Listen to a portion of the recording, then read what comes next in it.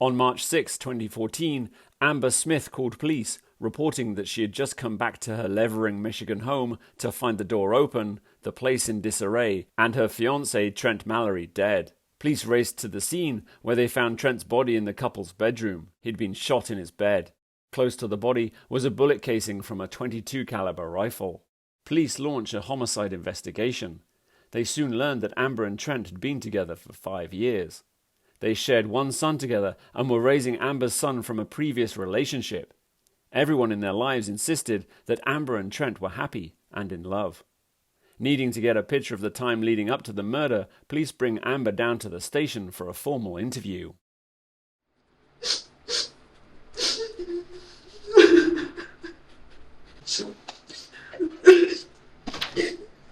I'll be in just 1 second, okay?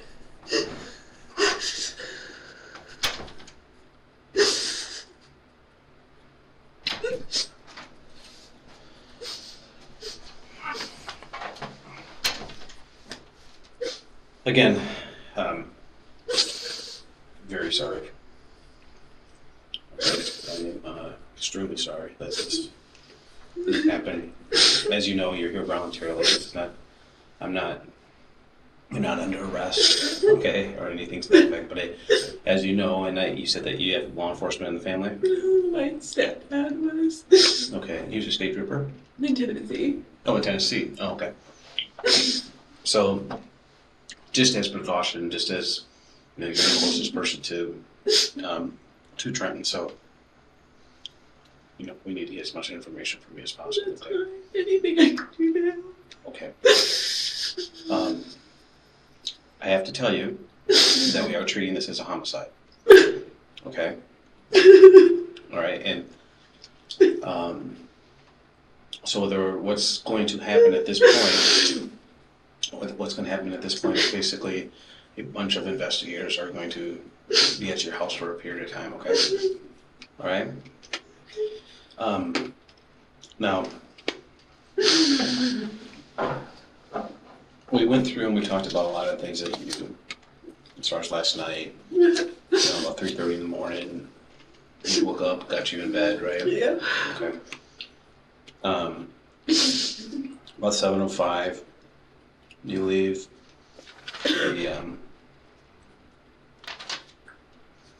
When you pulled up to the driveway, you saw the inside doors open. The screen was shut, but it's always a little ajar. Right. When you walked into the house, did you yell for Trenton at all? No, because I didn't know if he was still sleeping or not. So. Okay. So when you walk in the house, you don't yell for Trenton, or you don't go to him. No. And I mean, still sleeping. There's stuff everywhere. Yeah. Okay, so I mean, you didn't know. I mean, did you assume that he was home? That Trent was home? Yeah. Oh, I wouldn't have any reason to think that he went anywhere else. Okay. He wouldn't just walk down the street or. No. Okay. And his truck was there. Yeah. Okay. All right. And then, how's your relationship with Trent right now? Is it good? Amazing. Amazing? Gosh, when Marshall first got sick, we had found out we were pregnant a week before that, and it was too stressful for us. Like, we were two totally different people, and we couldn't handle the stress together, so we stopped talking for a while, even though I was pregnant with Carson. And then we've worked really hard on our relationship since Carson's been born, and we kind of know, like, what makes each other tick, you know what I mean, type thing. And, we try not to be such selfish people, like we used to be, and, it works for us. I mean, the biggest argument we get in is, he picks on Carson incessantly, just bugs that kid, and Carson hates it, and it drives me crazy that he does it, and, I'll be like, hey, you need to leave him alone, you're too hard on him. And, I mean, that's, like, the biggest fight we get in. We just don't fight, because he grew up with parents that fought, I grew up with parents that fought, and it was just never something we wanted for our children. So, we'd rather not say anything than fight, but even, now we've gotten past any of that. Like, I can't even remember the last time we had a fight. It's just not what we do. Okay. Well, I need you to play detective for a second, okay? And just think. Play detective. Alright. Stay-at-home mom, play detective. Yeah, well, in cases like this, okay, and you got to think that we're in a pretty rural area, and for your house to be where it's at, and I mean, it specifically targeted the house. I mean, you don't just, and how would anybody ever know that you even left? I mean, there's a car in the driveway. How would anybody know that there wasn't anybody in the house, right? Which doesn't make a lot of sense, right? No. The next door neighbor, Yeah. do you know him well? Which one? The one right next door, yeah. Mr. Rushing? Yeah. Do you know him pretty well? Yeah. Okay. Good guy? Oh, he's awesome. Okay. Yeah, him and Trent got into a fight once, but that was ridiculous. And actually, when we moved in, everybody told us we didn't want to be friends with the Rushings. Like, you didn't like it on my bad side, you know what I mean? Because Dennis can be a real pain in the ass, but we love them, Okay. What do you mean about the fight? Oh, Dennis started building a fence, and Trent was like, I don't think you're on your property line. And so he went down to tell Dennis that he wasn't on his own property line, and Dennis exploded. Like, I was sitting in the kitchen, and Trent was in their front doorway, and I could hear Dennis yelling at him, and I was like, oh my gosh. But, I mean, that was the only problem we've ever had with them. And they moved their fence, and Dennis came up and apologized, so it wasn't a big deal. How long have you lived there? 5 years. 5 years. Do you own that house or rent it? Trent does. Trent owns it. Yeah. Financially, how are you guys doing financially? Yeah, I don't really take care of it too much, but I mean, it comes and goes. In the winter, we struggle more than we do in the summer. Yeah. Because his hours at work get cut. He makes most of his money in the summertime when he's driving side load. So how much does he make per year, do you know? Like 30. I think he made 38 last year. Okay. Does he do any other side jobs or anything? No, he just does his trading. The trading? Yeah. Okay. And when we say trading, I mean, talk to me about that. What do you mean by that? Like bartering, like Just bartering. he has. So I give you my keys and you give me a shoe. You know what I mean? Yeah. Okay.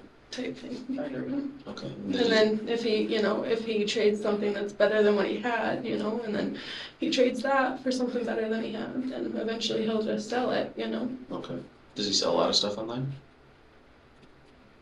Yeah. We both do. I mean, I help him out with it because, like, he'll have me post something if, like, the TV that we sold, he had me post it because, it's easier for me to deal with computers than it is for him because he's working and stuff, but. Okay. Well, Dennis doesn't see any cars go in, doesn't see any cars leaving, doesn't see anybody go in, doesn't see anybody leave.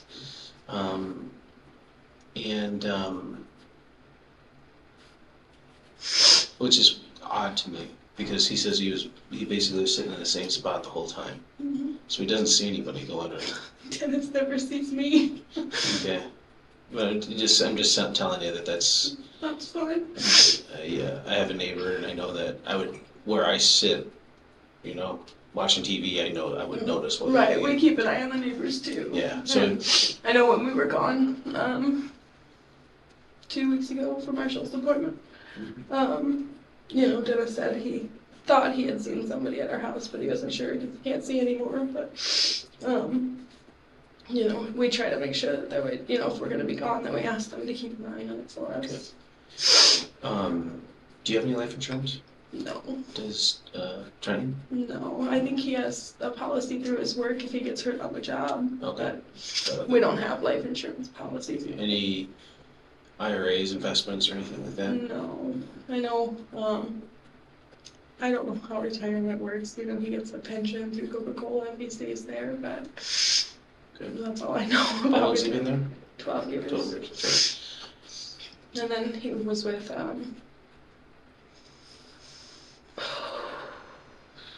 it was a different union, Northwest Concrete, I think, before that. He did that right out of high school. Okay. some of the questions I'm going to ask you may be difficult to answer, okay? Okay. I apologize for that. But Okay. as of right now, I told you we're treating this the way it is, and I have to. I think this whole situation is difficult. Sure, absolutely. So I'm going to, so I need to know everything, okay? Okay. All right. That should be fun. Okay, well, so when.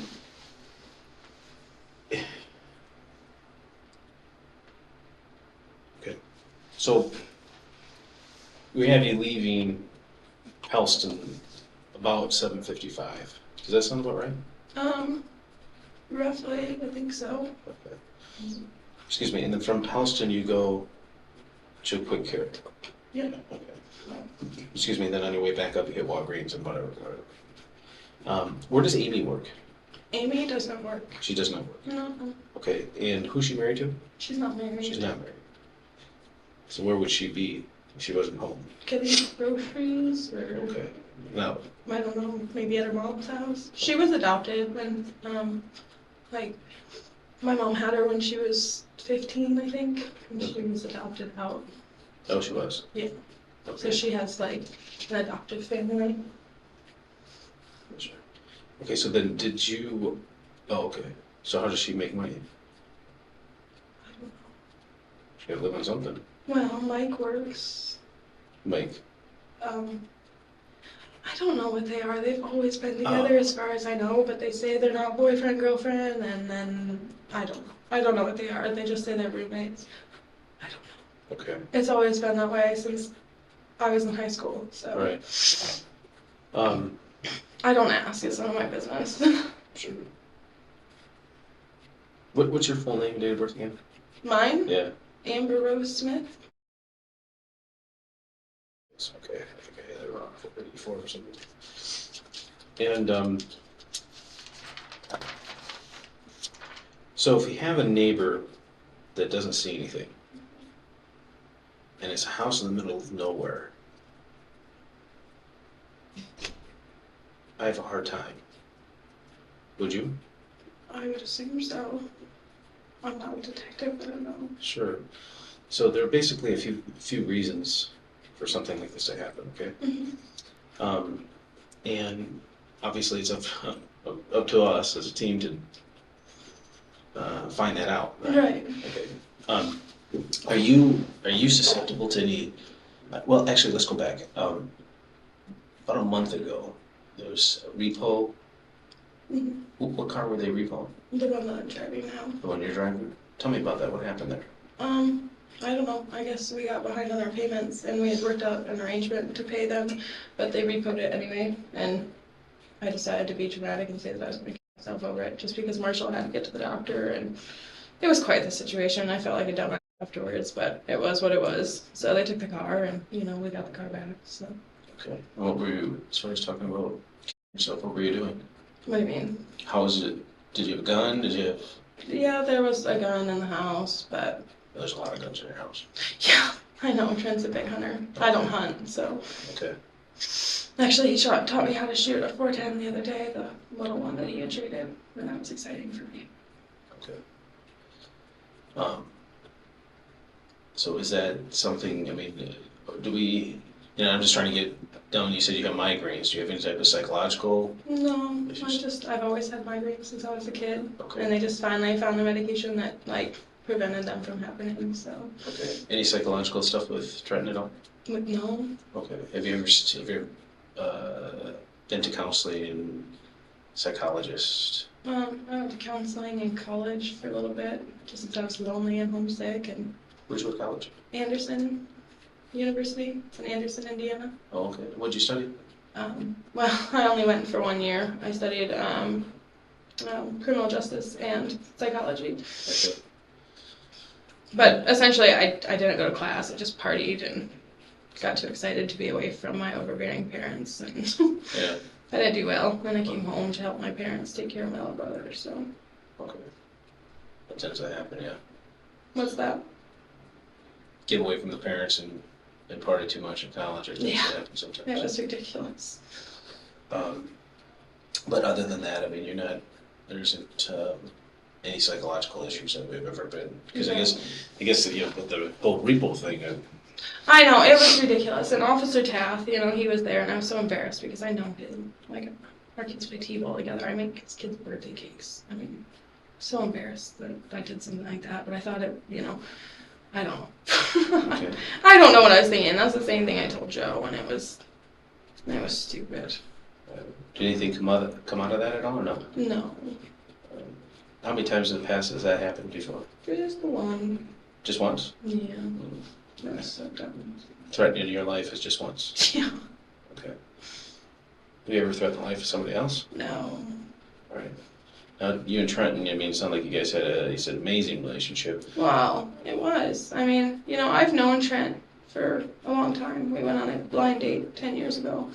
And I chased that boy and, you know, he just didn't want anything to do with me. And, you know, we were the greatest friends. But then I decided to go off and get engaged to somebody else. And then all of a sudden he was interested in me, you know. So, and then at that point, you know, he wasn't at a point in his life that was okay with me. Like, you know, he drank a lot, and he constantly called me for rides home from the bar because he couldn't drive, or because he was going to go home with a nasty bartender, or, you know. So that was our relationship for the first 4 years I knew him, and it was fine. And then Marshall came along, and, you know, he loves kids. Like, there's nothing in this world that Trent ever wanted more than to be a dad. Like, he just always wanted a house full of kids, and actually, we just talked about it 2 days ago when his niece was born, how I shouldn't have gotten my tubes tied because he'd have to have one more. And, you know, once he started hanging around when Marshall was born, you know, we realized that we know each other better than most married couples know each other because we were best friends. And, you know, we tried to date, and then the stuff happened with Marshall, and, you know, it was just too much stress for me, like trying to deal with a dying child, and I was pregnant. But then after Carson was born, you know, we figured it out. And, you know, the first probably year was a struggle, you know, trying to figure out how to deal with each other because, you know, he came from living at his parents' house until he lived on his own with me. So, you know, he was messy and inconsiderate and drove me nuts, you know, and I was bossy and a neat freak, and it drove him nuts. So, you know, once we figured out the dance of how to live with another human being, you know, then it was great. You know, we try not to argue, you know. If I'm upset, I just tell him, hey, that you did this that upset me, and this is why. And if he's upset, he does the same thing, and that way we could just be done with it and move on. So, you know, I consider that pretty great. Did the whole issue of tubes tied, did that cause any type of stress in your marriage, or was it just... No, he talks about all the time how he's like, because if I say that my stomach is upset, he's like, oh, it's the twins. Like, he's just thinking that I'm going to be that one that gets pregnant with twin girls. Like, you know, just hoping. And actually, it was his idea for me to get my tubes tied, and I thought it was a great idea, too, because, you know, it was a lot to take in because I was on birth control with Marshall. I was on birth control with Carson. And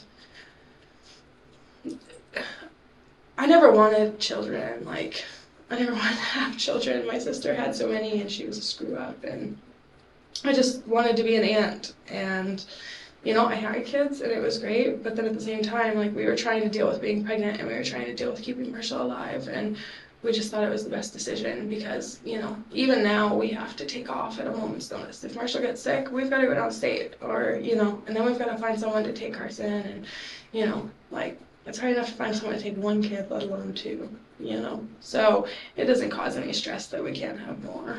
You know, it's just sometimes he wished we had one more, you know, because he sees his niece and he wants to snuggle her, but then he remembers our kids are 5 and 6, and, you know, they use the toilet, and we can just throw them in the car, and we don't have to bundle them up, and so, you know, sometimes he just wishes for one more.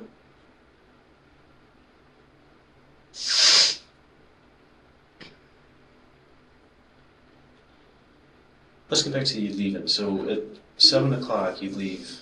Is he snoring at 7 o'clock? Yeah, he always snores. Okay. Like, and I know you said he's a pretty sound sleeper. He's a ridiculously sound sleeper. Good. If you can, you know, I guess you can, it's only a few hours ago, but tell me everything again. And I know, I'm sorry if hate to say this, but everything in the greatest amount of detail you could possibly think of, okay? The greatest amount of detail? Like everything from when? From... Like when I was born? Or no, from when you woke up this morning. Okay. The first time or the second time? First time. Okay. The first time you woke up was 3:30, right?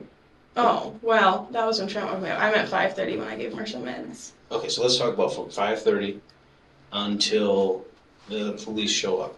Okay.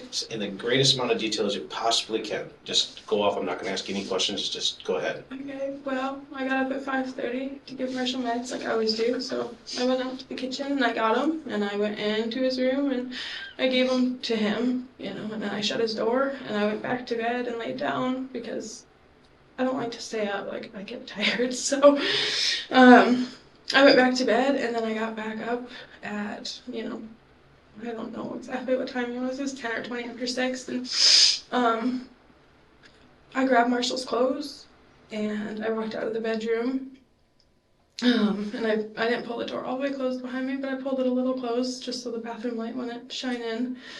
I went outside and had a cigarette,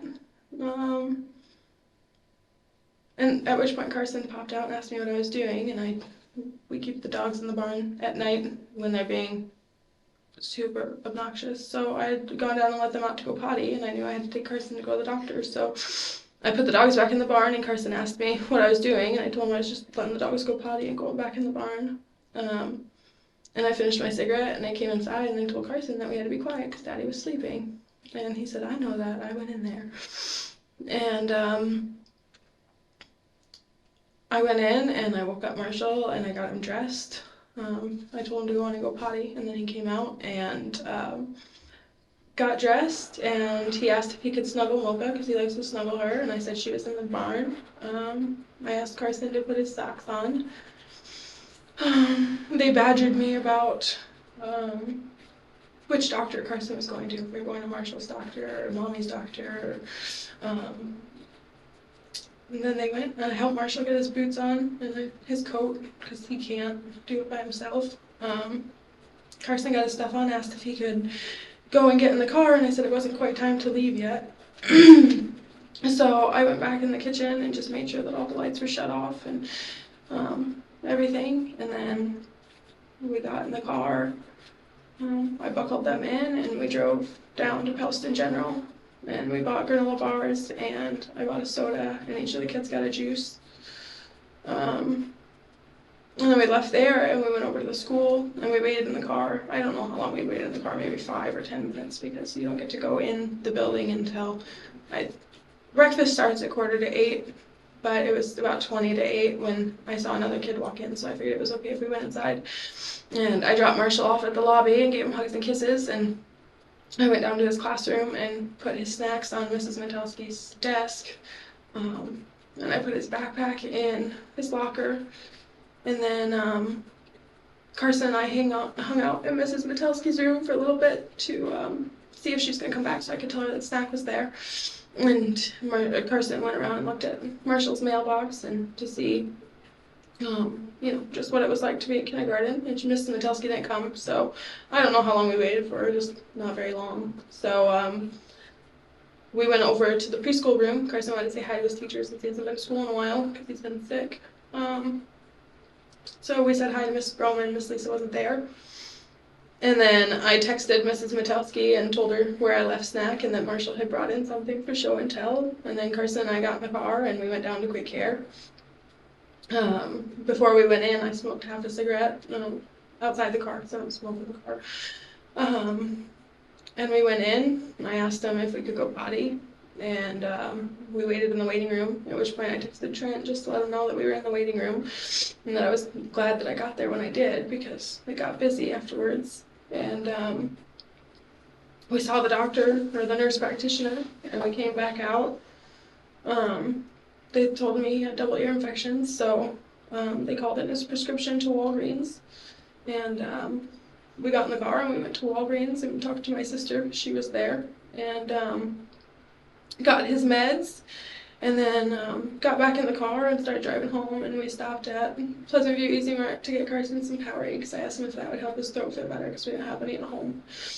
And we got his Powerade and I bought a pack of cigarettes. And then I told Carson, I said, you know what, Daddy hasn't called me back yet. I said, we're going to swing out to Mimi's, see what she, let her say hi to you and see what she has to say about her dad. And so we went out there and she wasn't home. So we got back in the car and then we came home, at which point my door was open and I went inside and saw stuff everywhere. The officer showed up and then my life fell apart from there. Let me go back a little bit. When you go into the kitchen before you leave, you go into the kitchen to make sure all the lights are off? Yeah. Okay. Where are the kids at that point? They were getting out the door, into the car. They're out the car, into the car, okay. Well, they weren't already out, they were walking out the door. Okay. So you go into the kitchen? Yep. And do you shut the door behind you? The door to the house? Yes. Yes. Okay. Do you check on Trenton at all? No. Okay. Why would I?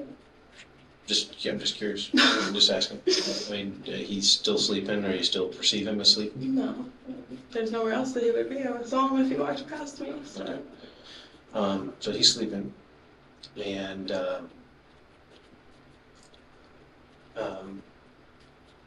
kids. You buckle the kids into the car? Yep. All right. Do you go into the house after you buckle the kids into the car? Yes, I ran back in the door. I opened the door and I grabbed Marshall's backpack and walked back out the door. Did you actually go into the house, or did you? Well, I mean, I stepped inside the doorway. Like, I never stopped touching the door because I left it right there. So. Right. His backpack is usually where? Well, it normally hangs on a hook, but we had taken it down so he could put his show and tell in there. So, Okay. and he just didn't pick it up behind him when he walked out, which Marshall doesn't pick up anything. So. Okay. So when did you learn that he didn't have his backpack? Right when I was buckling him. Okay. Did you ask him? No, he said, "Mom, where's my backpack?" Okay. Do you go back into the house after that? Just to grab his backpack. Other than that? No. No other time. Okay. And you leave. Right. You noticed any cars? Any person? I wouldn't. I mean, I try to notice because the other night there was a car sitting down on my driveway. But I mean, I don't remember seeing a car, but I mean, that could have been one. I don't really pay attention too much because I'm always in a rush. Yeah. Let's talk about this car you saw on the driveway. Tell me about that. I don't know which night it was. I think 2 nights ago.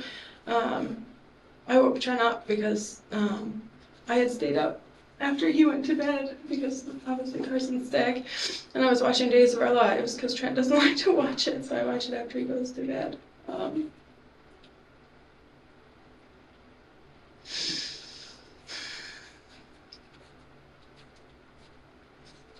Anyway, I had gotten up off the couch to go get a drink of water when I noticed headlights down by our driveway. And I was like, that's weird, But then again, sometimes we don't get a lot of cell service on our road, or maybe somebody was lost, or lots of people have run out of gas in front of our house. And so I just kind of watched it for a minute and, went back out and started watching my show. And then, I peeked back out to see if it was gone, and it wasn't. And I was like, gosh, that is really weird. But I'm not going out there. It's after dark. It was almost midnight. And so I just kind of watched it because being the nosy person that I am. And eventually, I don't know how long I was there, maybe 20 minutes. And, it just kind of creeped away. And I was like, well, whatever. And then Marshall had gotten up. He had pooped his pants. So I cleaned him up and put him back to bed. And I noticed again that there were headlights down by the end of our driveway. And I was like, that's not, 2 cars aren't going to get lost. So I went and woke up Trent. And I said, hey, there's someone down at the end of our driveway. I said, I don't know if they ran out of gas or... He's like, well, if they're still there in a little bit, he's like, we'll go down there and say something. He's like, just give them a minute, maybe they're lost. And I was like, that's what I thought, but they're still there, But he didn't feel like going out there. He had to work, and I don't know. It drove away, and then it wasn't a problem, so I didn't think twice about it until someone asked me today if I had noticed anything weird. What time of the day was this again? That I saw them. Mm-hmm. It was almost midnight the first time, and then it was just a few hours later the second time, so maybe 1:30, 2 o'clock in the morning. It was okay. I'd posted about it on my Facebook because I thought it was so weird. And my neighbor across the street, Shannon, he's like, "Welcome to Lebanon, LOL," because there are creepers around. But what kind of car was this? I don't know, it was dark. How do you best describe it? Do you best describe the That's- lights or anything? I don't know. Headlights? Yeah. Illuminated? I couldn't see the Square, car. round, you could see the car. I don't know. I didn't pay that close of attention because I wasn't too worried about it, you know. Okay. Well, there's a lot of snow, so compared to the snow, is it a dark car, white car? I don't know. It was dark outside. There are no lights at my house. Right. You know, if you don't have daylight, you're not going to see down the road Yeah. from my house. So I don't know. Dogs inside the house or outside the house at that point? In the barn at In the that barn. point, yeah. Do you usually keep them in the barn? Pepper, who's our puppy, she is kennel trained, but we've gotten to the point where we're done putting her in a kennel because she's kind of too big now.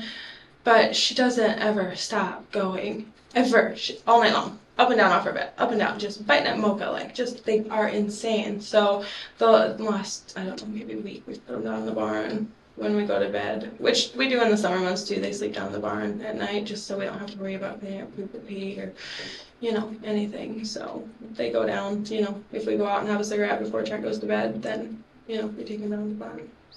So. Do they bark? If I were pulling the driveway at midnight, would they bark? From the barn? Yeah. I don't know. If they heard you pull in, maybe. Like, excuse me, if I come home, and because we put them in the barn when we're not home too, you know, if we're going to be downstate for the day or whatever, we put them in the barn. And when we get home, you know, once we open the barn door, you hear them jumping around, getting excited, you know, but really the only times they really bark from the barn is when the neighbors' dogs start barking at them. Okay. And then they bark, but as far as people pulling in, not that I've noticed, did they start barking? What about from the house? Oh, from the house? Oh yeah, they'll bark. They'll bark. They're not very, Mocha sounds really scary, but she would lick you to death. What kind of dog is Mocha? She's a German Shorthair Pointer. Oh yeah, and Pepper? She's Spinone Italiano. Everybody makes that face. They're an Italian bird dog, but I guess there's only, what did Trent say, 250 a year registered in the U.S. Wow. Yeah, they're a pointer and a retriever. Very But, expensive? we traded a shotgun for her. Oh really? Yeah. Trent trades everything. They wanted $600 for her, and she wasn't even registered. Like, she was just a cute puppy, and she was the first puppy that we all saw that we all wanted. So he knew that they were big hunters because obviously they had hunting dogs, and her mom was like number 2 in field trials in the world or something. So we traded for her.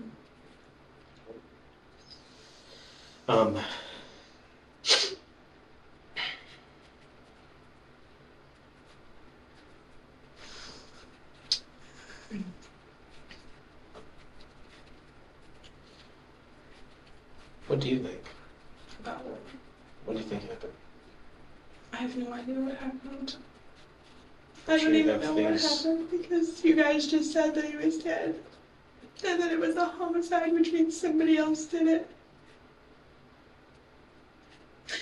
And the only thing I can think about is how I'm supposed to live my life without him. How my kids are supposed to be okay without their dad. I imagine if you said that somebody got into the safe, then they took our money, you know, which, whatever. But I don't know why anybody would hurt Trent, because if they needed the money that bad, he would just give it to him.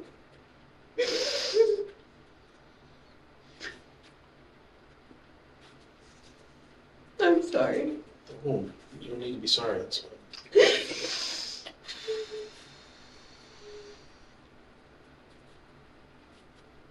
Do you need water or anything?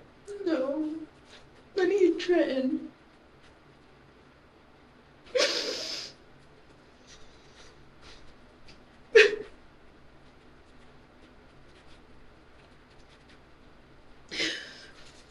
And I know the one time, you know, this is a while ago, I know that you threatened your life. Has Trent never done that before? No. Are there any type of depression or anything on his side of the family? Not that I know of. His niece is depressed, but What about your side? I don't really know my side of the family, like as far as my sisters go, no. But I know my sister Sarah was on depression meds, like maybe in high school, but she hasn't been in a long time. Any psychotic episodes in his side of the family? Not that I Maybe know bipolar or something. A psychotic episode would be something where somebody snaps but doesn't even realize that they snap, and then they come to at a later time. He has an aunt that has Alzheimer's. Okay. What about your side? Any type of psychotic episodes on your side? Not that I know of. Like I said, I don't know my side of the family. So. Okay. But you, nothing with you? Nobody's ever accused you of doing something psychotic and you say, what? What are you talking about? No. Okay. Okay. All right. And as I asked you before, I'm going to ask you to play detective for me a little bit. You watch any detective shows? We watched Criminal Minds. I'm sorry? Criminal Minds. Okay. That's what we were watching last night. Well, And we watched The Blacklist. okay. I hate to break the news to you, but those shows are all fake. Right. Okay. So a lot of what happens in those shows is not an actual real life situation. We get hit with that all the time. Well, I'm pretty sure the FBI doesn't court around town with a super high profile criminal and then just be his friend. I don't think that happens. But on the flip side of that, though, is that what are the different scenarios that can occur with something like this? All right, so you got to have those things going through your head a little bit. Now, what are the scenarios? So now, in something like this, no offense, but something like this, you always look first inside out. Okay, what that means is his circle of friends, his circle of family. So we're going to do a full, it's called a victimology. We're going to do a full victimology. We're going to know everything we want to know about Trent, okay? Mm-hmm. And that's what I'm asking you for. So these type of cases, you look inside out. So you look at family first, okay? And then once you eliminate, you just keep working your way out, right? Right. Do you understand that? Yeah. Okay, so, and I'd be lying to you if I didn't tell you that, we do have to look at you. Okay, everybody's a suspect, right? I'm a suspect, right? Even I know that I didn't do it, but you have to look at it that way. Okay? Okay. All right. So I'm going to ask you if you had any part, or did you play any part whatsoever in Trenton's death? No. Okay. Well, it's your job. It's fine. Okay. All right. So let's say our first level. So we know that the kids didn't do it, right? Right. Okay. And you're saying that you had no play in that. Right. So now what's our next level? Who does he hang out with? Anybody at work? He just hangs out with us. Okay. Who's his best friend? Jim. But Jim lives in Brighton. In Brighton? Yeah. Okay. And what's Jim's name? Jim. Yeah. From Brighton. How does he know Jim? Well, Jim's from up here. Okay. I don't know where he's from, but they've known each other. Well, how long have Jim and Stacy been together? 17 years. Okay. Trent introduced him to his wife. Okay. All right. So Jim would be his best friend. Yeah. All right. So prior to you, who was he dating that you know? Has he ever married? No. Okay. But he dated He dated everybody. Yeah, he was kind of wrong. Okay. I made fun of him nonstop because he literally would call me all the time to come pick him up because he was going to go home with the waitress or the bartender because he was too drunk to drive, so he just got home with some random girl. Okay. Would you ever suspect him to be dating anybody else but you right now? No. Okay. No. Well, do you understand why I would ask that? Mm. If he's with another man's wife, Oh. anything like that at all? No. Trent wouldn't cheat on me. He cheated on everybody else, but he wouldn't cheat on me. Okay. So have you noticed a change in his behavior lately as far as work time, work hours, that type of thing? His schedule is so fluid, I wouldn't notice if there was a change. Okay, what is his schedule? Well, he's off Wednesday and Thursday, and then he works the other 5 days. Okay, so give me a day in the life of Trent. What does he do if it's a work day? Tell me what he does from the time he wakes up to the time he goes to bed. He gets up late every single day. And he wakes me up if I'm not already up and asks me to help him get ready, because that's what I do. Okay, what time's late when you say late? He's supposed to be to work at 5:30, and he normally gets up at like 5:15, so. Okay. He's always late. Has been since I've known him. So Okay. They don't care as long as his job gets done. Okay. Before we go to bed, I set out his uniform for him on the dresser. And then he wakes me up and I go make his coffee while he gets dressed. So that way he's not running as late. So he gets dressed and he comes out and I pour his coffee into his thermos and his travel mug, and he gets on his boots and he leaves for work. And he works until he's done, and then he comes back home. Okay. Is he salary or is he hourly? No, he's hourly. He's hourly.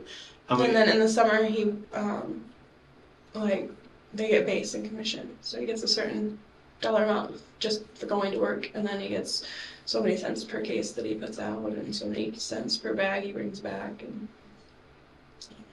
calculation. Okay, so generally what time average does he get home? It really depends on the day, because Mondays he goes to Onaway in Indian River, and if they don't have a load at the store, he could be home, because he doesn't start that day, Mondays until 8. So, he might be home at noon, but he might not get home till 3. But any days in Petoskey, it just kind of depends if he's got loads, or if he's got to build displays, or, he can get home, again, anytime from, sometimes he gets home as early as 10, sometimes he gets home as late as 3 or 4. He tries not to go over his 8 hours, but sometimes he has to. But this time of year, you make, I think a good rule of thumb is maybe 1 or 2 in the afternoon. Okay. So you're not noticing, or have not noticed recently, a change in his time he gets home? Is he? Well, Trent and I talk constantly. Well, tell me about that. What do you mean? Like, on a normal Tuesday, he's got to do Meyer, Glenn's North, and then go back to Meyer.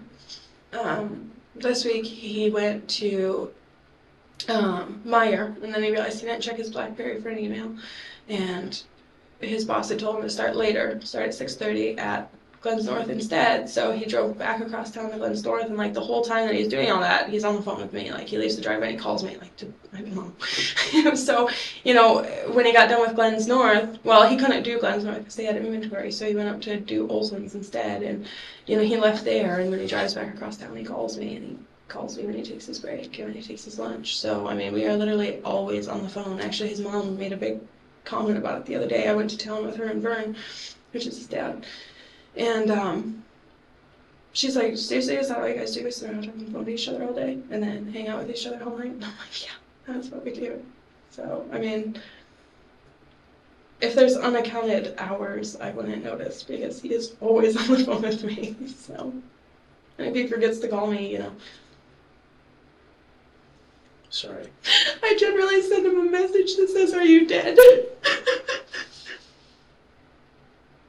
Because I'm always worried about him because he drives like an idiot.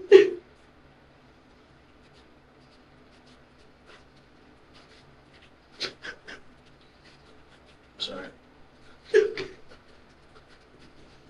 No, it's not okay. It's really not okay.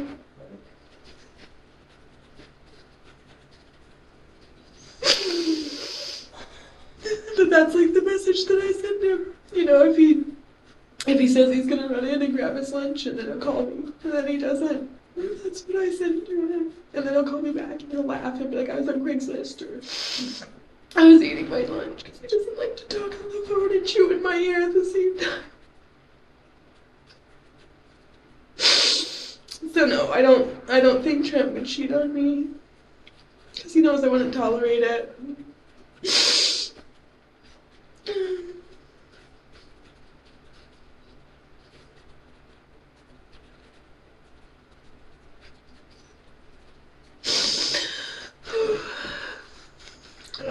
Vice versa? What's that? I don't go anywhere. I don't even have any friends. I have no inclination to cheat on Trent. I chased him, like I said, for years, and I love him with my whole heart. I never, and he always makes fun of me because, that way these girls talk about how hot that guy is, or this guy, and I'm like, I didn't notice, because I don't even look, I just love Trent.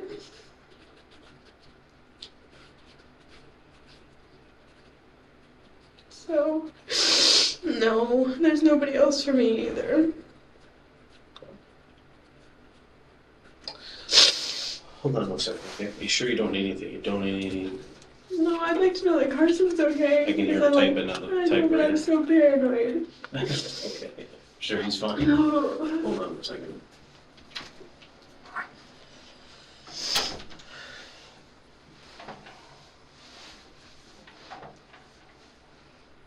All right. I gotta get into the case a little bit with you, okay? Into what? Into this case a little bit with you. What do you mean? Do you know how he died? No, nobody.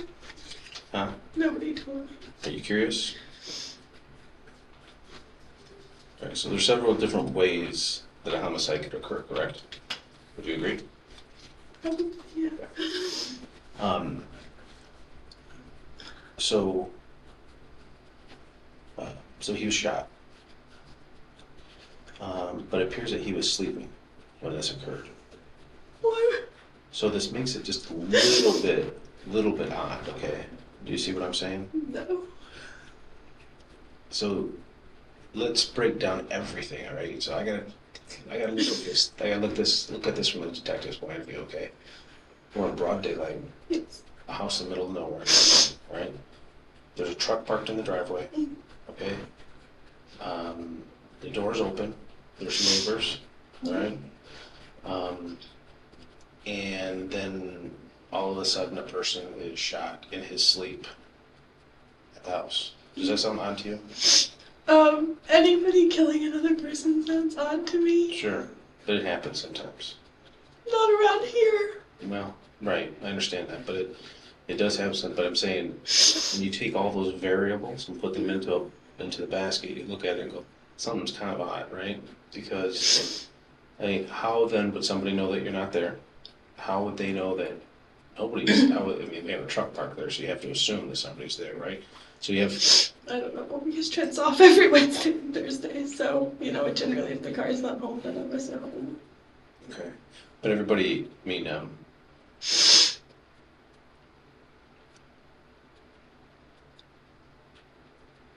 so I guess what I'm trying to say is that it's, there's several things that can happen in something like this. Okay, one is that you could have done it, right? Just saying. You could have paid to have somebody do it for you. Okay? I'm just talking. These are variables that we have to look at. Okay, or it's just some random chance act that this occurred. And up here with something like this, it's just not random. So there's got to be a reason. Okay. Right. And so let's dive into reasons. Reasons would be a drug deal going bad. Somebody owes somebody a lot of money, they're not paying it. Right? Is there anybody in your family, anybody that Trent owes money to that we don't know about? I need to know any dark secret that you or him may have. I don't know. I mean, dark secrets, we don't have any. Okay. So. Okay.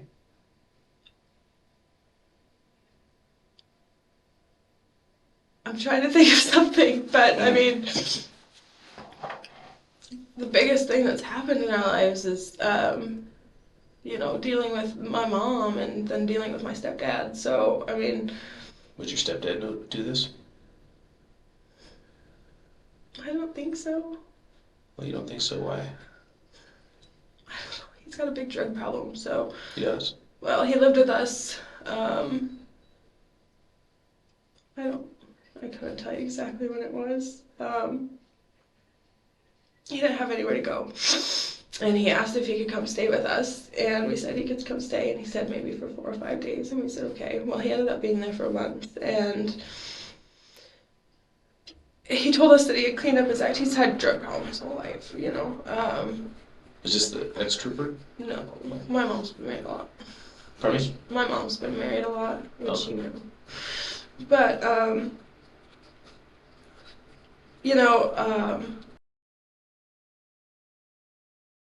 threw it out shoveling snow. That went missing. Marshall had some chemotherapy. I don't remember what the name of them are. They were these little anti-nausea pills that chemo patients use because he had some excessive vomiting. Those went missing, and we kept asking Mark if he did it, and he said no. And we walked past his coat one day, and it kind of smelled like marijuana, And we made him show us in all his pockets, and well, come to find out, because he was living with us and he was there for a while, so we asked him twice to babysit the kids, while we went out on a date. And we came home one night and something was just really off. Like he was shuffling his feet and slurring his words, and we're like, that's weird. And, sometimes we used the fireplace in last winter. We used it primarily as our heat source. And we put more wood in there, and we asked him why there was garbage in the fire. And he said he didn't know. And then he proceeded to sleep for 16 hours or so. And then, after that, we kind of talked to him about his prescription medications, and we treated him like a child. We asked him to show us his bottles and make sure he wasn't taking too many, because they were, I don't know exactly what drugs they were, but they were pretty, toxic drugs. And, we've seen him OD before, so we didn't want, him doing drugs in our home, especially watching our kids. And Marshall had a doctor's appointment down in Detroit, so we went down and, whatever. We drove back, and as soon as we pulled into the driveway, we noticed that, he was in the kitchen, and then as soon as he saw us, he spun around and went back out to the living room, and he went and laid down on the couch, and kind of went to sleep. And that's interesting, you know what I mean? And we got the kids put to bed, and we talked to him, and, we told him we wanted to check his coat pockets and stuff like that to make sure that everything was kosher. And, I don't know, he was weird about it. He pulled out all of his pockets, and he's like, see, nothing in this pocket, nothing in this pocket. And then he got to, one pocket up here, and he kind of reached his hand in there. He goes, oh, nothing in there, and then moved on. And I was like, wait a second, what's in that pocket? Why didn't you show me that one? And sure enough, there were pills in there that were just, in a little baggie with a smiley face on it. And, I took them from him, and I asked him where he got them, and he wouldn't tell me. And I asked him what they were, and he wouldn't tell me. And I said, well, are they yours? And he said, no. And so we gave him two choices. We were going to call the sheriff's department because he had drugs that weren't his, and we would assume that that's some kind of crime.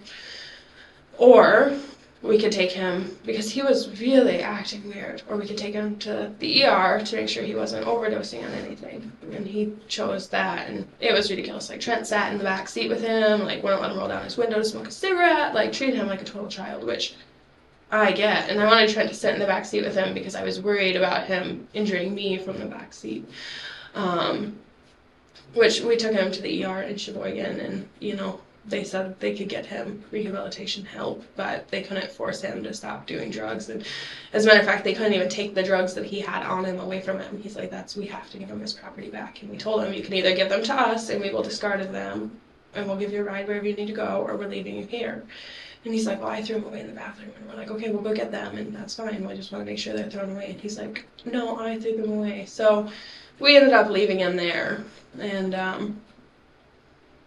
Mark has quite the temper, and, he, especially when he's on drugs, but I don't think he'd, When was this? When did this occur? Well, I know it was winter time last year, because we were using the fireplace, and then we didn't talk to him for quite some time because he owed us some money.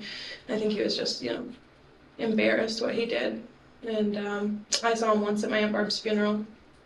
And then I've talked to him occasionally here and there. He called yesterday to see how everybody was doing. Said that his brother was there giving him rides wherever he needed to go. And I don't know, we didn't talk to him very long, so. So when was the last time you talked to him? Yesterday. Oh, yesterday? Yeah, he called yesterday, which was weird to me because he hasn't called me. I don't know when the last time I talked to him before that was. Probably, well, I think it was right after my mom got out of jail, so maybe January sometime, December, I'm not sure. It's been a while since I talked to him, but he called me yesterday. His first voicemail, I thought he was really mad at me because I didn't answer the call. Trent was napping. Trent sleeps a lot on his days off, but he was napping, and I didn't feel like being on the phone and waking him up, so I ignored the call, and I don't remember what his voicemail said, something like, another voicemail type of thing, you know what I mean? I don't know if he was actually angry or if he was goofing off. You never know with Mark, you never know. He's not very smart, he's not all there. So did you talk to him? Yeah, I called him back after Trent woke up. What was the basis of that conversation? Not a whole lot. He asked what we had been up to, if the kids were alright. He asked if Trent still hated him, and I told him Trent doesn't hate people. And I put Trent on the phone, they talked for a minute or two, and, he told us what he had been up to, that his brother Ron, he lost his wife over the summer. he was visiting a lot. He had taken some money out of his 401k and was, you know, hanging out with my dad a lot, making sure he could get where he needed to go because my dad doesn't have a car. You know, he just bums rides, he takes the bus, and he had told us about his broken tablet. Asked if Trent was still doing a lot of trading. That was really about it. Did he ask about your schedules or anything like that? Well, Trent's schedule's been the same for months. I mean, it's just, you know, the way it is. You know, he kind of knows. He lived with us for a while, so he kind of knows, you know, how we work. But I don't know. Did he ask any personal questions? Anything about money? Did he ask for money? Did he? No, he doesn't. He doesn't ask for money because we loaned him money when he stayed with us. He said he needed, I don't remember, it was $100, I think, to stay out of jail to finish paying off his court fines or whatever. And so we loaned it to him, and then we found out he spent it on drugs, you know, and didn't pay off his fines, even though that's not what it was for. So I think he would know better than to ask us for money. What's Mark's last name? Okay. How old is he? 1960, so it was 54. Where does he live? Traverse City. He lives in Traverse City? Yeah. He moved there after we kicked him out. Cool. And what does he do? Nothing. He's not married. He lost his wife. Well, Darlene was his wife. Okay. They kind of left each other. Okay. But he doesn't do anything. No, he gets SSI. So I don't know why they consider him disabled. He's not disabled. He's physically fine. He's just mentally really slow. Like, he can't read or write, you know, type thing. He's good at fixing cars and that sort of stuff. But nobody wants to give him a job because he can't use a computer and, you know. Does he have a car? He did, but then he didn't. And so now his brother drives him around, which I find awfully ridiculous because his brother lives in Charlevoix. And, you know, I guess he was up there, not yesterday, but the day before, visiting him, took him out to breakfast and dinner. And then Mark called him yesterday and said, hey, my tablet broke, I need you to come give me a ride. And yeah, he gets up and he Charlevoix again and drives all the way up there. Like, This was yesterday. Yeah, but my Ron's lonely because he lost his wife, so. So who's his brother's name? What's his brother's name? Ron. Ron.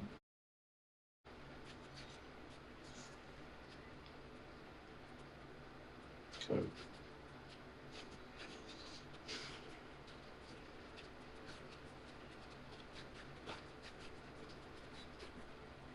Do you have any questions for me? I don't really know. I feel so overwhelmed right now. I don't really know what to ask. Do you understand why I asked those questions, though, to you? And you understand? Like all your questions? Well, you understand my inner circle, how I explain that as far as Right. you have to start. I mean, you here. have to do your job, you know, and I understand that, and that's. But you always, the last person to see him alive is the person you look at first, right? I don't know. I've That is- never well, that's- investigated. Okay. But that's what you do. So the last person to see him is, and that's how I asked you for. I have no idea. We don't interact with kinds of people who would do stuff like that to somebody else. Like, it is beyond my measure of comprehension because, you know, Trent and I were just talking the other day about, you know, that kid having a gun over at Sheboygan High School and the bomb threat at Charlevoix School. Like, you know, 5 years ago we bragged about, you know, living in this area because it's so safe for kids and, you know, they can just run around and play outside. Because I grew up in the big city. Like, I grew up in Nashville, Tennessee. You know, like, I wasn't allowed to do anything. And, you know, we see news stories like that, and then what? You know what I mean? Then it's all of a sudden not so exciting to live here anymore because there's crazy kids running around and. Do you have a place to stay tonight? Yeah, I could go to a hotel or I could stay with one of my sisters or.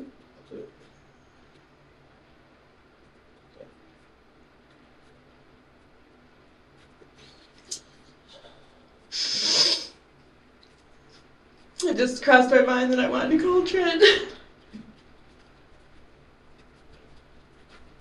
What can we do for you right now? Nothing. are you gonna head to right now?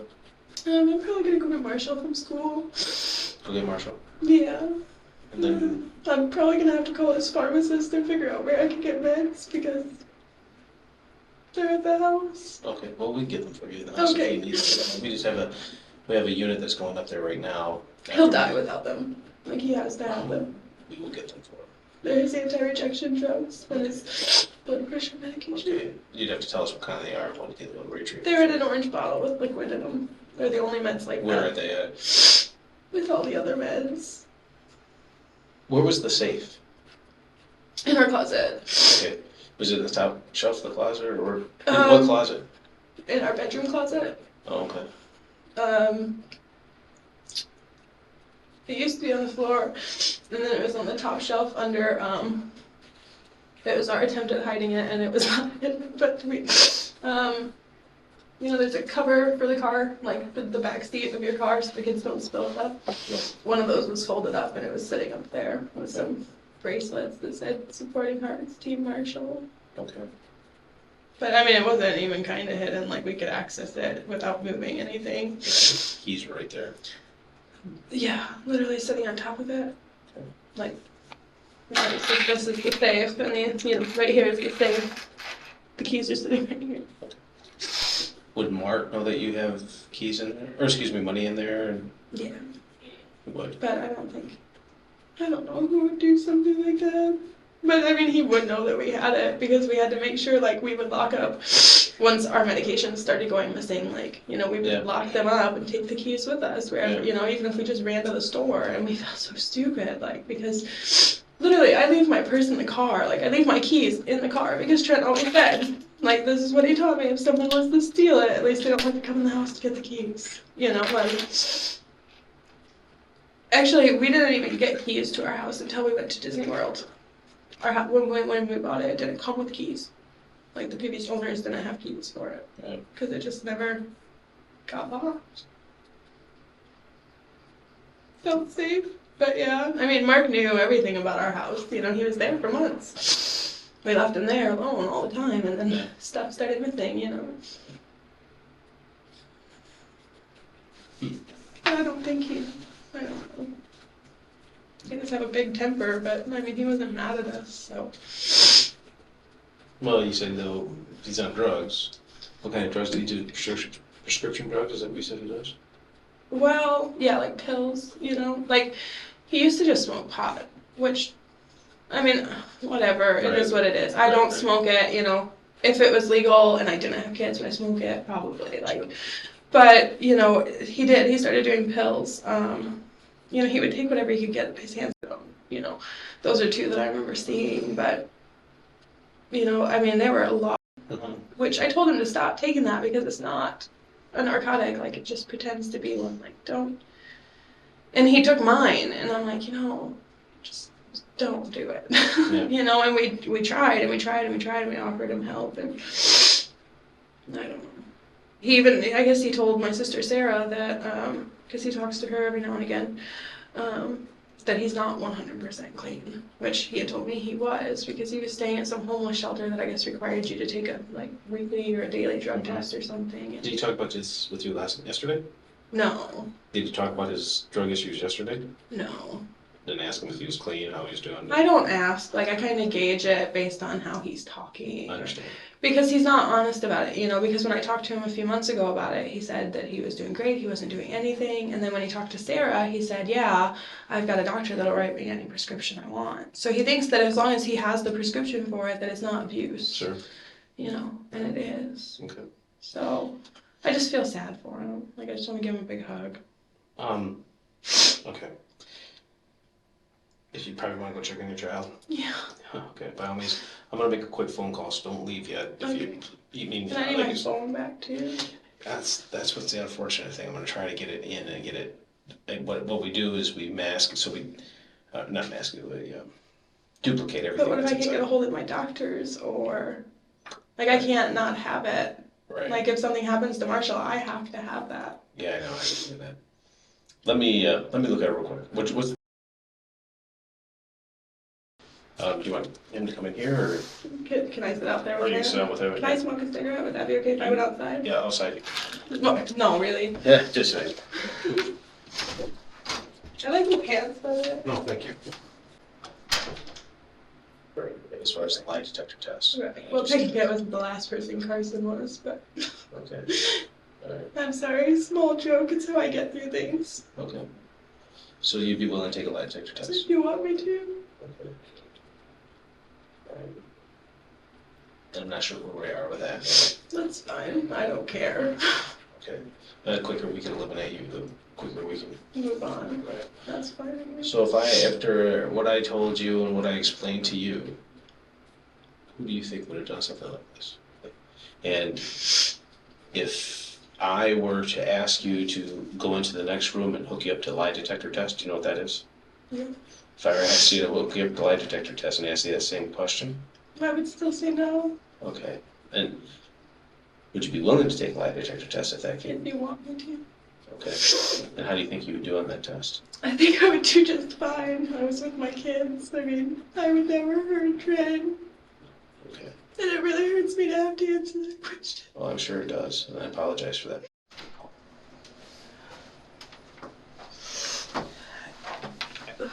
I just talked to my detectives up there. You know, we have two, possibly three witnesses now that did not see anybody go into that house or any car pull into that driveway. I don't know what you want me to tell you. I wasn't home, so. I mean, how can we explain that? I have no idea. There's only one neighbor that can see my house, so. Okay. I have no idea. And Shannon's just down. Well, he's across the street. Right. Like, this is my driveway, and this is the other side of the road. He's like here. Okay. But I mean, I'm just telling you, we have two, possibly three saying no. We did not see any car go into that driveway or anybody go into that house. Okay. I don't know how to explain that. I didn't see anybody coming out either because I wasn't home. Right. So who could possibly do this? I have no idea.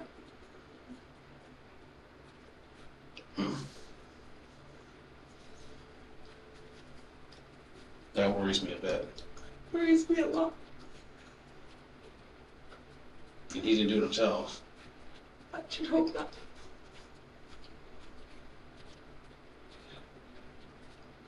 Do you know where your mom is? No, You don't know? I had to ask Mom too, and she didn't know. just nobody talks to her. Right. She's crazy. Mhm. I don't know how to explain that. I had a hard time with that. I mean, it'd be great because we're in broad daylight. It just makes no sense.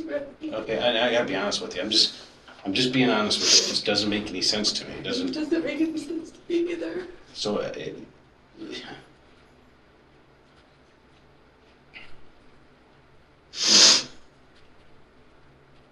but you go out in the car and you go back in the house.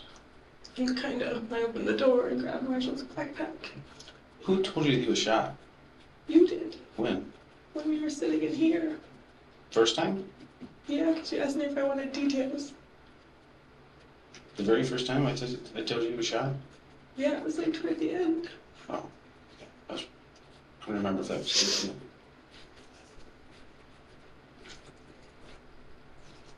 Because that was after, you said you were treating it as a homicide.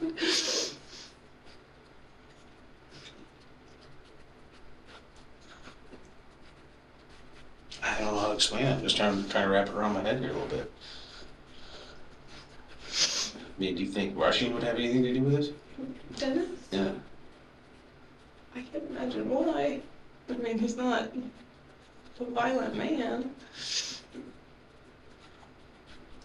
You plan on staying cooperative with us? I understand that. So I gotta figure out how to sit my 6-year-old down and explain it to him in terms that he's gonna understand.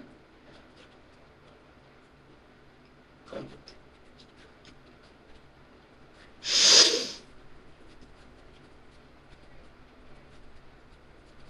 I'm gonna stay at my sister's house tonight. Are you okay?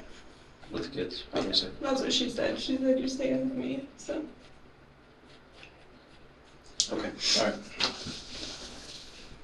What about, Marshall's meds?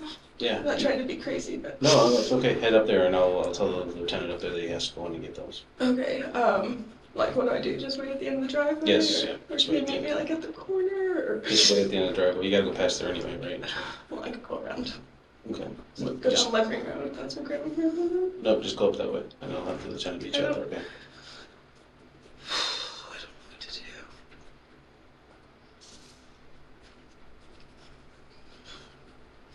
I guess I gotta do what I tell Marshall and put on my brave face. When was the last time you were around weapons? I'm always around weapons. Okay, the last time you shot a weapon, I'm sorry.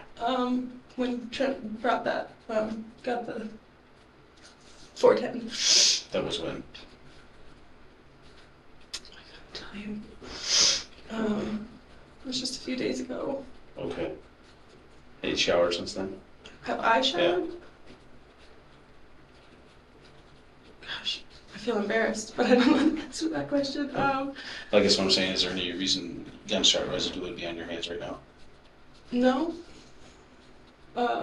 You can't see it, but... Oh, I was like, I don't see anything. Okay. I don't think so, because, well, as a matter of fact, yesterday I showered, because Trent and I, well, the kids were napping. I don't know why I told you that. But I showered afterwards. Anyway. Was the sex life okay with you guys? Was it... That's kind of awkward question. I'm really uncomfortable about sex. Sex was great. Okay. In the beginning it wasn't, because he has a lot more experience than me. And once he told me that it was like a routine. So I guess we worked on it. Okay. I don't feel comfortable talking about that. It's okay. But, So you showered yesterday? yes. And... Yesterday afternoon, because he took a nap after. That's when he fell asleep. When we were both going to take a nap because the kids were sleeping. But then the Schwann's man came. The what? The Schwann's man. Oh. The ice cream man. Mm-hmm. What time did you come? He comes between 1 and 3. Every Wednesday? Every other Wednesday. And it's funny because actually nothing's funny. But when it gets close to 3, we start panicking that he's not coming. Sure, really likes his silver bars.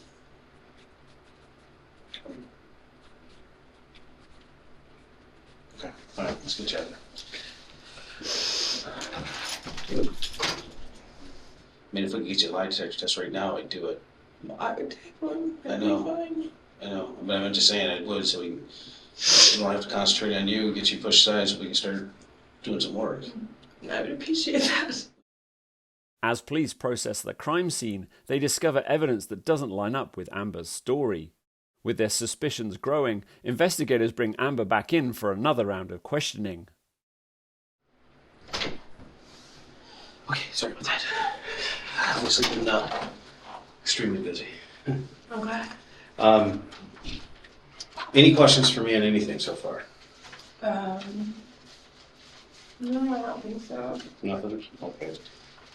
Where did you stay at yesterday? My sister's house. All right. Did I forget to bring that up? Sleep deprivation. Hold on. Sorry. All right. Let's see that. Okay. We are. Have you been up to the house? Just to get Marshall's meds. Okay. But other than that, you haven't been there today at all or anything? I just came from East Jordan Day here. Okay. We're done. The house. And Trenton's down in Grand Rapids right now, and then he'll be transported back up here. Stone's Funeral Home. I don't know if you know this. The Stone's Funeral Home has him. Like, I don't know how to go about it. They'll contact you, Okay. or contact his parents, one of the two. Probably I his mean, I know what parents. he wants, you know. Hmm? We all know what he wants. What is that? He wanted to be cremated because it was less of a hassle for everybody. And I thought I'd plan on my date first. So.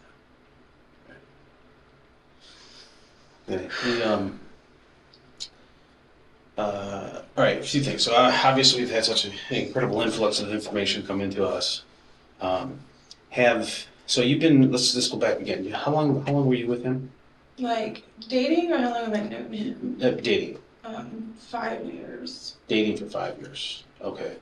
All right, and how long have you guys been, so, okay. So for 5 years. I thought it was longer than that, I thought.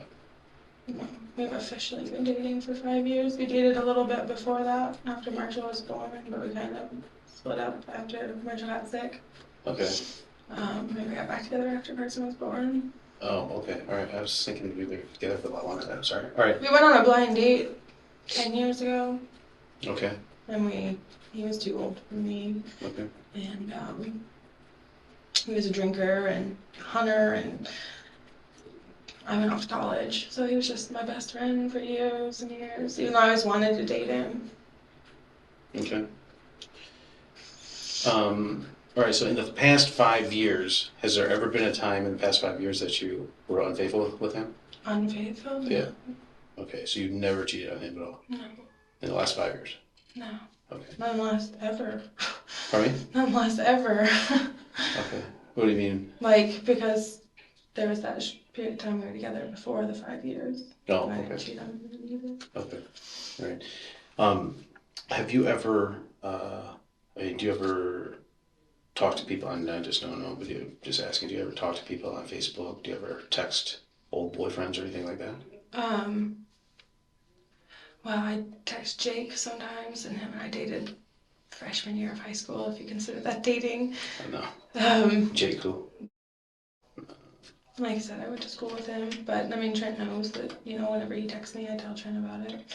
I have a friend, Steven, we never dated, even though Trent swears that we did. Yeah. Sometimes, occasionally he'll ask how I'm doing, but... Right, but I mean, you're not, well, I guess what I'm trying to say is that it's not like you're texting for sex or anything like that, it's just texting Yeah. or Facebooking or something to that effect. Okay, all right. I have sex with one person, and that's Trent. Okay, all right.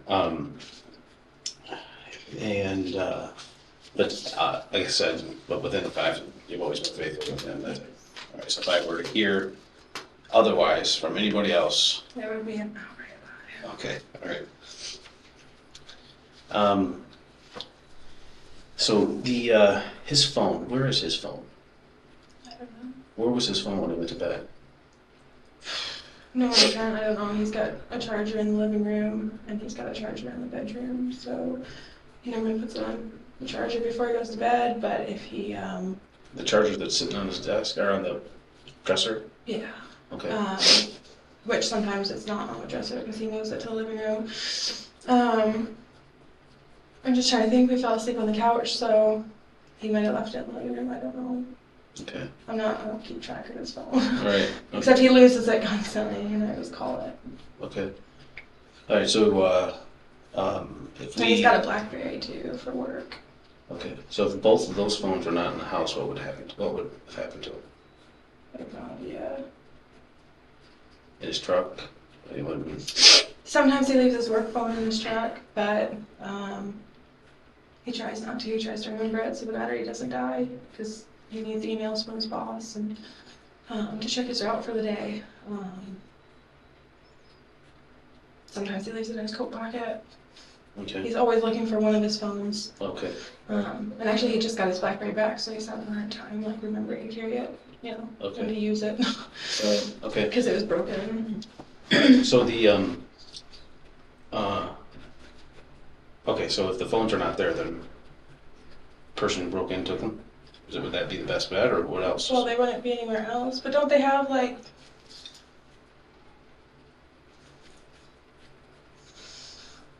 satellite?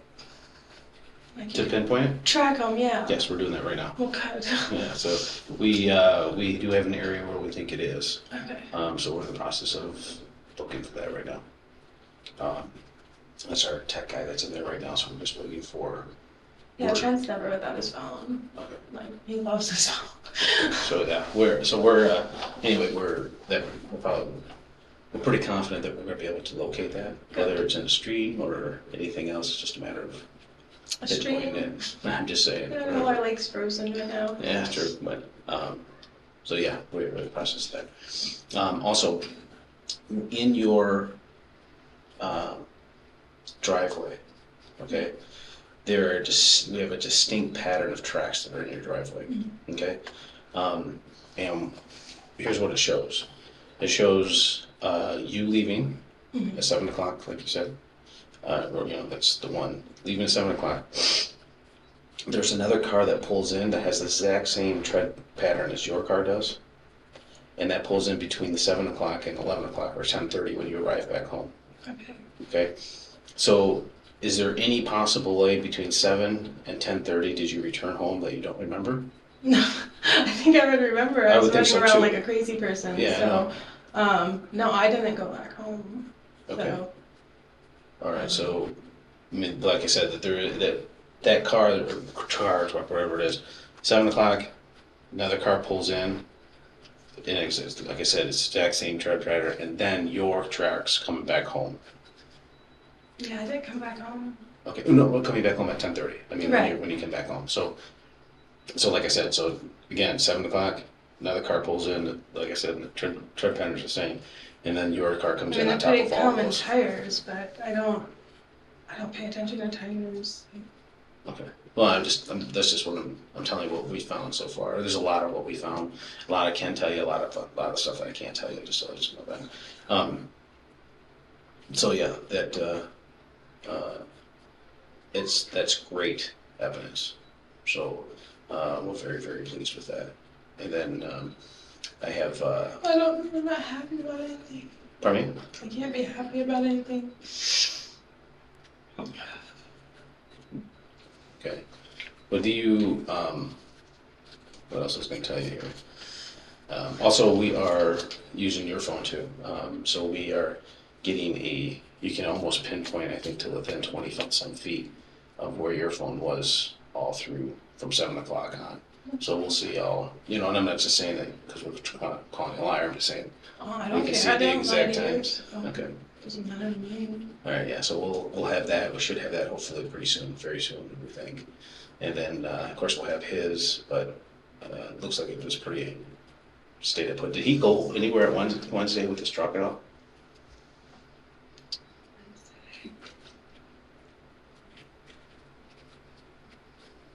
No.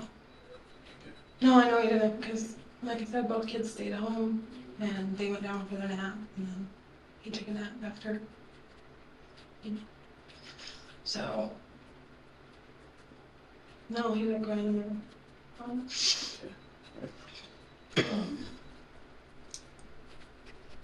After Pleasant View General Store, you go to your sister's? No. Pleasant View, Easy Mart? Yeah. Okay. You said general store, I thought Pelston, so, No, I'm sorry. yeah, my sister's. You went to your sister's? Yeah. To Ann. Have you talked to Ann? Ann? Or, I'm not Ann. Yeah, 15. Your sister? Amy. Amy. No, she called me a little bit ago and I think I talked to my nephew last night, her son, so, but no, I haven't talked to her yet, so. Okay. And did you say you did talk to her there? No, you did talk to her there. No, She she was wasn't home, Okay. so What did you do when you got there? I got out of the car and knocked on the door and peeked in the window. Oh, okay. I looked around behind my car because they have a bunch of property, so Yeah. just to see if, nobody was working on this land or anything, but I didn't see anybody, so Okay. we just, You didn't go inside or anything? no, I don't go in random people's houses. I don't think so, but, I mean, she just sleeps on the couch there. yeah, no, that's what she said. She has for years, Yeah. so. But what door did you go to? They only have the one door, like you pull into her driveway, and then you park right here, and the trailer's right here, and there's a sliding door. It's like, okay, so Right here. the van was gone. Yeah. Yeah, so nobody was there. But I didn't know if Mike was at work or. Right. And then from there you went home. Yeah. Okay.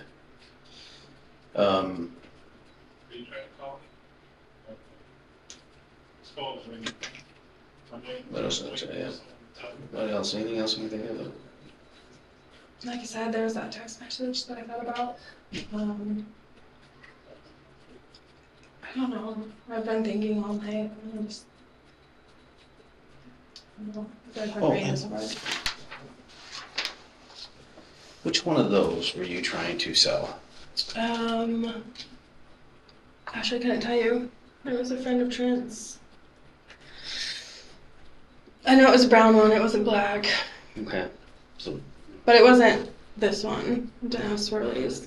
no, it wasn't this one. No. And it wasn't the black ones. It was one of the other two. Oh, these. What were you selling them on? What do you mean? What website? Well, we had put them on Craigslist, and then we put them on Facebook. Okay. Because he had the opportunity to buy it. But He had the opportunity what? to buy it. No, you were selling this one, weren't you? That's what I'm saying. Oh. A friend of his offered to sell it to him, so he wanted to see what he could trade it for before he went down and picked it up. He's gonna pick it up tomorrow, so. Okay. So the friend had it. Is that what you're saying? Right. I don't know who. Someone offered to sell it to him, so he came over with it, and we took pictures and put it up for sale, you know. Okay. Who's that friend? I couldn't tell you. He has so many guys that offer him guns. I know Eric from work had one that he was thinking about selling him. But Alright, so there's this friend came to Trent asking Trent if he wanted to buy this gun. Right. Trent took pictures, or you guys took pictures of this gun and put it on Facebook Right. to see how much you could get from it. Right. But you weren't in possession of it. Well, we were when the guy was over. Pardon me? We were when the guy was at our house. Okay, but when the guy left your house, were you in possession of it? No, He took it with him. he took it with him. Okay. I mean, everybody knows that Trent, buys and sells things for a profit. So Okay. he just kind of wanted to see if it was worth it. You know what I mean? Okay, and you're saying that you don't know who this friend is. Trent has so many friends, and like if you look in his wallet, he's got a bunch of business cards from one friend of his that does. You said that he doesn't have friends. You said he had one best friend down in Brighton. Is it his family? Friends that he hangs out with? No. But like Trent knows everybody. And if he met you once and liked you, he would call you his friend. Like, I mean, he talks to everybody he sees, like they're friends from work. They don't come over to the house or hang out, they don't go out and get a beer or anything, Okay. but he still considers them his friends. Okay. I mean, he wouldn't, if he was having a great day, he wouldn't call them, but if he's got something for sale, he'll call them. Right. You know what I mean? Yeah, So, okay. he's friends with like, I guess in passing you would call it, with like. So this all guy, the this me- friend is in passing. Right. Okay. Like I said, everybody's always trying to sell Trent something. Yeah. So, How long have you been on that buy-sell trade? which one? On Facebook, I'm sorry. I know, but there's a bunch of them. How many were you on? I couldn't tell you. Trent and I were both on a bunch. How many are you on now? Just a couple. I left all the groups because my notifications kept blowing up. My whole phone was blowing up last night. It was stressing me out. But I got So you to- got off these last night? Yeah, so my phone stopped blowing up. Because you just have the option to leave the group, so your notifications stop going off. So why were they all of a sudden blow up last night, not the night before, the night before that? No, my phone in general kept going off. My text messages. So you decided to my get phone out of calls. those? My Facebook was going off, and then notifications were going off because everybody wanted to mention me in the comment or whatever else, and I didn't have the energy to deal with it. So I turned off my notifications for my messages. And Well, you left the group last night. You left these groups, these buy-sell groups, right, last night. right, The ones that you're selling these guns at right. last night. Okay. But those posts, I mean, it's not like they were super active. Someone asked us about it Wednesday night. They wanted to trade 1964 Kennedy $50. Okay. And I asked Trent about it, and he's like, well, how many? I was like, I don't know. And he's like, well, how many equals $250, $50? Mm-hmm. And he was just joking, and we looked up how much $50 was worth. But, I mean, yeah, yesterday my phone just went insane. Because I didn't realize until I left here that they plastered my house all over the news, so. Mm-hmm. Right. which those same people did the news stories on Marshall, so it's not like it was real private who it was. You know? Right. Actually, his one friend, Jimmy, from 7-Up, actually he did hang out with him the other day. He helped him pick up an electrical. When she creeps me out, but he had sent me a Facebook message yesterday, and he knew that Trent had been shot. And I don't know how he knew. But he knew, I think, before I knew. So,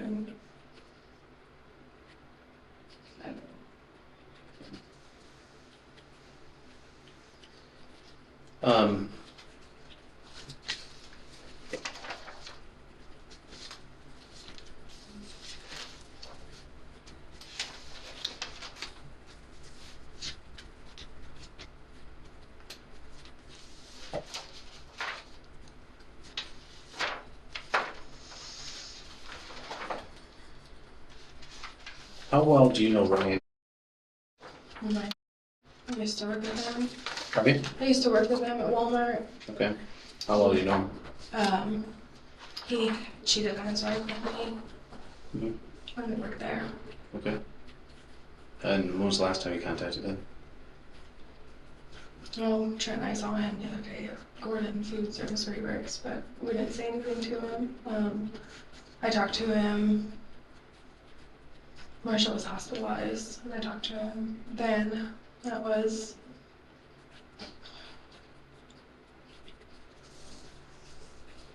2011. When was the last time you talked to him? We talked on Facebook. Maybe it was 2012. I don't know. It was a couple of years ago. It was when Marshall was hospitalized. And we talked back and forth, and we made inappropriate comments and jokes, and which is the kind of person Ryan is. And but then his wife got pissed and thought that I was trying to fuck her husband, which I wasn't. But so we weren't allowed to be friends anymore, which is I can understand. Mm-hmm. But as far as knowing him super well, I don't. I used to, but I don't anymore. Right. Well, it was 6 to 8 months ago. Oh, was it? Yeah, and Seems like longer than you're that. specifically asking him if Excuse me? correct. And we have those. 6 to 8 months ago? That's correct. And he actually in those messages had expressed the fact that that's just something you do. And I mean, we're in the process of getting those. He read them off to me last night at about 2 in the morning. Okay. We have those. I'm just Like I letting said, you know. we did make inappropriate comments. Sure, absolutely. And But I mean, we didn't do anything. he says And I the just same. feel like it was a lot longer than 6 to 8 months ago. Yeah, but like I said, I'm just letting you know this. There's no surprises. I mean, you don't have to tell anybody that or anything whatsoever. But I'm just letting you know that that's out there, and we're in the process of getting That's some more information. I gotta tell you that there's a piece of information or piece of evidence that we have fine. Okay. that is going to be pretty hard for you to explain away. Okay. And I don't know, I mean, I can't get into it with you until the lab gets with us. Okay. Okay, but I'm a little bit concerned. Okay. Okay, and I'm just like I said, I'm just laying it on the line. I'm a little bit concerned because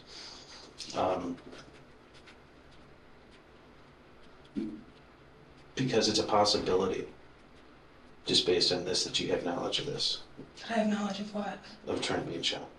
Okay. Okay, and it worries me because I'm concerned. I'm concerned with the actual involvement, is what I'm trying to say. Without getting too technically into it.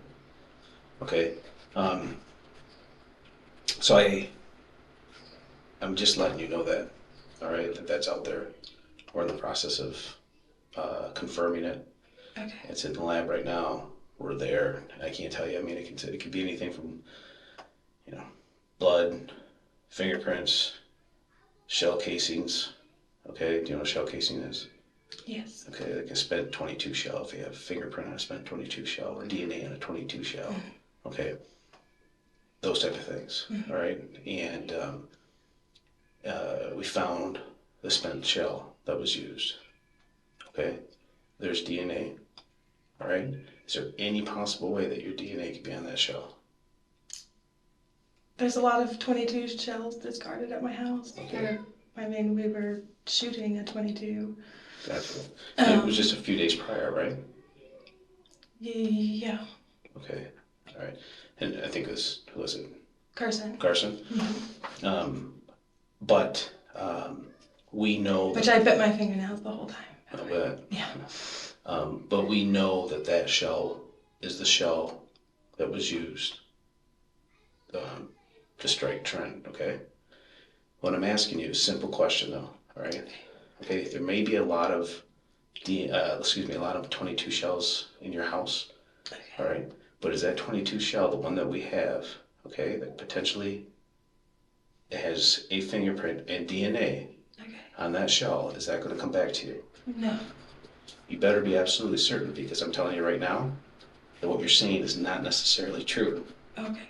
Okay? So, I mean, I just need a way to explain away that. I can't explain it for you. Well, why is that? My answer?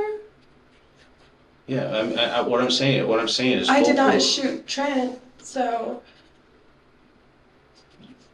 Okay. So you asked me if my DNA would be on that spent shell casing, so I would say no. We have one spent shell casing about that size, okay? Okay. Right? One spent with one fingerprint, kind of half fingerprint, and DNA on one shell, right? Okay. So one piece of DNA, I don't know if it was one piece, but DNA from one person and half a fingerprint, Okay. right? Is there any possible way that piece of DNA, that one piece of DNA and that fingerprint would come back to you? No.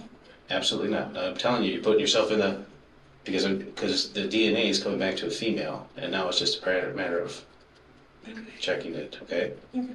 All right? So you're saying no, absolutely not. Well, I didn't shoot Trent, so... I'm not asking you to shoot Trent. I'm asking you if it's a possibility that your DNA would Well, how else would my DNA get on it? You know what I mean? I don't know. So Is there a clip in the house with a 22 in it that somebody could just grab and put into a gun and use it? I don't know. That's what I'm asking. No, I mean, we have 22 bullets in the house. We have all kinds of bullets in the house. Was there a 22 with a clip? Like, you know what a clip is? You know what a clip? Yes, Okay. I know what it is. Okay. Like, is there a 22 clip that somewhere that I could, if I walked in your house, I could grab that clip, put it in a gun, and use it? Not that I know of. I didn't see any, so I don't know if there were any in Trent's gun cabinet. But you don't. We don't have a 22. No, that's not true. We do. It's a Shipman rifle. We have that, which is kind of cool. Jamal Trent's, his grandma's husband gave it to him when he was a kid. He planned on giving it to the kids. But I don't think that one takes a clip. So. Other than that, there's no other 22 in the house?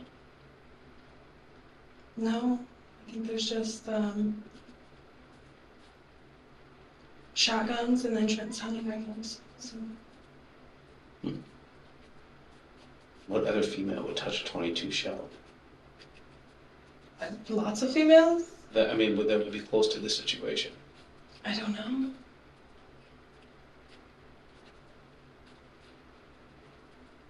Gonna be your mom.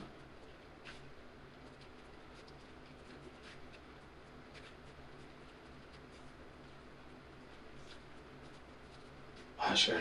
I'm just staring at. Anybody else you can think of at all? I can't think of anybody that would do this to my family. And I spent the whole night talking about it with people and praying about it and thinking about it. And I just can't. Okay.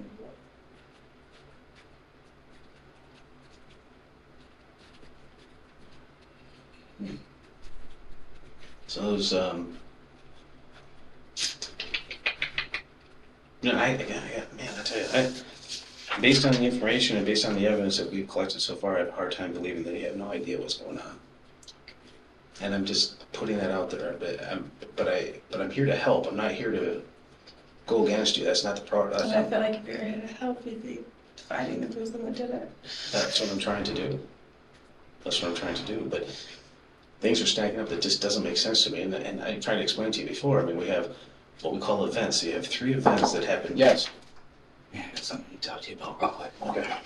Right back. How are the kids? They're doing great up there.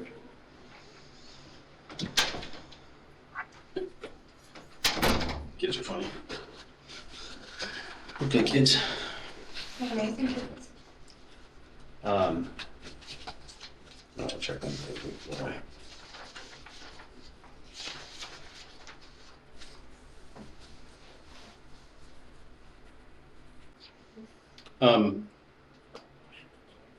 do you mind us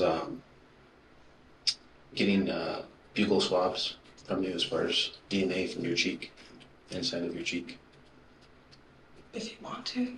Okay.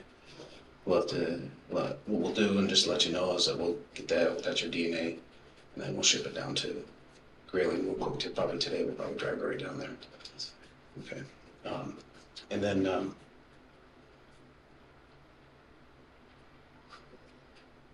okay. So, like I said, we have, geez,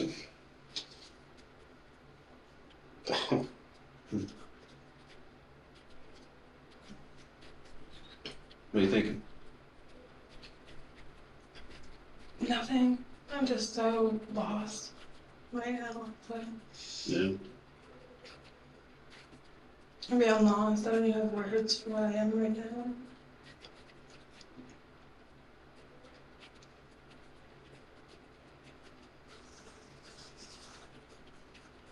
I was trying to be as helpful as I can, Yeah, sure. but it's not obviously getting me anywhere. It's not getting Trent anywhere. Well, if you think that I'm the one that did it, which is what you said, I didn't say you did. you said you can't help. Well, I don't know exactly how you said that I was involved, that I don't know, that I don't not know what's going on. Yeah. So, I mean, if that's what you think, I can't stop you from thinking that, but it literally breaks my heart that somebody would think that. But, you know, I wanted to be helpful. Well, no, you are. I mean, you are being helpful. I'm just trying to explain things I to you. try to be cooperative. Pardon me? I try to be cooperative. But you are being helpful. Let me know. I'm trying to be helpful. Don't get me wrong. You are. I'm just saying that. You know, I'm trying to be helpful with you. I'm trying to let you know that there are some outside things that we have that are concerning, but there's a lot of inside things that are concerning as well, and I'm trying to explain that to you. And if you look at what, like, you know, starting right off, we have one witness for sure. Okay, didn't see any vehicle go into your driveway during those times. Okay, for sure, no question. Right? Any other vehicle other than yours, obviously. We have, like I said, 3 events going into your driveway. Okay. Mm. You know, it is a little bit alarming that you just all of a sudden got off those websites last night when you know that you were listing guns and a 22 long rifle, which is the Oh, we gun. had lots of guns on there. Okay. The 22 long rifle, maybe I didn't tell you this. The shell that we found comes from a 22 long rifle. It wasn't with a handgun. Okay, and it wasn't point blank range. It was from further away. We have that spent shell casing with a half of fingerprint and DNA. All right, that comes back to female, but we're not sure yet on any of that. We'll find out. Okay. All right, we're pinpointing the phone. I think the phone's still up in this area, so we're trying to do that. All right, we have. Did you check his pants pockets? Yeah, of course. I was trying to think where he leaves his phone. Yeah. Nothing taken from the house that we can see. I don't know. And you may be able to see when you get up there. Not sure. If you do find stuff that's missing, I'd like to know that quickly. Stuff that was like your fingerprints, only your fingerprints on that safe. So, or his. I mean, I'm just saying, We only have a couple sets of fingerprints. So what we did is we took a lot of what was taken out of all those drawers, and we're going to test them, see if there's any other fingerprints on those. What else I was going to tell you? You forget a lot of things. Yeah, I got a lot of things going on.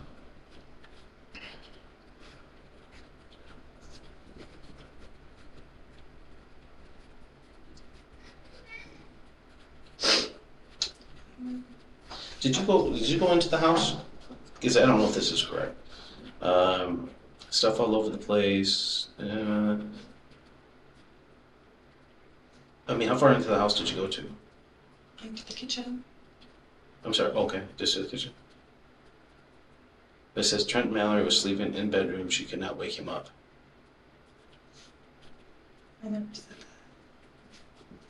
That's what yeah. He was sleeping when I left the house. Okay, Trent Mallory was sleeping in the bedroom. She couldn't wake him up. His pickup is still in the driveway, but unknown if he's in the house. I never said that. Okay. Because like I said, and Carson can tell you the same thing. I told Carson, get your stuff on and get out of the house. And we both walked out of the house. I put him in his seat. Yeah, I mean. Or, Right. Okay. so.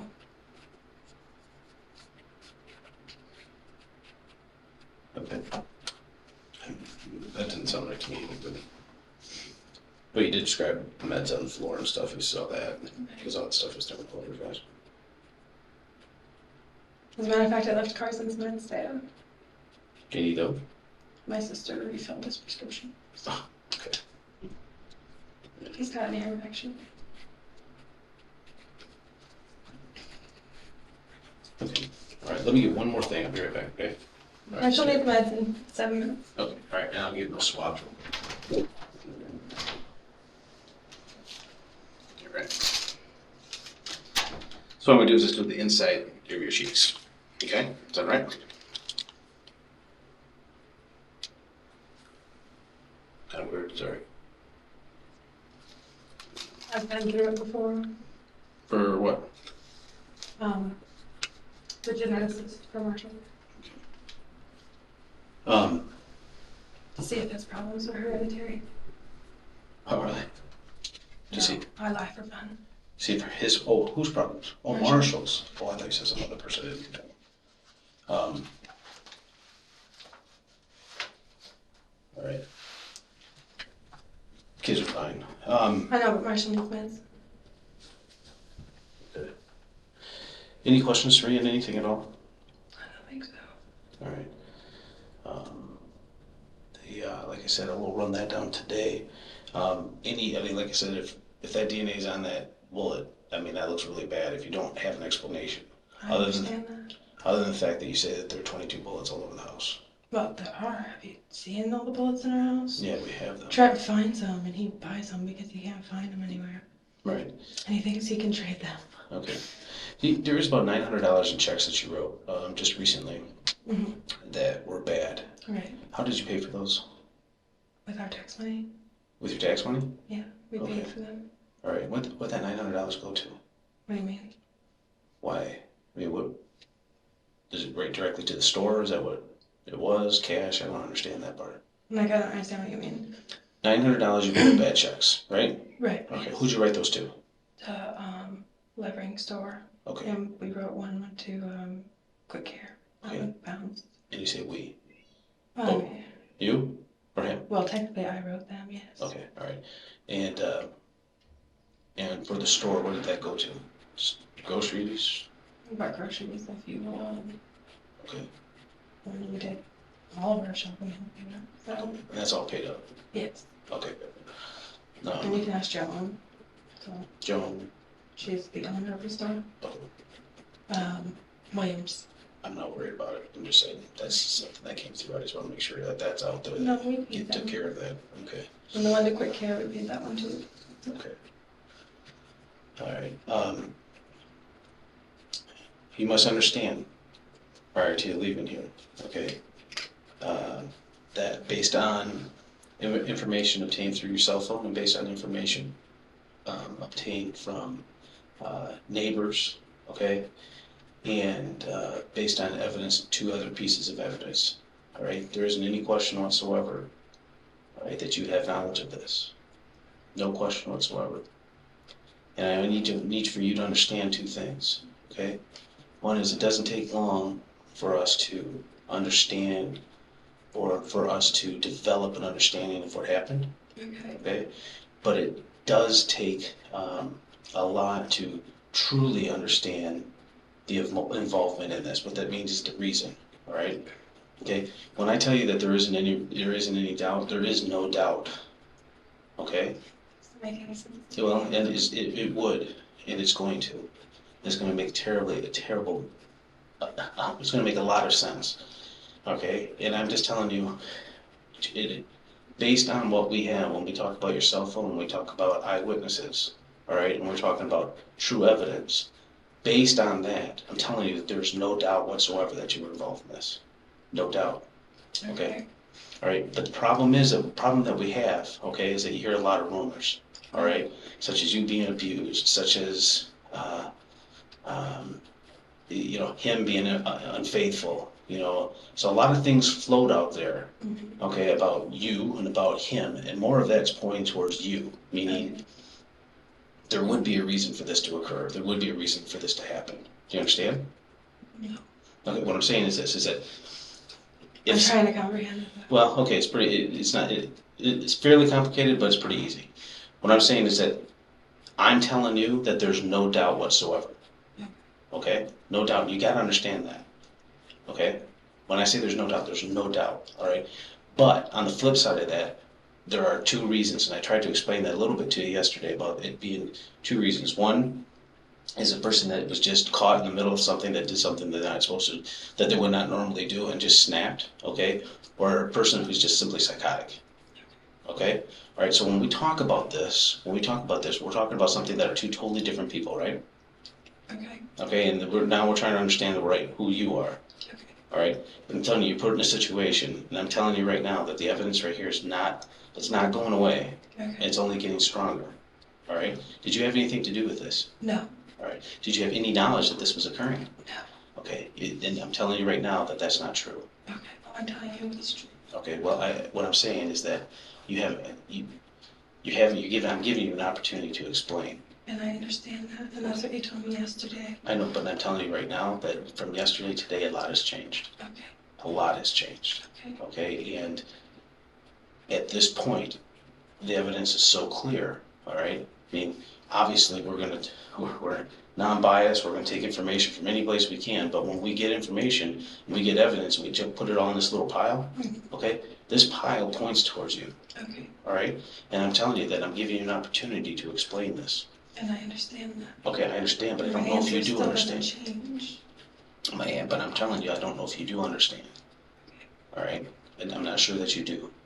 And I wish we had a lie detector test in the next room. That'd be great. But we have to go down. I do too. Grayling for it. All right, and Monday would be awesome. Get that done. Get that over with. All right, and we'll move on. But I'm telling you, with your DNA now, okay, and DNA found on the shell casing. The weapon is gone from the house, or from where we couldn't find it, and I'm just worried. Okay. I'm worried because there's just a lot of things that are pointing, and I can't get all into everything because we don't have everything back yet. But preliminary shows that there isn't any question whatsoever. Not necessarily that you're the trigger person, but that you had information or knew something about this. Do you understand? I understand what you're saying, but I don't know how to process it. The processing is pretty simple. If what I'm saying is anything, any inclination whatsoever. But see, you know what you're saying is true, and I know what you're saying isn't true. So. What do you mean you know what I'm saying isn't true? Like, I know I didn't have any involvement in it. Like, you have no idea how much I love that man. I'm not saying you don't, and I'm not saying you didn't. Like, I don't even know how to function without him.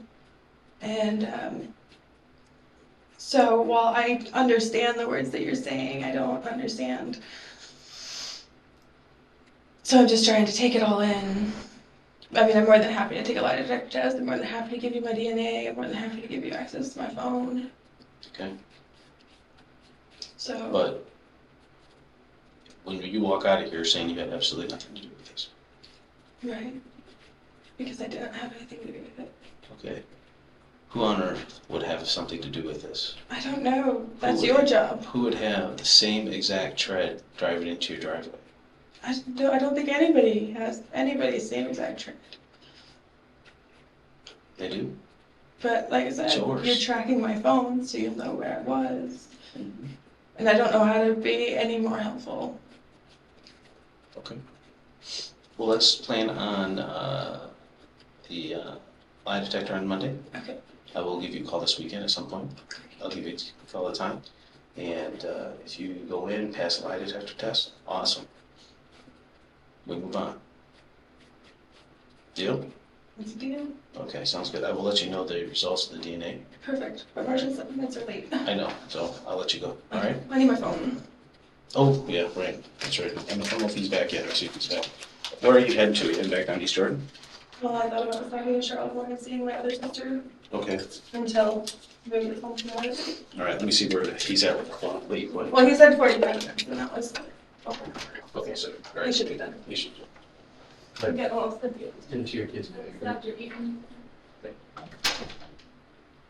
Are you still want to take a lie detector test? Would you like me to? No, I'd like you to. Wouldn't you like to? I don't know how exciting it would be. Well, it's certainly not the most exciting thing in the world, but it is nice to get that out of the way and Mm-hmm. we can focus on somebody else. That'd be nice. Okay. And we only have to focus on you because you're the closest person right now. I get that. Okay. My mom and I made good friends last night. She's like, you need to get a lawyer. I was like, why do I need a lawyer? And she's like, because you're the girlfriend. She really likes crime shows. They're not true. I don't watch a lot of them. I watch the ones about serial killers, so. Yeah. Would you be available to do that on Monday or no? It depends on the time right now. I don't have big plans. Marshall's got to get blood drawn. Okay. What else? You got something to do?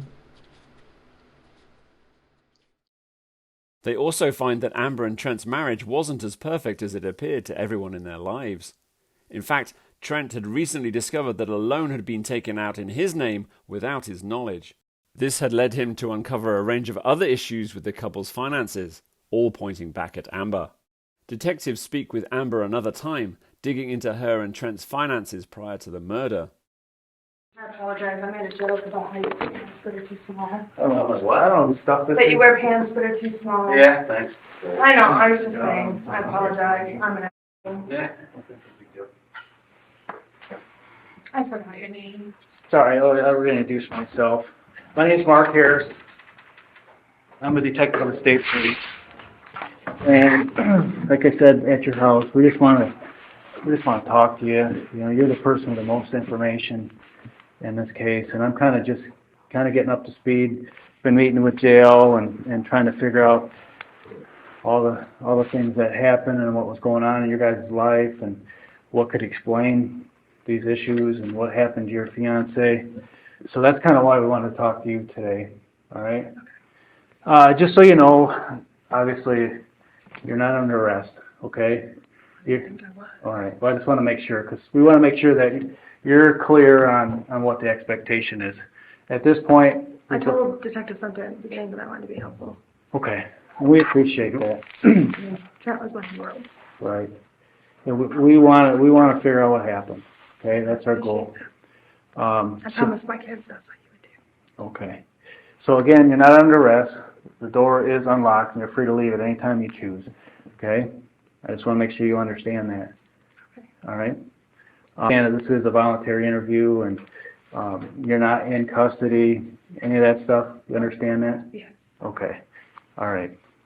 I guess first thing I'd like to do, Amber, is I know you've kind of been through some of this with jail a little bit, but I'm really kind of just interested in the details of the morning of the 6th and what was going on, where you went, that kind of stuff. Can you just run through that for me? Yeah. Well, I got up and I got the kids up from school for school. Well, I got Marshall up for school. And I drove him in that day because it was his snack day and show and tell. and we had to, I forgot it was snack day, so we went to the gas station to get granola bars, first class, 'cause they all take turns bringing in snack, and then I took him to school, and then I took Carson to the doctor because he'd been sick for a while, and then I went to the pharmacy to pick up his meds, which I never ended up getting. I left them at the house. And then I went to the gas station to get him some Powerade. I stopped by my sister's house, and then I went home. Okay. So let me back you up just a little bit, Amber. What time did you get up that morning? I don't know, probably a little after 6. A little after to 6? get the kids up. Okay. I get up at 5:30. That's the time Marshall needs meds.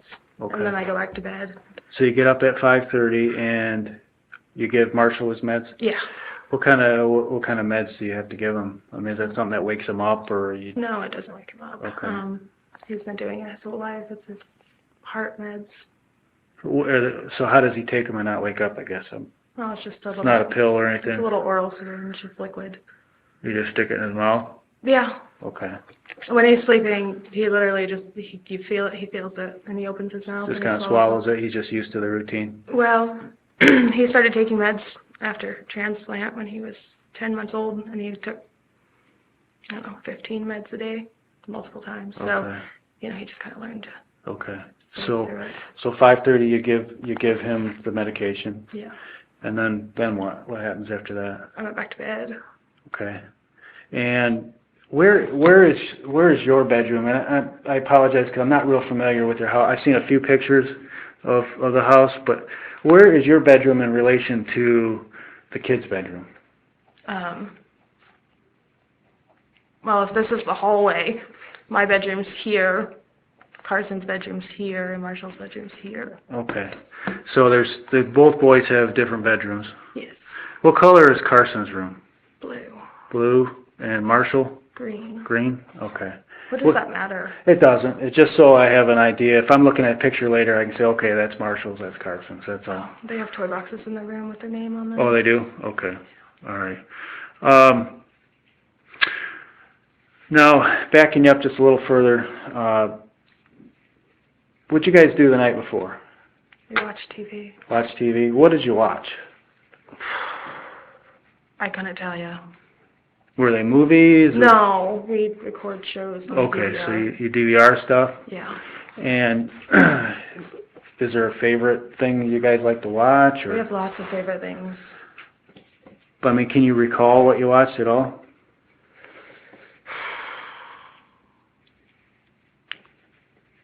No. Nothing? Wednesday, but so I know what shows record on Wednesday. I know one show that records on Wednesday too. But I don't know if we watch those or if we watch shows from Tuesday. Okay. I couldn't tell you. Okay. So nothing stands out as far as the shows go, anything that... No. Okay. I think Trent may have wanted to watch The Americans, and I don't like that show. But I don't remember. Okay. You're watching the shows, and then what? What happens? We fell asleep Okay. where we were sitting. Where were you sitting? Well, I was sitting on, because we have an L-shaped couch here, Mhm. and then we have just a couch here. It's all supposed to be one couch, but it didn't fit. So I was sitting on the edge of this couch, and Trent was sitting on the edge of this one.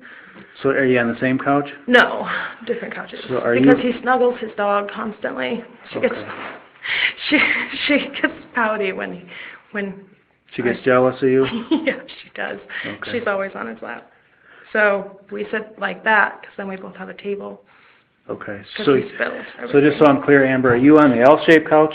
Yes. And he's on the other couch? Yes. And there's a separation between the two? Yeah. And he's sitting there with the dog? Yeah. Okay.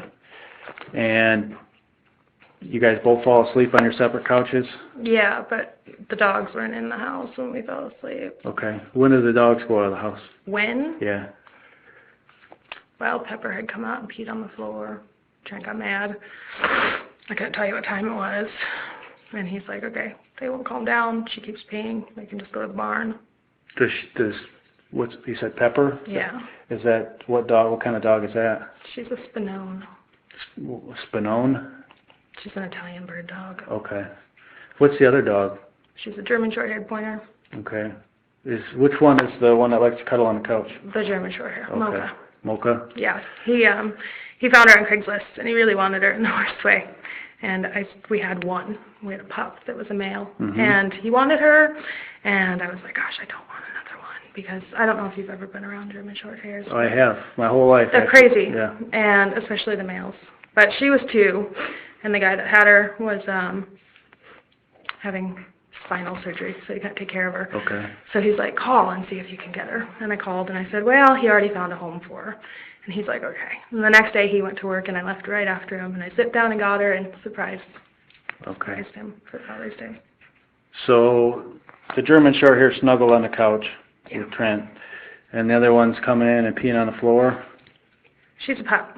She's a pup? She's only 5 months old. Okay. Well, 6 months So old now. she's still learning to go Yeah, outside. but she's crazy. She's the size of a German short hair, and she's only 5 months old, and Okay. she's insane, and she jumps up and she attacks Mocha, and Mocha's batting her away, and then Okay. they act insane. But the dogs leave the house prior to you guys falling asleep. It'd be hard for them to leave while we were sleeping. Well, unless you woke up and took them out or No, something. they left first. Okay. Who took the dogs and where did they go? We both did. Went outside to have a cigarette, and they go in the barn. There's a little room in the back of the barn Okay. that closes, so they can just stay in there. Okay. You don't recall what time that was by chance, or no? I couldn't tell you. Okay. What do you remember next? What do you mean? Like Yeah. after falling asleep? You let the dogs out, have a cigarette, come back in. The kids are obviously sleeping. It's sometime early in the morning, I'm assuming. Well, no, it was still nighttime. It's still nighttime? The dog's out, but it Okay. was early in the morning. Trent woke up, I guess, and he woke me up to tell me to come to bed because we had fallen asleep on the couch. And, Okay. I told him to quit being so bossy and so grumpy. Because I don't like to be woken up. I'm not a person that, likes people in my face right when I open my eyes. And he's like, come on, get up. And I was like, okay, I will. And I didn't, I guess, because he woke me up again. And he's dragging me. He's like, come on. Do you have any idea what time that was? I know his clock, I think, said like 3:30. Because I was like, oh, we have to get up so soon. But his clock is fast, so I don't know what time it actually was. So 3:30 based on the clock in the bedroom. Yeah. Okay. So I'm guessing you don't know how much time there was between the first time he woke you up and the second time. Probably was just a few minutes. Okay. Because, we went right to bed, and he fell right back to sleep, so. So you were being grumpy with him? Well, no, I told him to quit being grumpy because I thought he was being grumpy. Okay. So did you have any sort of, was there any sort of fight or argument or anything going on then? No. I just told him to quit being grumpy, but that's not an argument. All right. So you just walked into the bedroom, got in bed. What side of the bed do you sleep on? The one closest to the door, out in the hallway for the kids. Okay. All right. Okay. So you go to sleep. You said you get up at 5:30 to give the meds. Yeah. And I'm assuming Trent's still in bed? Yeah. Okay. I always give meds. Okay. He doesn't get up for that normally? He's usually already off to work. Okay. Because he gets up. He's late every day. Every single day. And so normally he gets me up to help him get ready for work because he's always running late. And then I just stay up after he leaves and give meds. Okay. So 5:30 you give the meds, and then you said you went back to bed? Yeah. And how long are you in bed till you get up again? I don't know, 45 minutes, maybe an hour. Okay. Because we left the house just after 7. Just after 7? But the kids don't take very long to get ready. Okay. So when you get up the second time, Trent's still sleeping? Yeah.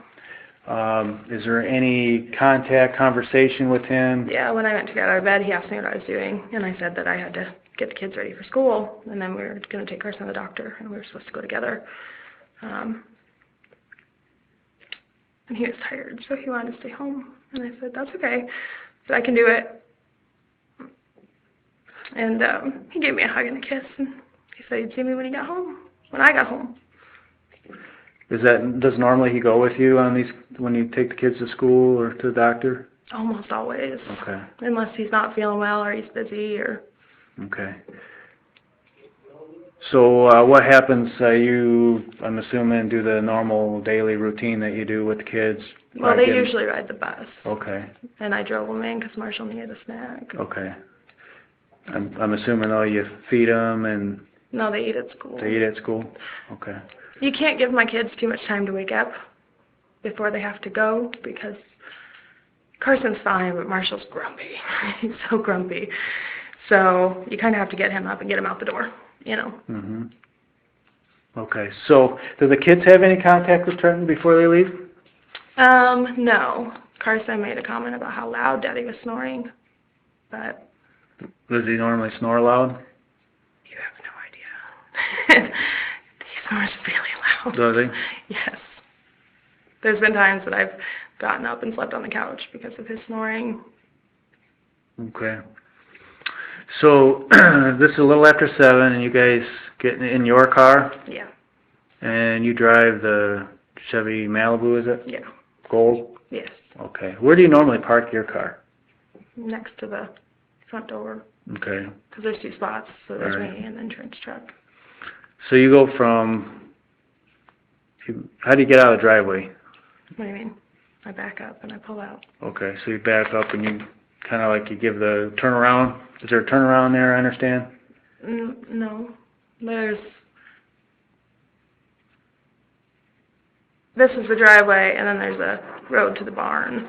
Okay. Like a little dirt Alright. road. So I back up, and then you pull out. Into the road, the little road to the barn, and Yeah. then you pull out on the road. Yeah. So you're not backing onto the road. No. Okay. Snowbanks are too tall. You can't Okay. see oncoming traffic. Okay, so you leave, and that's when you go where? To the gas station. Which gas station was that again? House in general. Okay. And that's where you get the kids' snacks? Yeah. Do you remember approximately what time? I think we may have a receipt or something Yeah, you that do. from there. Okay. So you go from there to the school, Yeah. and do you know what time you get to the school? I know it was a few minutes before they could go inside because we had to wait. Okay. And you go in approximately what time? Well, they open the doors at 7:45, so... So you can't get in till 7:45. Well, I think you can this time of year because some kids show up early, but, I mean, it's pretty close to 7:45 when they unlock the front door. Okay. Do you have to be buzzed in at Towson? No. You can just walk in? Yeah. Okay. And so you go in and go right to, this would be, is it Carson's class or Marshall's? Marshall's the oldest, right? Right, but he doesn't go to class first. He goes to breakfast. Okay, so he went to breakfast?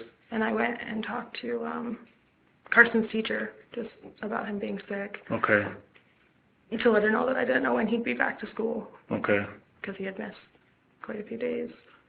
okay. So who's Carson's teacher? Miss Lisa, hang on, I know her last name. Shearhorn. Okay, I'm sorry, my brain doesn't function. that's all right, that's all right. So you talked to her, dropped the snack off. Yep, I put it on Marshall's teacher's desk. Okay, And I waited around for a couple minutes to see if she was going to pop in so I could let her know the snack was sitting on her desk. But she didn't, so I sent her a text message instead. okay. So where do you go after you leave the school? To Quick Care. Quick Care here in Petoskey? Yeah. And do you know what time you get to Quick Care? Just after 8, I think.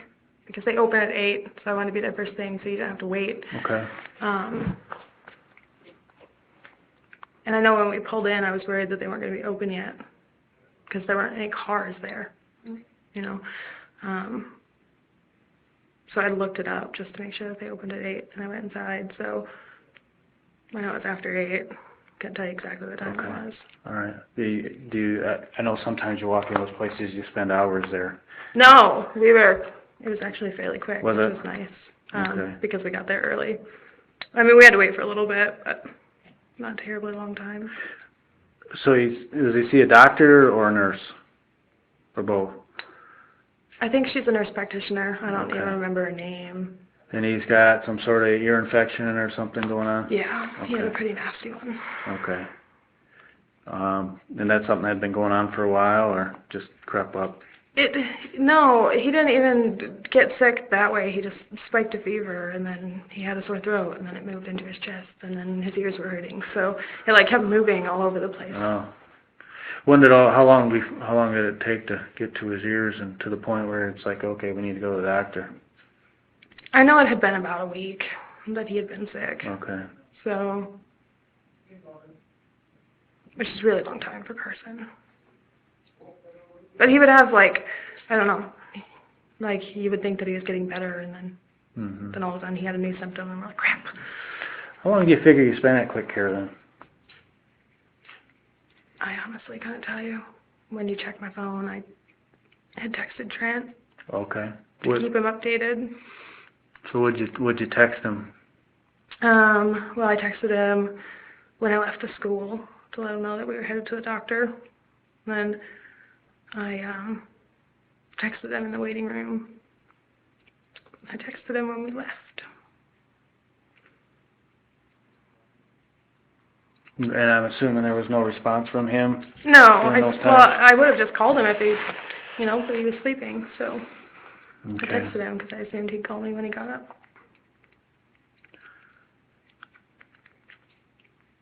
So when you leave Quick Care, where do you go? I went to Walgreens. And which Walgreens did you go to? The one where Big Boy is, the new McDonald's. Okay. And you picked up medication for Carson there? Yeah. And I'm assuming it's probably some sort of antibiotic or something? Yeah. Normally we go to the other Walgreens, but my sister works at that one. Oh, was she working then? Yeah. So Carson's excited to see Momo. And which sister is that? Is that the sister you're staying with now, or a different sister? A different sister. Okay. What's her name? Melissa. Melissa? Okay. We call her Moo, which you know. Okay. All right. That's what she's listed under in my phone. I've never called her anything different. So. Okay. So how long do you spend talking to Mo? We didn't spend a terrible amount of time talking to her. We just had to wait for them to fill his prescription. I don't know how long it was. Okay. It wasn't a long time. She came out and gave Carson big hugs and kisses and told him to feel better. Okay. So you leave there and you go where? To the Easy Mart there on Pleasant View Road. Okay. And what's the reason for the Easy Mart stop? Carson was out of Powerade. Okay. That's something that's like his favorite drink or something? No, but he was sick. Yeah. So he kind of knew the electrolytes. He hadn't been Okay. eating. Okay. Anything else that you would get there, or just Powerade? I may have bought cigarettes. I don't know. I think. Okay. For you? No, for Carson. I'm sorry. I'm sorry. That was really rude. No, yes, for me. Okay. What kind of cigarettes do you smoke? Newports, red ones. Okay. Now, are both you and Trent smokers? Yes. You said you guys smoked when you let the dogs out. Terrible habit. You smoke the same cigarettes? Yes. Kind of makes life easier that way. Sure. So you may have bought cigarettes, you don't recall specifically whether you did or didn't? No. My point was to stop for Powerade, so. Okay. And is that's on your way home? Yes. You gotta go right by it? Yep. Okay. So Well, that one's, it's quick. You can get in and out of there, do they sell Powerade at Walgreens? Oh, they might. I don't know. Probably. Okay. So sometime between Walgreens and the Easy Mart, you decided that Carson needed Powerade? Carson asked for some. Okay. All right. So where do you go after the Easy Mart? I went to my sister's house. And which sister is this? Amy. Amy. Okay. Where's Amy live? On Valley Road. So whose house was that? I'm sorry. She was adopted when she was younger. Okay. My mom had her when she was really young. Okay. That's her parents' house.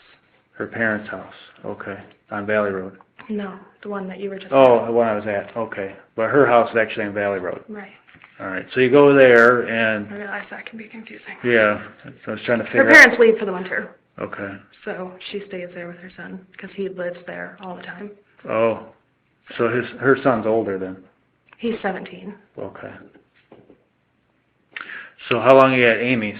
I wasn't there, just a couple of minutes. She wasn't there. She wasn't home? Mm-mm. Where was she at, do you know? I didn't ask. Didn't ask? Mm-mm. She had called me the day before, Mm-hmm. and I ignored her call because I didn't feel it. To get on the phone with her, it takes a while. So, and I didn't feel like it. We were watching TV, and I ignored her call, and she had left me a message. She had news about her dad, his results from surgery. So I just swung by to see what the news was.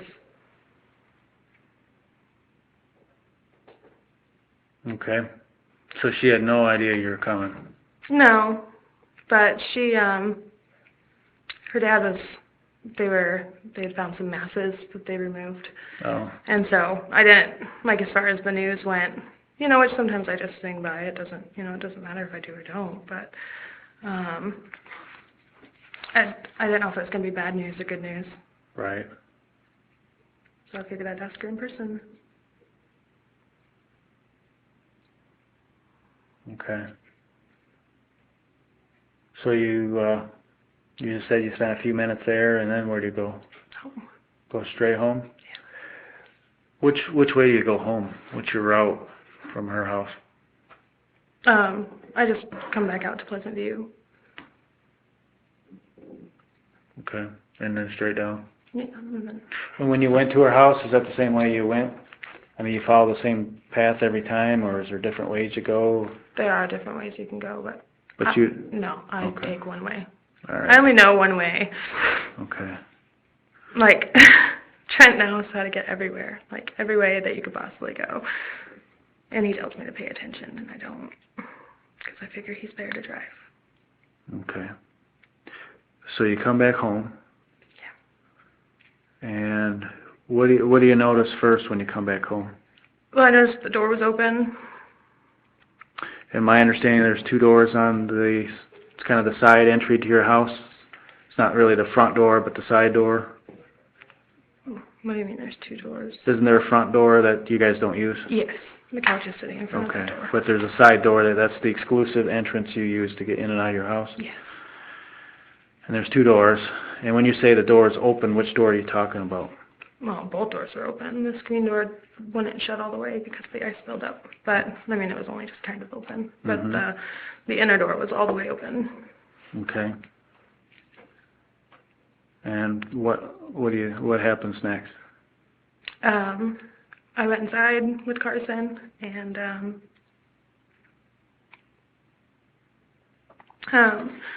he had kicked off his shoes, and I had popped around the corner to put his meds on the counter and to see if Daddy was up yet, because we were going to play a rigorous game of Candyland. And I just noticed that there was stuff all over the place, so I told Carson to get his stuff back on and get out of the house. So you didn't look for Trent at all? No. I figured, you know, the house looked that way, that maybe he had went somewhere. 'Cause sometimes he goes with his dad, or, Mhm. you know, somebody will pop by and need a hand with something. Sometimes he'll run to the neighbors and help them. But his truck was still in the driveway. Yeah. So when do you think it happened at that point? Well, I thought somebody had broken into the house. Okay. Not that you break into my house, we leave it unlocked, but I grew up with a police officer, so, you know, I did what I was told to, and I got back in the car with Carson. Okay. Where did you park when you came back? Where I always park. Where you always park? There's only two places to park. Okay. So you parked to the left of the truck, in between the truck and the house. And you went from there to somewhere else? I understand you moved the car at some point? So I pulled down to the end of the driveway. Okay. And that's where your car was when everybody arrived? Yeah. Okay. Was there ever a time in between when you first got ready to go to school and the time that you came back that you just described, and 5 in the morning? Does that sound accurate? When I got home? When you got back the last time there? Probably pretty Okay. close. Was there any other time that you came home for any reason? There wasn't time to come home. Okay, so you never came back. No. When you loaded the kids up, did you go back into the house at all for anything? Yeah, I went back in, kind of in. Marshall left his backpack sitting by the door, so I opened the door and grabbed it. Okay. So that you never went fully back into the house? No. Okay. And when you left, how did you leave the door? Shut? All the way shut? Yeah. I make sure of it. Okay. But we don't lock it? No. When we first moved in, it didn't even come with keys. The only reason we ever put a lock on it that we had a key to was because we went to Disney World. We were going to be gone for a week.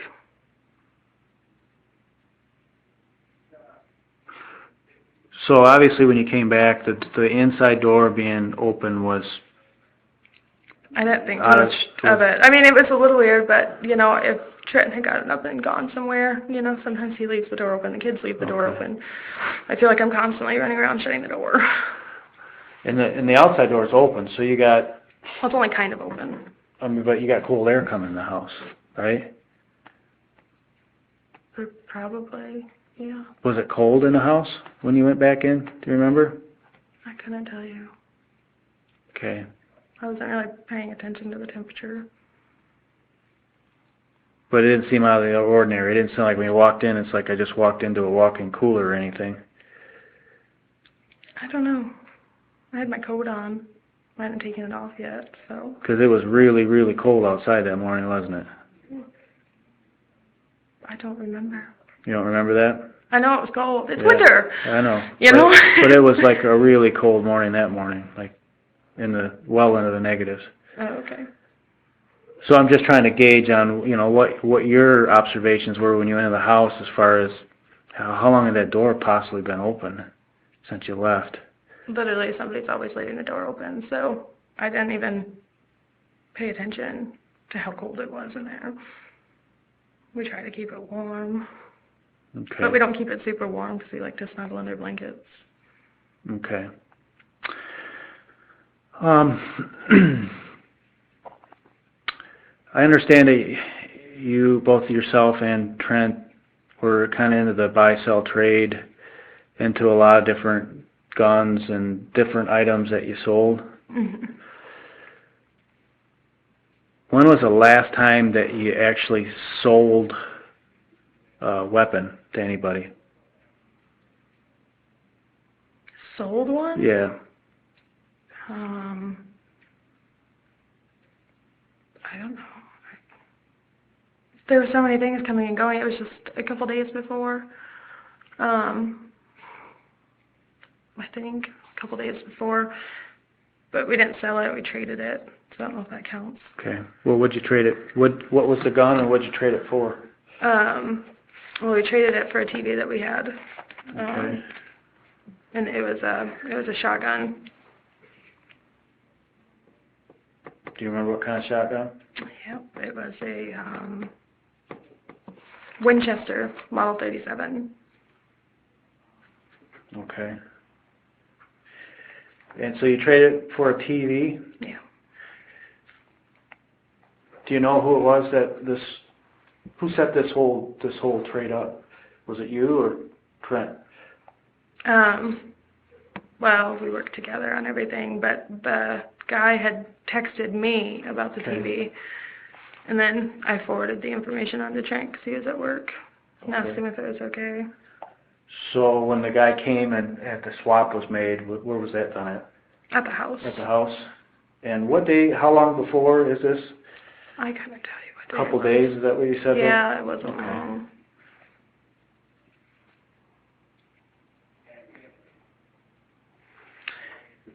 What time of the day did he come? I know it was afternoon, because I told him to make it in the afternoon, so Trent would be home. Okay. Was Trent home then when he came? Yeah. I don't let weird people come to the house, but I don't know, if Okay. Trent's not home. Were the kids home? Yes. Was this a school day? Yeah, I think so. I don't know, like I said, Carson had been out of school, so, and Marshall had been sick, on and off, so, I don't know, they missed a lot of school. You know this guy's name? I do. If you just give me a second.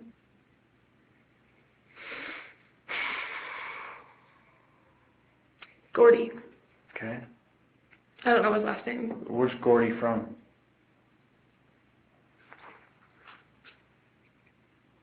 Local guy? I think so. Maybe. It didn't take him long to get to my house. Okay.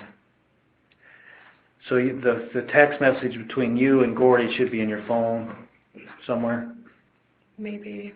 Do you normally delete that kind of stuff? I do when Okay. when I'm done with it, just because otherwise I don't know who I'm talking to and who I'm not talking to. Okay. And that was a Winchester Model 37 for a TV. Yeah. Okay. So he got the shotgun, you guys got the TV. No, we got the shotgun. You got the shotgun, he got the TV. Okay. Is that the only thing that you traded with him? Yeah. Well, he gave us a little pouch of, like a little old shells. It's like a little pouch that holds shotgun shells. Okay. Like he gave us that with it.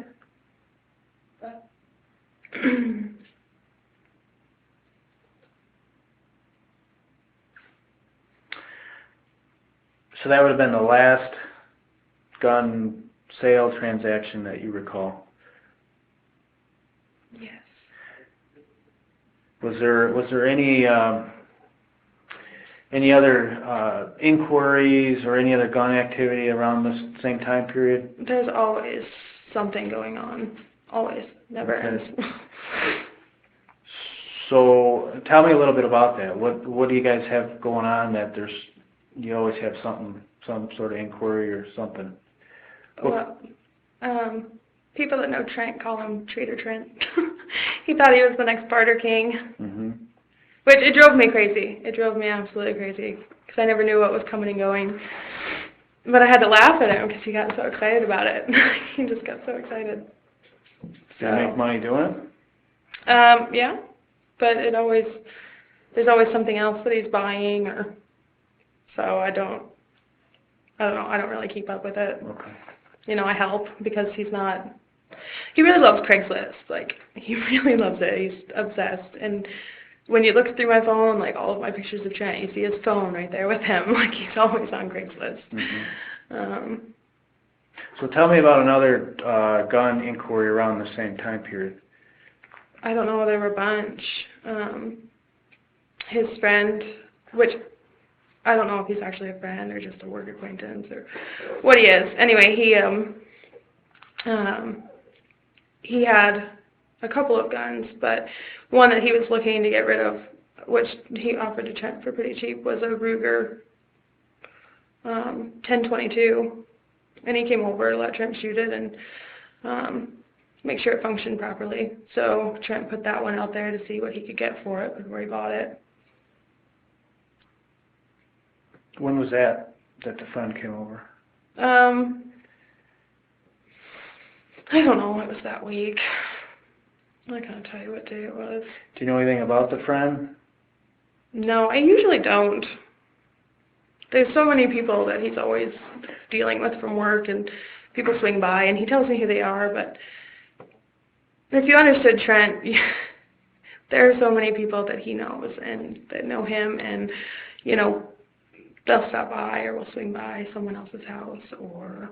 Well, tell me what you recall about this event where the friend came over and you said Trent shot the 22? Yep. Where did he shoot it? So did Carson. Okay, and Carson shot it too? Mm-hmm. The same one? Yep. Tell me about that then. What do you mean? Tell me more about where they shoot it. Well, they shot it outside. Well, Trent took it out and shot it right outside the front door. At the tree you cut down, that's not even our property. It's the Indians' property.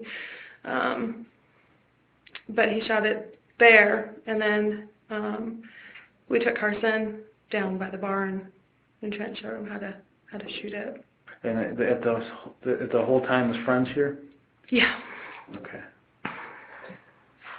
And you said that Trent shot it outside the front door of the house. Is that the front door that you don't use? Or is that the door that you do use? I'm sorry, it's the door that we use. Okay. I just want to make sure I'm clear. If I ever talk about a door, it's never going to be the front door. Okay. Ever. There's a couch in front of it. Okay. The last time that door was open was when we moved that couch in. How many times did Trent shoot it? More than once? Well, yeah. I couldn't tell you how many Okay. for sure, but it's Obviously, he wants to make sure it functions and all that stuff, Well, cycles and. yeah. Okay. So how did Carson get in on the action there shooting? Well, they got their first BB gun for Christmas this year, which I wasn't really excited about, but, you know, whatever, they're boys. Mm-hmm. And, you know, Trent started shooting his first BB gun at that age. And Trent had a little .22, a chipmunk rifle, that his grandma's husband gave to him, that he was saving for the kids. And that one's lever action, so, you know, he thought it might be a little hard. And Carson was like, Daddy, I want to try. Like, that one's little, you know. So he was like, well, I guess you got to try sometime. So he shoots his 10-22. Right, but, I mean, Trent helped him. He didn't do it by Right. himself. Were you standing right there? Oh, yeah. It's a pretty proud moment as a mother, I bet. How many of you? No, I chewed off so many of my fingernails. I Are you couldn't. worried about it? It is a weapon. Like I said, I grew up with a police officer, you know. Like, I was taught to be afraid of guns, you know. I grew up in a big city. You don't do any shooting yourself? Occasionally, Trent shows me how to shoot something. You know, he showed me how to shoot the shotgun. Because it was a long time ago, but he had let me shoot his shotgun, and it bruised my shoulder for weeks because I guess I did it wrong. And so I can't do loud noises. Like, I have really sensitive hearing. So I was really terribly nervous about shooting it, but he's like, it's not that bad, you know. So occasionally I would shoot, but not very often. You didn't do any deer hunting or? Oh, I went occasionally just to get him off my back, because he's like, don't you want to come? It'll be fun. And it's not fun. I don't know if you hunt, but it's not fun. He sits there. Did you ever shoot a deer rifle? A deer rifle? Yeah, a larger caliber rifle. Yes. Did you carry a gun when you went hunting? No. No? No. I can barely not trip over shoes with laces. The only deer rifle that I shot Trent's dad, his 30-30. Because that was the one that Trent's like, okay, well, you need to get hunter safety so that you can be a hunter too, and then we get 4 licenses instead of 2, you know.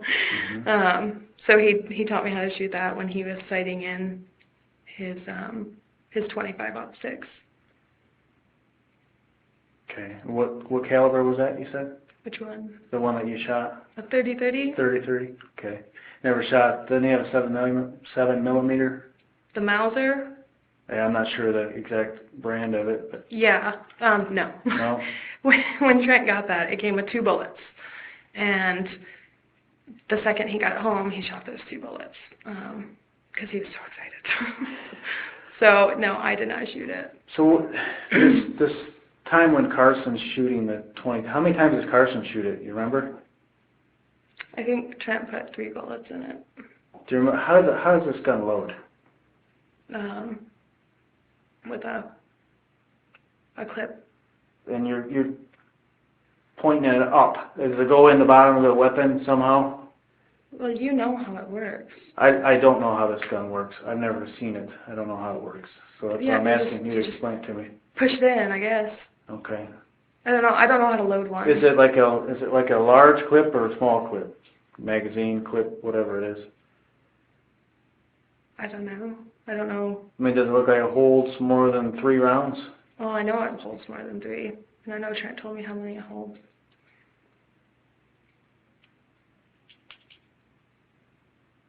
7, maybe 10. 10 Okay. sounds right. Okay. That makes sense. 10-22, if that makes sense. Does this weapon doesn't have a scope or anything, right? It's just got the iron sights, just the regular sights that come with it? Yeah. Anything unusual about it? Any markings on the gun, anything that would stick out? I don't think so. Okay. Where'd the ammunition come from that you guys used? From Trent's bullets. Okay, so it was Trent's ammo, it wasn't the friend, didn't bring it with him? It's really hard to find 22 ammo. So anytime Trent finds it, he scoops it up. Okay. Where does he buy his ammo from? Wherever has it. The bullets he bought for his Mauser, he got at Parrott's Outpost in Onaway, because they were the only place that had it. Okay. The ones for his 25-06, I'm almost positive he probably bought at MC Sports, because he does a lot of business there, because Randy's our friend. Where's he find 22 ammo? Because that is tough to find. Well, he found some at Meyer one day, I think. He found a bigger box. And then when we had bought all those guns from Briley, it came with it. She had it. Then we had bought all of her 22s, so we bought the ammo too. Do you remember what kind of ammo or anything like that? That we bought from that, her? From her or from any of these places? We bought all, well, whatever kind of guns Trent had, he had ammo for. Where does Trent keep the ammo? Everywhere. Everywhere? Yeah, well, kind of. Actually, it was just, I don't know, a week or two prior that he had finally put it all in one spot, but he kept some in his gun cabinet, and then he kept it in, he had some of those metal ammo containers, and then it's like a little plastic toolbox. You guys took it, you have it, you know what it is. It's just like a little plastic toolbox, and all the ammo that we had bought from that lady, it came in there. And my understanding is the gun cabinet's in your guys' bedroom? Yes. Along with the ammo cans? Yes. So all the ammo's in the bedroom, basically? Yes. Okay. Can you describe what this friend, anything about this friend to help us figure out who that guy is? Like what he looked like? Yeah, anything. How old he was, what he looked like? I am the worst person ever at guessing age. I couldn't even begin to tell you. But, I don't know, he's a little bigger than me. He had weird hair. I don't know, he had a really bad haircut. And I know because I made fun of him after Trent left. I told you I'm an apple. I made fun of your pants. I made fun of this guy. Like, I made fun of people, just not to their faces. And I know that sounds really bad, and it doesn't matter. But So tell me what's weird about his hair. I don't know. It was a really awful haircut. I think it was supposed to be like a normal haircut, but it wasn't. Like, I don't know. It was kind of patchy. It was buzzed on the sides, from the back, and a little bit longer on the top, just like I cut my kids' hair. But I don't know. He had like weird. I don't know. It was just weird. Okay. I don't know if he had like really bad hat hair or if it was just weird. What color? Was his hair? Yeah. I don't know. Brown. It's pretty short, but it wasn't light hair. Short hair? Okay, you said it was buzzed, but patchy. Well, it was buzzed, kind of like your hair, but shorter. Okay. A little longer. Shorter on top or longer on top? Longer on top. Longer on top? Sides. Okay. All right. Any facial hair? No. Glasses? I'm not sure. Maybe. I don't think so. I didn't really pay much attention to him. Well, it sounds like you spent a little bit of time with him. Not a lot of time. I'm really awkward in social situations. Like, I don't, even Denny works with Trent. He came over not too long ago to buy a chainsaw. And even though I stood there with Trent the whole time he was talking to him, like, I didn't say anything. Like, I don't really. But you remember his name's Denny. Well, that's because Trent's worked for Coca-Cola forever. I know Denny's wife. I've made his son's birthday cake. Why do you call this guy a friend? Trent calls everybody a friend. I guess you could That's call what him. you called him, as a friend? Well, if he met you once, he would call you, he'd be like, oh, my friend, the detective, you know? I mean, that's just how Trent talked about people. What did this guy show up in? What kind of car? I don't know what kind of car. It had a hatchback. I don't know what kind of car it was. I don't know anything about it. What about color? It was green. A green hatchback car? Yeah. Newer, older? No, it was older. It was a piece of junk. Okay. Because the exhaust was loud when he left. Yeah, it was crappy. So this guy was in the house for a while? Just a little bit, yeah. I don't know. I serve coffee and just mind my own business. Where was he at in the house? Well, he was in the kitchen mostly. Trent showed him his new Mauser. Whenever Trent gets something new, if you come over, you're going to see it. And that's the end of it. I don't know. I got him a new scope for Christmas the first year we lived there. Because he needed it in the worst way. And he literally said to me, he goes, if it had a hole, I'd be in trouble. Like, you'd have to understand Trent. I know it's... Okay. Doesn't make So you this guy's smile. in the house, he's only in the kitchen? Does he ever... No, because Trent showed him his Mauser. So I don't know if he went into the bedroom or if he was just in the hallway or I didn't follow along. Right. As a matter of fact, I remember clear as day, I rolled my eyes and Trent's like, hang on, I got to show you something. And I'm like, here we go again. What are they discussing during this whole time? Trent's trading. Price, any of that kind of stuff? No, they already had that worked out. Do you know what the price was supposed to be? That Trent was going to purchase it for? $100. $100? Okay. Because it was a really good deal. But Trent didn't know if... Because we found that problem because we had bought all those 22s from Mary. And, you know, people didn't... Like, they wanted them, but they knew they couldn't find ammo. So, you know, that was the only reason he didn't jump all over it was because... He wasn't sure if somebody would want it because nobody can find ammo right now. All right. And so what else happens in the house? You said you're making coffee. You guys sit down and have coffee and BS at the table, or? Wherever Trent is, I'm constantly bringing him a cup of coffee. He drinks an insane amount of coffee. So I brought him his cup of coffee, but he didn't. I don't know if he finished it or not. Chances are he didn't because he constantly loses it. But they didn't sit down and have a cup of coffee. I know that because the kids would have been. And you don't recall ever Trent's calling him by a name? I know he did. I'm positive he did. I know he came home and told me about it, and he told me his name.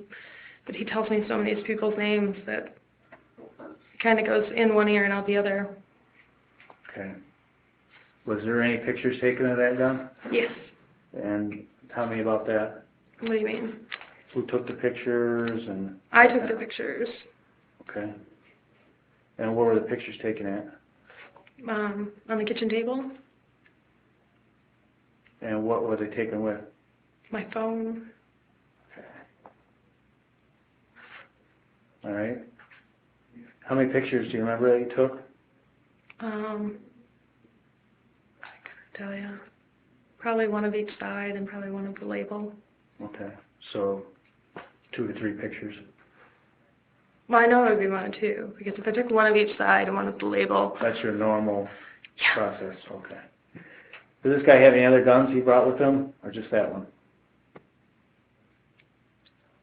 Not that I saw. Okay. But I don't. I mean, he may have. I don't know. Okay. And at what point does this whole process of shooting and all that stuff take place? Towards the end? Well, he came over for that purpose. So,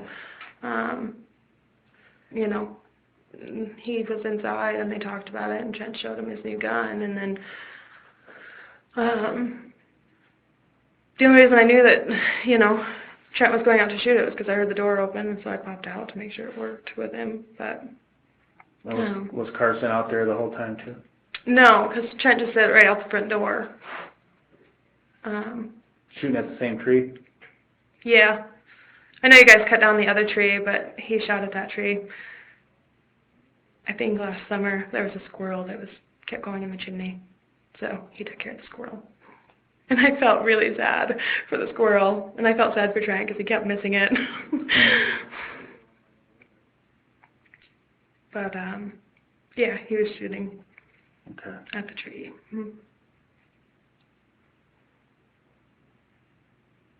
And this, how long does the whole shooting thing take place? I don't pay attention.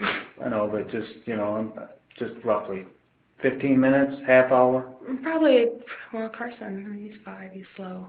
I don't know, less than an hour, but more than half an hour maybe, somewhere in there. Okay. And what happens when this subject leaves? Nothing, he just left. Trent told him he'd get a hold of him. Okay. So you take pictures of the gun. Mm-hmm. This guy leaves with the gun? Yes. Okay. And Trent's supposed to get a hold of him? Yeah. How does this guy get to the house? He drove there.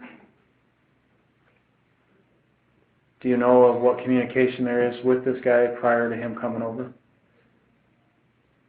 No. Trent just told me he was coming over, so I don't know if they talked. So there's got to be some phone communication or internet or something. Or work. What do you mean work? Well, Trent sees a lot of people in his job, so he's always talking to people. I know when Denny came over for the chainsaw, Trent didn't call him and tell him to come over. He just told him when he saw him at work. But then he knows him. This guy you've never seen before, right? I haven't, but Trent knew him, so. But you guys lived together for how long? 5 years. 5 years. How many people come over that you have no clue who they are? A lot. A lot. Yeah. And that you're shooting their guns, and then they leave. Well, I mean, a lot of people don't come over that they shoot their guns, but. Well, do you understand the significance of why I'm asking about this guy? No. I mean, here's a guy that comes to your house with a gun and leaves, right? Right. After shooting. There's shooting that happens at your house. Right. This is within days of your fiancé Oh. being shot, correct? Right. So you understand the importance of you remembering anything you can about who this guy is so that we can find out who he is. I do. Okay. I guess it didn't dawn on me. He seemed like a nice guy.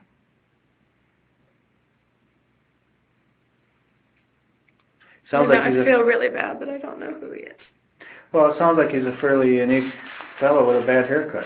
No, I wouldn't call that unique. Would you call JL unique because he wears small pants? No.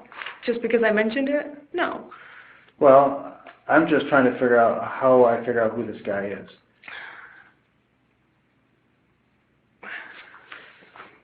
Say where he was from? Well, I mean, if Trent ran into him at work, which when he told me that the guy was coming over, he was at work, so I'd assume that he talked to him at work.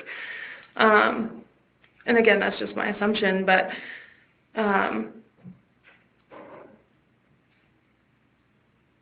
I would assume that he's from that area, which would be Petoskey. So there's nothing that Trent tells you that I talked to this guy on the phone, I talked to this guy on Craigslist. I don't ask how he talks to people. But you're from my understanding, you're kind of, a lot of times you're in the middle of that. I mean, you're part of this correspondence a lot. You're kind of the when it's facilitator. Strangers that people don't know, then I'm in the middle of it because it's just easier for me because I'm at home and he's at work. But when he makes a deal on his own, if he's at work or, if he's talking to, he was in the middle of talking to a guy he knew about a snowmobile. I couldn't tell you the guy's name, but I knew he was talking to him. Mm-hmm. If it's somebody that Trent knows, then I don't get in the middle of it because I have a hard enough time keeping everybody else straight. So you're working on the assumption that he knows who this guy was. Well, I mean, you said he describes everybody as a friend, but he's telling you this guy's a friend and he's coming over. right. You don't know exactly how it's been facilitated, but here's this guy Right. with the haircut that you described, I and know. the things that you described I feel about. dumb for mentioning the haircut now. Well, it's not dumb. It's important. It's important that you remember everything you can about him. And if it's a haircut, Well, then- the only reason I even paid attention to his haircut is because I used to babysit a little girl when I was in high school. A long time ago, she had that disease that makes your hair fall out. And that's the only reason I paid attention to it, because I was like, gosh, am I just being mean because it's a bad haircut, or does he have a disease, you know? Because I feel bad for picking on people, but I'm just trying to think, because I'm sure he said the guy's name.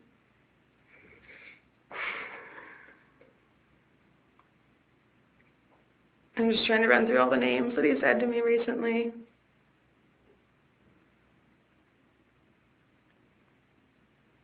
I feel really bad because I want to help you, but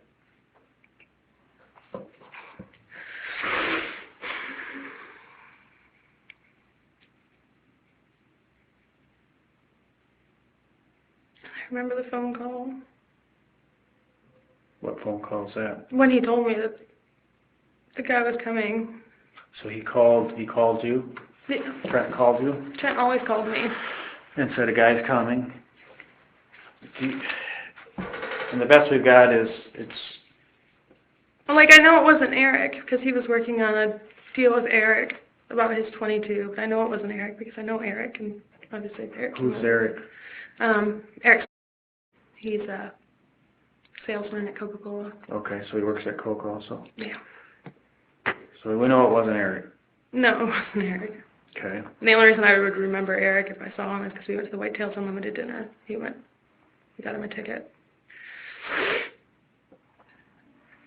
Can you, in your mind, give me a better date of when this may have been? Is there anything that stands out of what was going on prior to this guy coming or after he left that may... Oh, I know help? before he came, Trent, was working and he got home from work. And he took a shower because he wasn't sure if there was going to be time or not. So he said, I'll just take a quick one.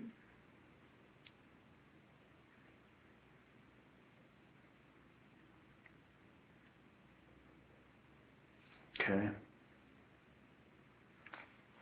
Does Trent work weekends? Yes. Not in the summer, but he does in the winter.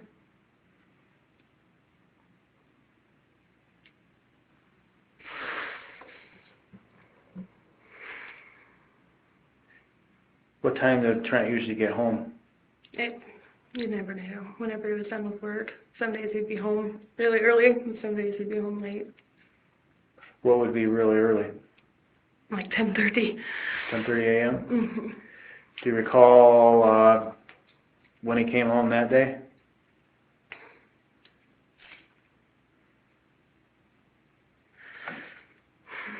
Well, yeah, it had to be around noon, 1-ish, because the kids were napping. I'm sorry, I'm freezing and my jaw locks up when I'm cold.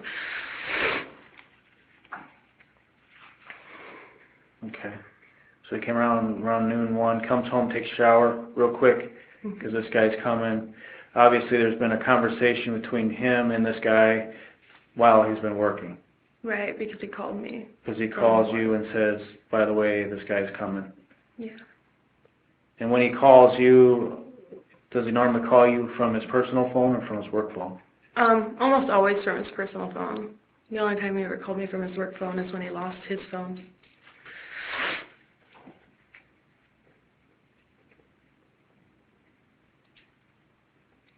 And he calls me constantly. Okay. Have you seen anything of this guy since?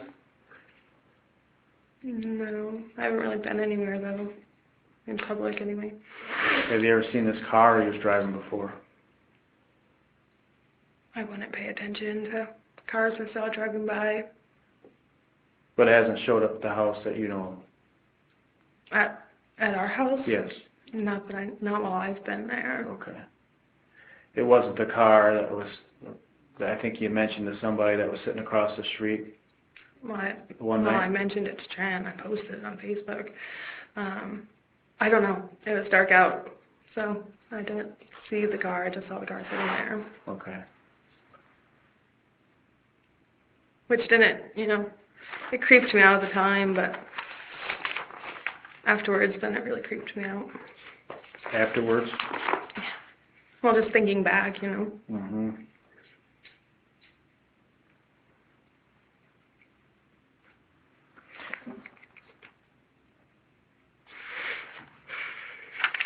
So on the 5th, the day before all this happens, what's going on that day?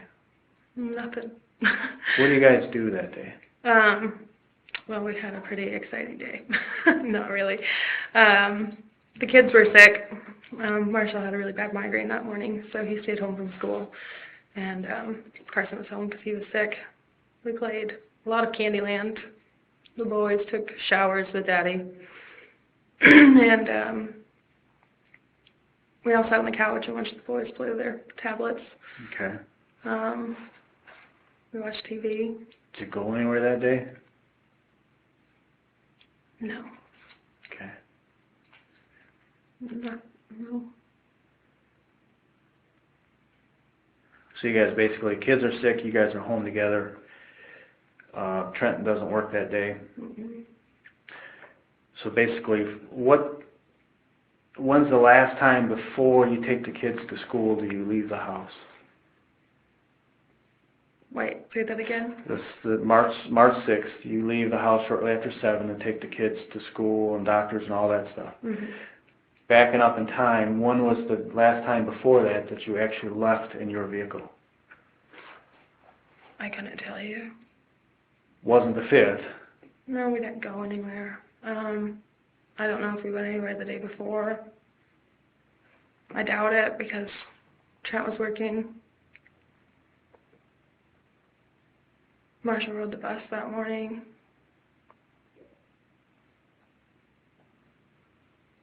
Don't remember going to the store or anything like that on before? Not that I know of. Okay. I don't know. I just, I don't think about when I leave the house Right. and when I don't. But Carson was sick, so I doubt I went anywhere. Okay.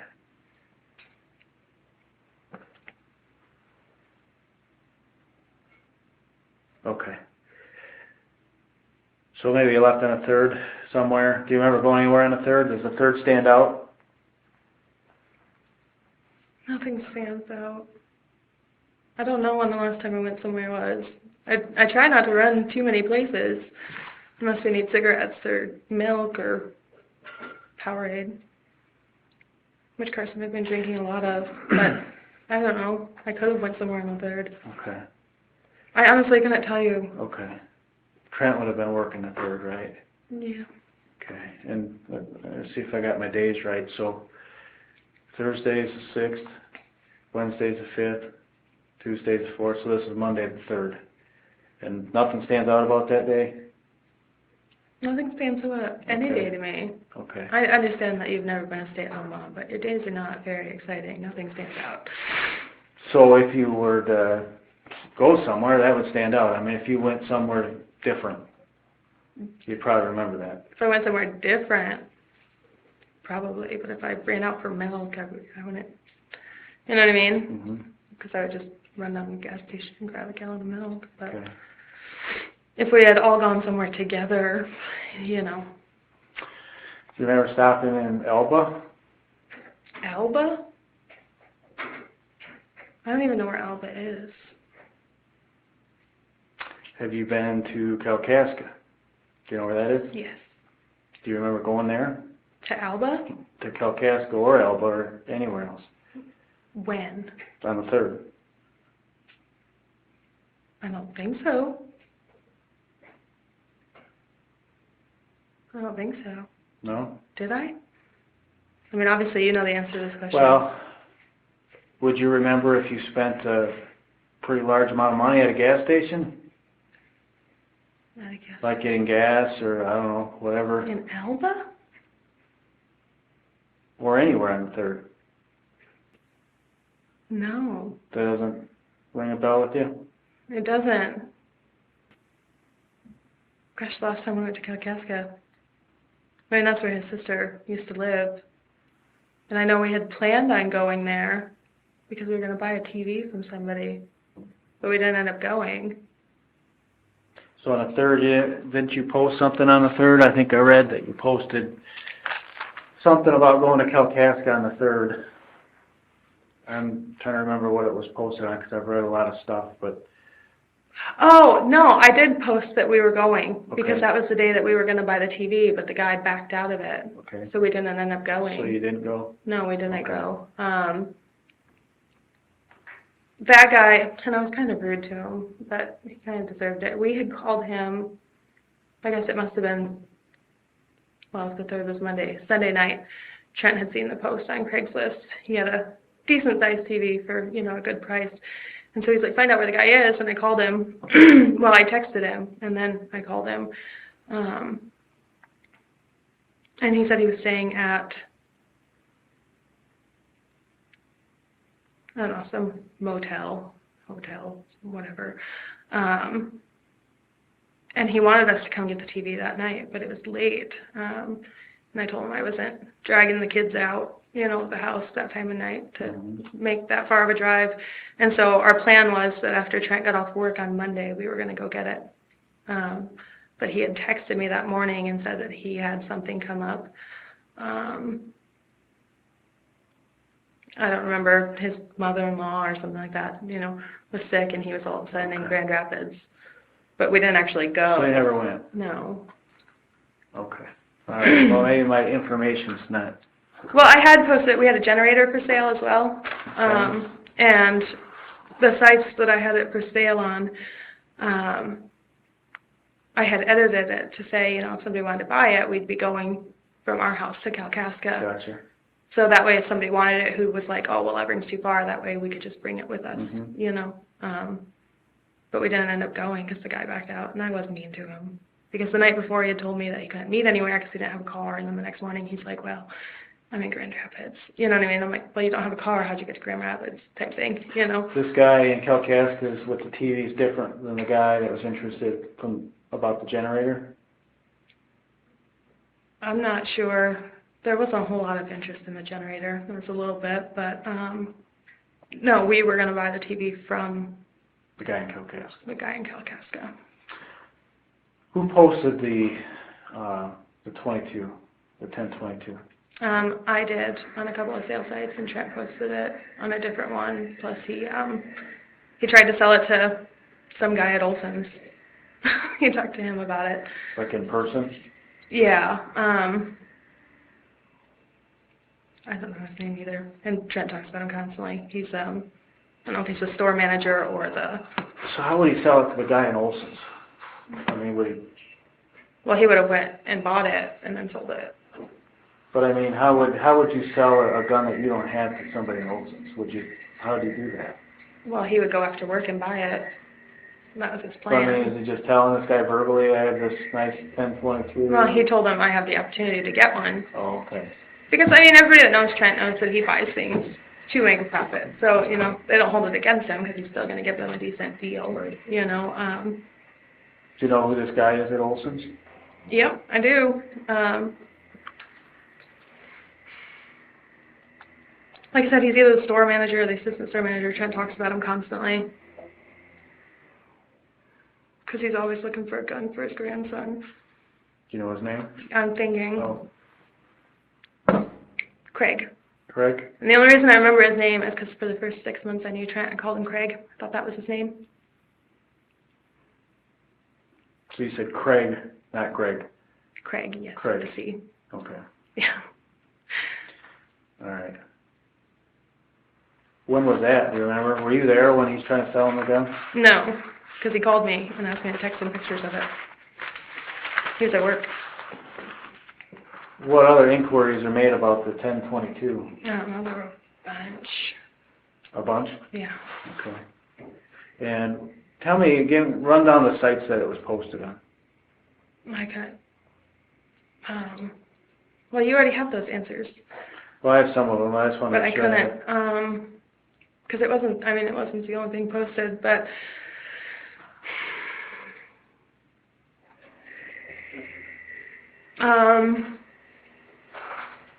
West Michigan Guns, I think it might be called. I don't know, only a little preview shows up on the box. There's a big one. There's a lot of numbers, but the people are all over the state, and that's why I posted about going to Kalkaska. Northern Michigan Guns and Ammo. And then there were a couple in Sheboygan. Sheboygan buy-sell trade. And I don't know if those are the whole entire name of the site, but and then Sheboygan Sportsman, and I think that might be it. I'm not sure. Okay. Any of these inquiries, were you involved with them? Some, yeah. A guy offered to trade us some coins for it. Someone offered a muzzleloader, which, I don't know, that sticks out because nobody wants a muzzleloader. Like, to try and sell a used muzzleloader just doesn't work. I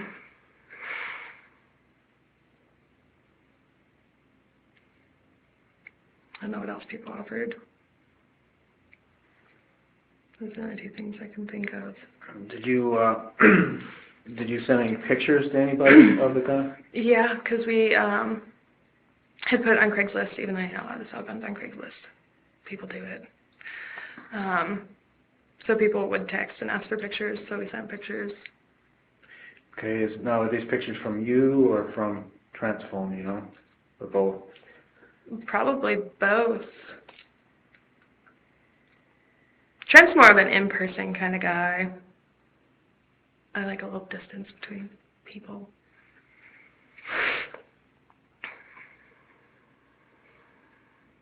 Anybody else come actually over?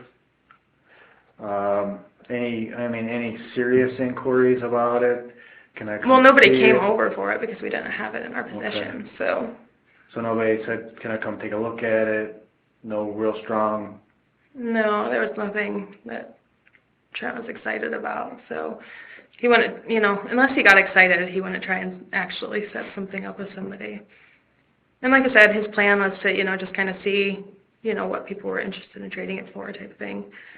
And then he was going to get it. So, or if somebody offered him, $250, which would be doubling his money, which is what we had posted it for sale for. Mm-hmm.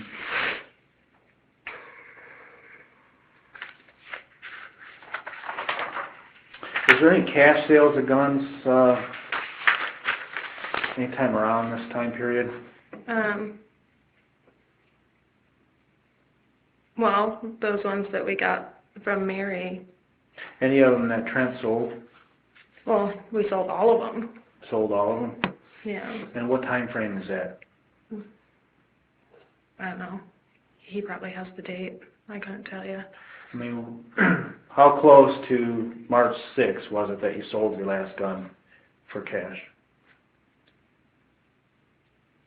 For cash? Mm-hmm.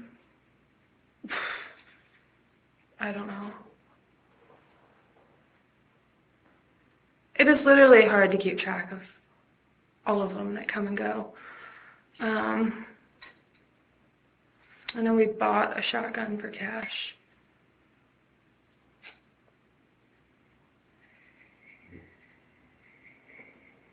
Bought it, did you sell it?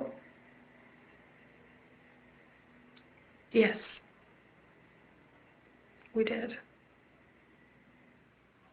And I guess that wasn't too far before. Maybe a week or 2 weeks. Okay. Do you remember anything about what kind of shotgun that was?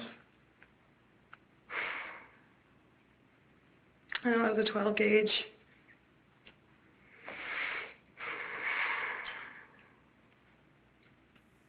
I was trying to picture it, I'm sorry. A Remington 870. Did you take any pictures of that gun?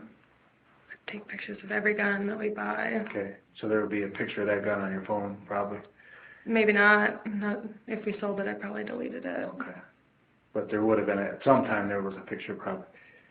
I try not to, and I mean, you'll see it when you go through it, but I try not to clog up my pictures because I have so many.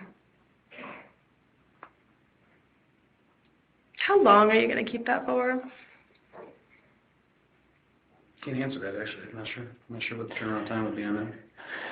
Yeah, it's hard to say. No, that's okay. We understand that cell phones become lifelines for people, but They really are a lifeline for me. I know. I have a But we sick want to child. make sure that we have every bit of information that we can that may help us figure this thing out. No, and I'm totally fine with that. I just didn't know. I don't have any of my sister's phone numbers or anything. And I'm just thinking about the funeral tomorrow, and I can't call any of them because I don't know their phone number, you know. Except for the one I'm staying with.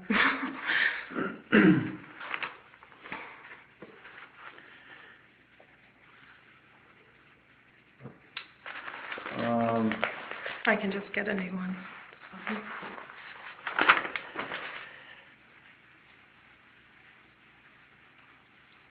I said it from the get-go that I wanted to be helpful, so I don't care that you have it. I gave it to you to make a copy of from the get-go, which you did. Well, we appreciate that. Believe me, we sure do. Like I said, you are our information line right now to what was going on in your guys' life, and that's why we're trying to figure this out, trying to figure out who you had contact with, who he was talking to. You know, these things are very rarely just some passerby, stranger guy, or whomever that stops in and kills somebody. That's just not the way it works. So that's why we want to dig into your life a little bit and figure out what's going on, who you're communicating with, who do we need to look at. You know, and that's why I'm asking you as in as much detail as you can describe this person that came over with this weapon and how important that kind of stuff is. Is there anybody else like that, any other circumstances, any other people that have been to the house recently?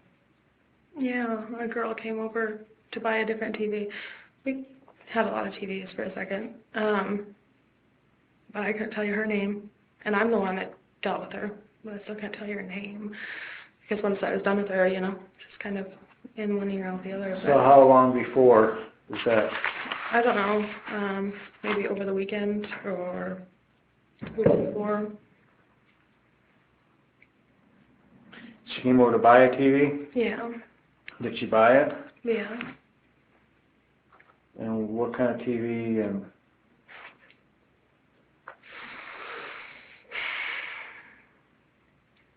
It's an Emerson. It's a 39-inch. okay. How much did you buy it for? I don't know. Well, we had posted it for $300, and she offered me $250, so we met in the middle at $275. She really didn't get a very good deal. Don't remember her name? I don't, and I talked to her a lot because she wasn't sure if it was going to fit in her TV cabinet. How did you communicate with her before this all? On Facebook, and then I gave her my cell phone number and she texted me. Give her directions to your house? No, I gave her my address.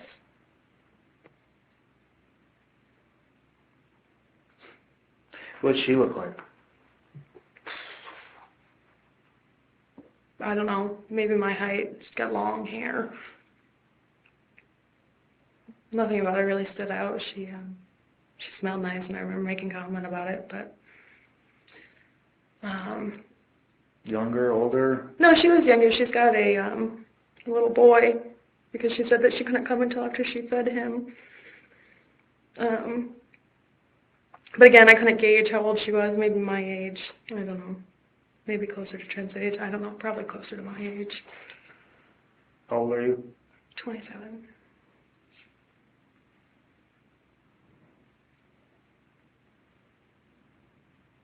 How'd she How'd she keep her hair? I have no idea. She didn't have a bad haircut? No, she had beautiful hair. Yeah, I'm really sorry I made that comment. No, I don't mean it that way. I just looking for things that stood out about her. Said she smelled good. She's got beautiful hair. She's about your age. Yeah, she was just really nice, but I didn't pay much attention. Glasses. How'd she dress? I don't know, jeans, jacket. She had a hat on. Her, I don't know, her boyfriend or husband came with her, but he didn't get out of the car, so I never even saw him. She just said that he was in the car. Remember what kind of car she had? Yeah, a van, because I helped her load the TV. Remember the color? No.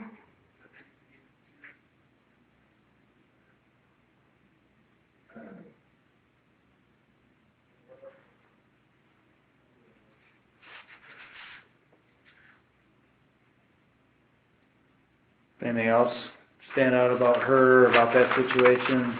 No, she was a really sweet girl.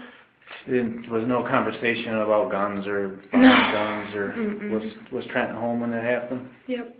I told you I don't let strangers come over when Trent's not home. Well, I didn't know if maybe because of the female that would be different. Yeah, but I didn't know she was bringing somebody. You know what I mean? Like, I don't know, Trent, he likes me to be safe.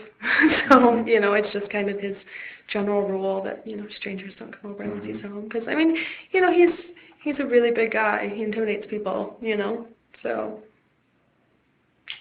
he would scare me. I wouldn't, How often do the dogs get put into the pole barn? Whenever they were being naughty. Recently, quite a bit, because, like I said, Pepper she didn't stop, ever. And, even when we were trying to go to sleep, Trent lets Mocha sleep on the bed with him, and it drives me nuts, but whatever, because as long as she's on his side, I'm fine with it. But then there's Pepper, who's jumping up and down. She just learned how to jump on the bed. And Trent just got sick of it, so they slept in the barn for, I don't know, a week. We didn't put them out on the nights that it was god-awful cold, but, like the 30 below nights, we tried not to, but, if we couldn't, we were sleep-deprived as it was because of Carson, so, we just kind of got sick of the dogs just being crazy, and we figured, the barn's there, they can sleep in it. So that, pretty much that whole week, you said they've been out there. Yeah, well, and if Mocha's in heat, they stay down there, so it's just kind of on and off. It depends on how Pepper's being, really. Just, she's a puppy, and I get that, but she's crazy. Do you remember Trent? Does Trent talk to anybody else about this 1022? Probably everybody else. I mean, he goes around saying, "Hey, look at this gun I got for sale," basically. Yeah. You would have had to meet him. Like, you would know everything about him and everything he had for sale, even if you had just met him. Like, it's just the kind of person he was. It's just, that's how he does his thing, I guess.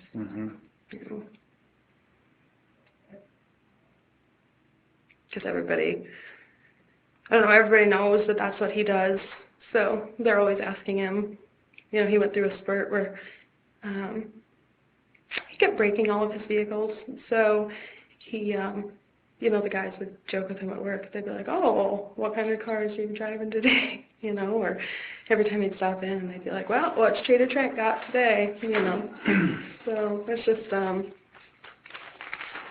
he liked to do it, so he was excited to show people. What do you know about what happened? What do you mean? What do you know to this day? What information do you have about what happened to your fiancé?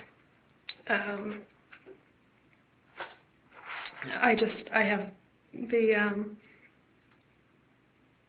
what's on his death certificate. And what is that? That it was a gunshot wound to the head. Okay.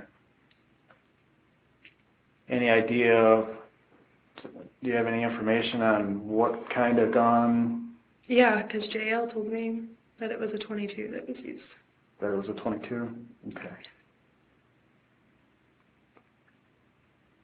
Anything else?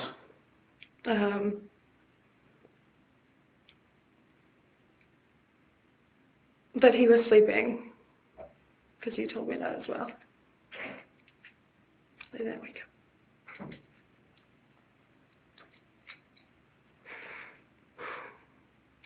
Okay. Do you have any reason why somebody would do that? No, I don't. Because Trent is, he's the nicest guy.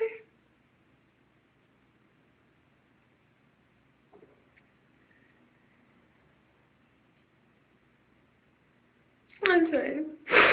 That's okay. I'm trying to be tough and not cry because I'm so sick of crying, but... And I know you did it on purpose, that's what you do. Did what on purpose? Make me say it out loud. What happened to him? No, I just want to know what you know, that's all. I'm not trying to make you cry, and I'm not trying to do any of that stuff. I mean, I just curious as to what you know. That's what I know. Okay. I didn't know where he had been shot until I picked up his death certificate, but, I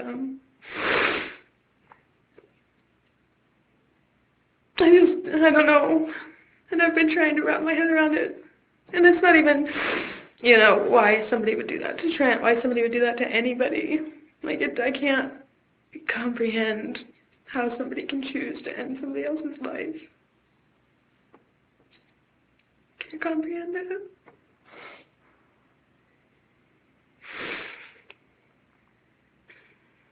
But Trent didn't make people mad that I knew of. He didn't make anybody mad. He made people happy. That's what he did.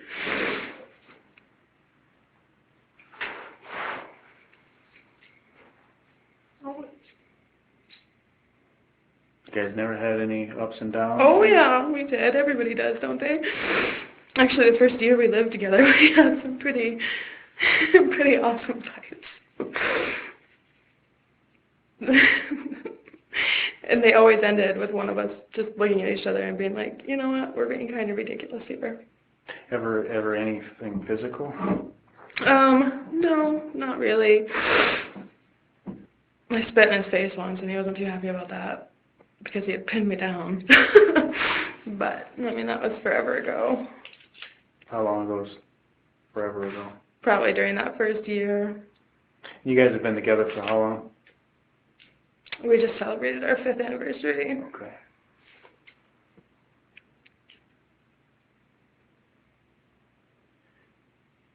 There's a picture on, I think it's on your phone, what I've seen, of the back of somebody's neck with a scratch. That's Trent's neck. That's Trent? Yeah, Trent is constantly covered in cuts and scrapes, and I always ask him where they come from. And he had those on the back of his neck. Well, whatever day I took the picture, I can't tell you, and he couldn't see it in the mirror. And I was like, well, where'd they come from? He's like, well, what do they look like? And I tried to explain it to him, and he didn't understand, so I took a picture of it and showed it to him. Did you figure out where did it come from? No, I don't know. He doesn't know? No, I have no idea. Because they look like fingernail scratches. That's what I said! But he chews his fingernails, and he's constantly got a sharp edge somewhere because he likes it for scratching his back. Mm-hmm. So he thought maybe he did it while he was scratching. So it wasn't from some altercation with you or anybody else? He didn't say, I was in a fight with somebody? Or... No. Okay. Mm-mm. I wouldn't scratch somebody. Well, sometimes it can be purely accidental, or sometimes it could be the dog, with this. It could have been the dog. I don't know. That's knows? the thing. He constantly had gouges and scrapes, and he just never knew where they came from because he was so used to them. He didn't even notice it happening. He came home one day and he had a huge scrape across his back, just all the way across it. And I was like, oh my gosh, what happened to your back? And he had caught it on a shelf at work, so he's always getting injured. Him and the kids literally call me Dr. Amber.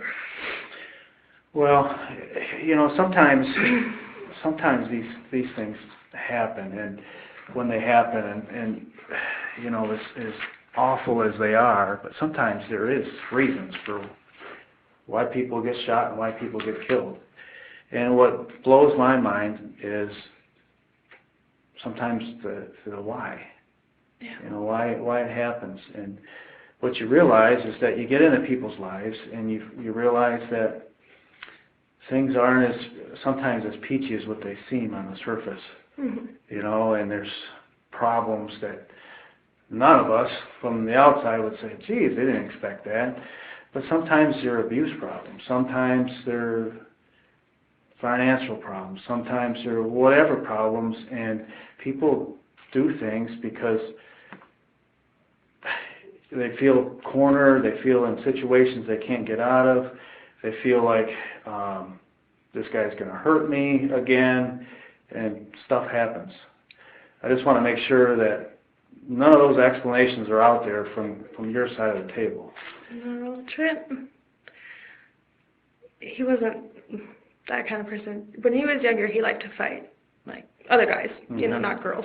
But he liked it. He said he liked to feel punching somebody. Like, he's had more scars than, you know, I care to talk about from that, because he just would pick a fight with somebody. But I don't know, he was like that in his drinking days, but I mean, never toward his girlfriends or anything like that. But he wasn't like that toward me, because I wouldn't tolerate it, you know. But we made it a point to not even argue in front of our children, you know what I mean, because we both grew up with parents that were very loud or very physical, and you know, we didn't want that for our kids, so we didn't do it. And we never really, we never really had big fights except in the very beginning, and that's just because we're both very stubborn people, you know, and when you're learning to, we just had a lot of stress in our lives with, you know, we had Marshall and we had a new baby, and, you know, it was, you know, just trying to figure out that balance, you know, of teamwork. And well, tell me a little bit about your financial life. And what about it? I mean, you guys, I understand that the house may be in foreclosure. Yeah, I just found that out, so I didn't know. You didn't know that? No, Vern called me about it. Who handles the finances at the house? Mostly Trent. I pay the electric bill and the satellite bill and cell phone bill, but the big stuff he handles. Okay. So. What's the big stuff? The house? And the car. Cars? How are the cars? Are they behind or? It was, which you already know, but it's, you know. Do you owe on both your cars or just yours? Just the one. Because that's what year is your Malibu? 2010. Are you guys able to make ends meet between paychecks and all that stuff, or? Sometimes, yeah. Do you have credit card issues, anything like that? Trent has some credit cards. I don't know, you know, if they're paid or not. Okay. So these would be Trent's credit cards? Yeah. In his name? Yeah. Do you have any credit cards in your name? No. When I was in college, my mother took out a bunch of her utilities and credit cards in my name, and she never paid for them. So I don't think I could get a credit card if I tried. And I dispute them every year because, you know, I have proof that I lived in Indiana during that time, but they just stay there. What cards are those? How many cards are we talking? My mother? Yeah, that you said your mother took them out in your name? Yeah. While you were in college? And her utilities. I don't know how many, quite a few. Like how much money are you talking? I honestly couldn't tell you the totals. I think I don't know, maybe a few $1,000s, maybe more than that. Because I know the one bill to, what's that utility company, DTE Energy, is like $600. That's to say that I owe them, but I lived in Indiana, so. She did it to my other sisters. she's just kind of Any other major debts that you and Trent have? No. Any outstanding bad checks or anything like that? No, we paid those. What ones are you talking about? That were out to Williams's. What's that? The gas station. Okay. And what bad, there's a bunch of bad checks there? Yeah, but they've been paid. How much? I don't know what the total was. When were they paid? I don't know, a month or so ago. A month or so ago? Yeah. So prior to Trent passing? Yes. Any other ones out? Not that I know about. What do you guys do for entertainment? What do you mean? Well, what do you guys normally do? I mean, you gotta take a night out once in a while with the kids, right? Yeah, Trent likes to go to the casino. He likes to go to the casino? So What- do his parents. With his parents? No, I said so do his Oh, parents. so do his parents? You guys both go then? Yeah. You gamble? Yeah. Yeah? I don't like it. You don't like it? No. I gamble on my phone. You gamble on the phone? Yeah, because it's, just a game. Does that cost you money? No. What do you play at the casino? Like, what do you mean? What kind of games do you play? Slots? Yeah, slots. Cards? No, not cards. I don't know the rules to cards, It's a lot easier to push a button than it is to figure Is there one casino you go to? Or? out. St. Ignace. That's it? Just St. Ignace? Well, I mean, that's like the normal. But, I mean, we've been to Brimley. We stayed there not too long ago. They had a overnight stay package. Mm-hmm. So that was like, we don't get away often because Yeah. I have anxiety over leaving the children. So we did that. That was in Brimley. But sometimes Petoskey, but Trent don't like it there. So. Do you guys have, what do you call the players cards or the pre-clear cards? Is it the same in Petoskey as it is in St. Ignace, or are those different tribes? I don't know. Different cards? Yes, different cards. Okay. Who's the bigger gambler, you or Trent? Definitely Trent. And what does Trent play? No, we play together. Oh, you play the slots together? Yeah. Oh, okay. I don't like to go to the casino. Like, I don't, but when we got together, that's what he did for fun, so I went with him, So it's not you? You wouldn't describe it as you that likes to go to the casino and play the slots, it's Trent? If it was just me all by myself, I would not go to the casino and play slots. Like, that would be... What you're saying, you don't go to the casino without Trent? No. And typically it's, if you go to St. Ignace, is that a day trip for you, or, I mean, would you normally spend the night somewhere, or just go there and come back? Just for a date. Yeah, just get a sitter for a few hours. Okay. It is really cold in here. It is a little cold in here. No, it's really cold in here. My fingers are like purple. So, Speaking of my fingers, you didn't take my engagement ring. No. I was just asking. Why you ask that? Because it's missing. It's missing? Where was it? On my nightstand. There's actually 2 rings. And don't get me wrong, my engagement ring is important to me, but the one that's really important to me is the other one that's missing. And Trent and the kids got that for me for Valentine's Day a couple years ago. Can you describe these rings? Well, the one that they got me for Valentine's Day, it's a square. I don't know. I mean, like the tan line has gone away. It's maybe about this big. And it's black in the center. It's got a few black diamonds in it. And then it's got white diamonds on the outside. And Would you have a picture of that on your phone? I bet you there's one on my Facebook. Because I posted it when they got it for me. Okay. That was at Valentine's Day a couple years ago? Yeah. It's silver. And then my engagement ring, it wasn't anything fancy. It was just a little quarter carat princess cut diamond on a gold band. And these are on your nightstand? Yeah. You don't normally wear them? Oh no, I do, but in the winter my fingers shrink up so they fall off. Okay. And I lost 2 engagement rings. You lost 2? I lost the first one, I felt really bad, but they didn't cost us a lot of money.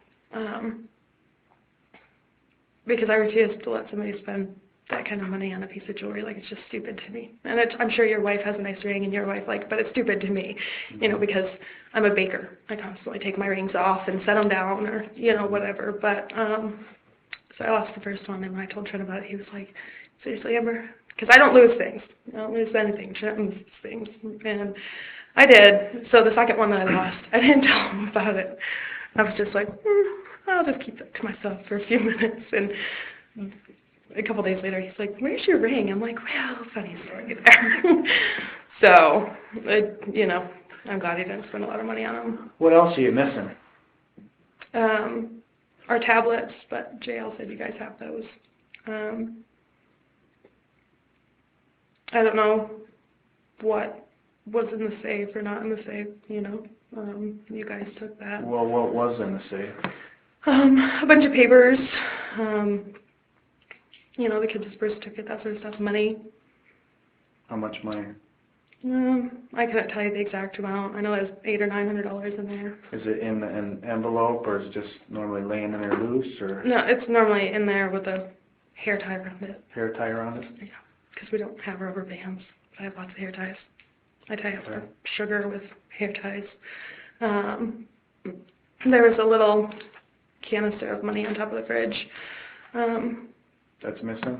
Yeah, it's not there. I don't know what you guys took. I have the list of what you took, but to read somebody's handwriting, it doesn't look like chicken scratch to me, so. But yeah, I couldn't buy my rings. Trent had a ring that he hasn't worn in forever. I couldn't even tell you the last time he wore it, but that's not there.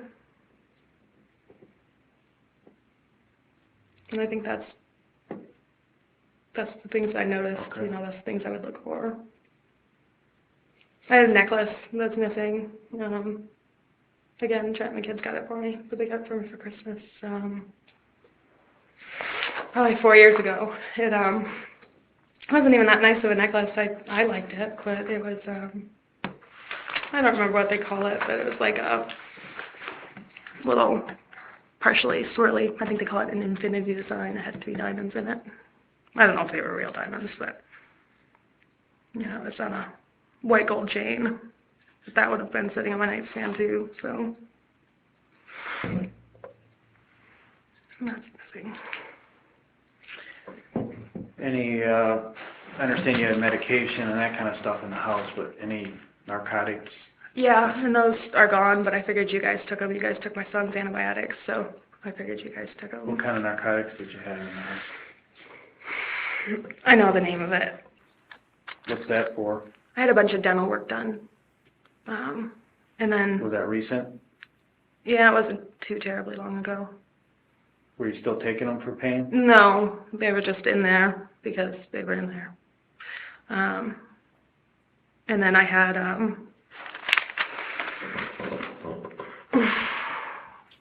threw out my back shuttling, the muscle relaxer.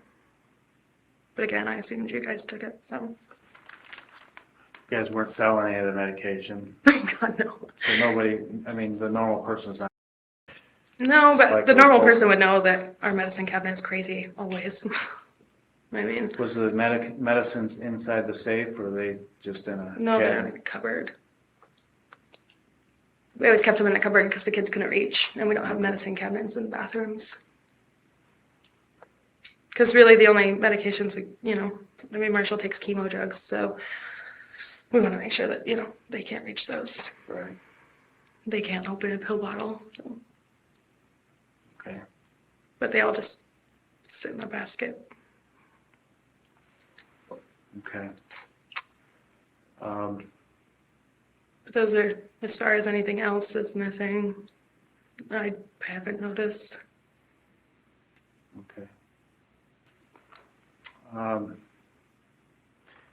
Talk to you for a second. We're just gonna step out just for a minute, okay? I know you're cold. You want to get out of this room. I understand. It's a little chilly. But then I just want to talk to him for a minute, and then we'll be right back in, okay? Okay, but what's a minute? Because last time he told me a minute. It was like an hour. No, it's not gonna be an hour. Might be 3 minutes. Well, we both agree that it's cold in here. You need any water or anything, or you okay? Fine. Okay. Jail just had a couple of questions that he Yeah. wanted to ask you. Yeah, just as Mark said, part of the major part of this investigation is to dive into your life. We've not lived with you, we don't know who you are, so, and part of that is to, dive into the financial aspect, okay? And, financials for a couple can be, hard, all right, but, as I look through your bank account with him, is it the one from Huntington? I mean, I notice a lot of, I guess there's a lot of odd things at that bank account that maybe you could help explain. Okay. And one of the ones that strike me when I look at it is, was Trent aware of all the loans that were going on in your bank account? Yeah, he took them out. He took those loans out? Yeah. Okay. And you're absolutely certain that he's the one that took those loans out? Yes, because I was sitting there with him. Okay, and what do you mean by that? Tell me about that. What do you mean I was sitting there? Sitting there with which loan? All the loans? Well, I would assume so. Okay. Were your name tied to those loans at all? Not that I know of. I'm not sure. Okay. Well, he has an 11-minute conversation on Monday with the debt collector. All right? On Monday, right? Yeah. And do you know which one that was? No. I know he told me about it, too. I can't tell you who it was. Okay. I know he told me about it when he got home from work. Okay. And was he aware of that loan? He wasn't surprised by it. I know he told me about it, so. Okay. What I'm saying is that were there any loans that he was surprised that his name was attached to? What I'm trying to say is that if I were to talk to this debt collector, okay, and if this debt collector tells me that he was unaware that his name was attached to these loans, okay, would that surprise you? Yes. And why is that? If he was unaware that his name was attached to them? Meaning, he has several loans on there, and you're saying that he's the one that got all the loans. You didn't get any loans.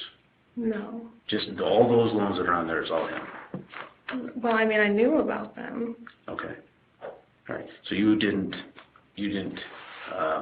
get any loans in his name that he wasn't aware of. No. Okay. Are you absolutely certain on that? I'm positive on that. It's not something I would have done. Have you ever done that before? No. Okay. You never open up a loan in somebody's name and they not know it? No. My mother did that to me. Right. I wouldn't do that to somebody else. Okay. Well, what are all the loans for? What's that? These loans that we're talking, I don't know much about it, and I apologize, but what are they for? I couldn't tell you. I didn't handle most of the finances, so it was just something that,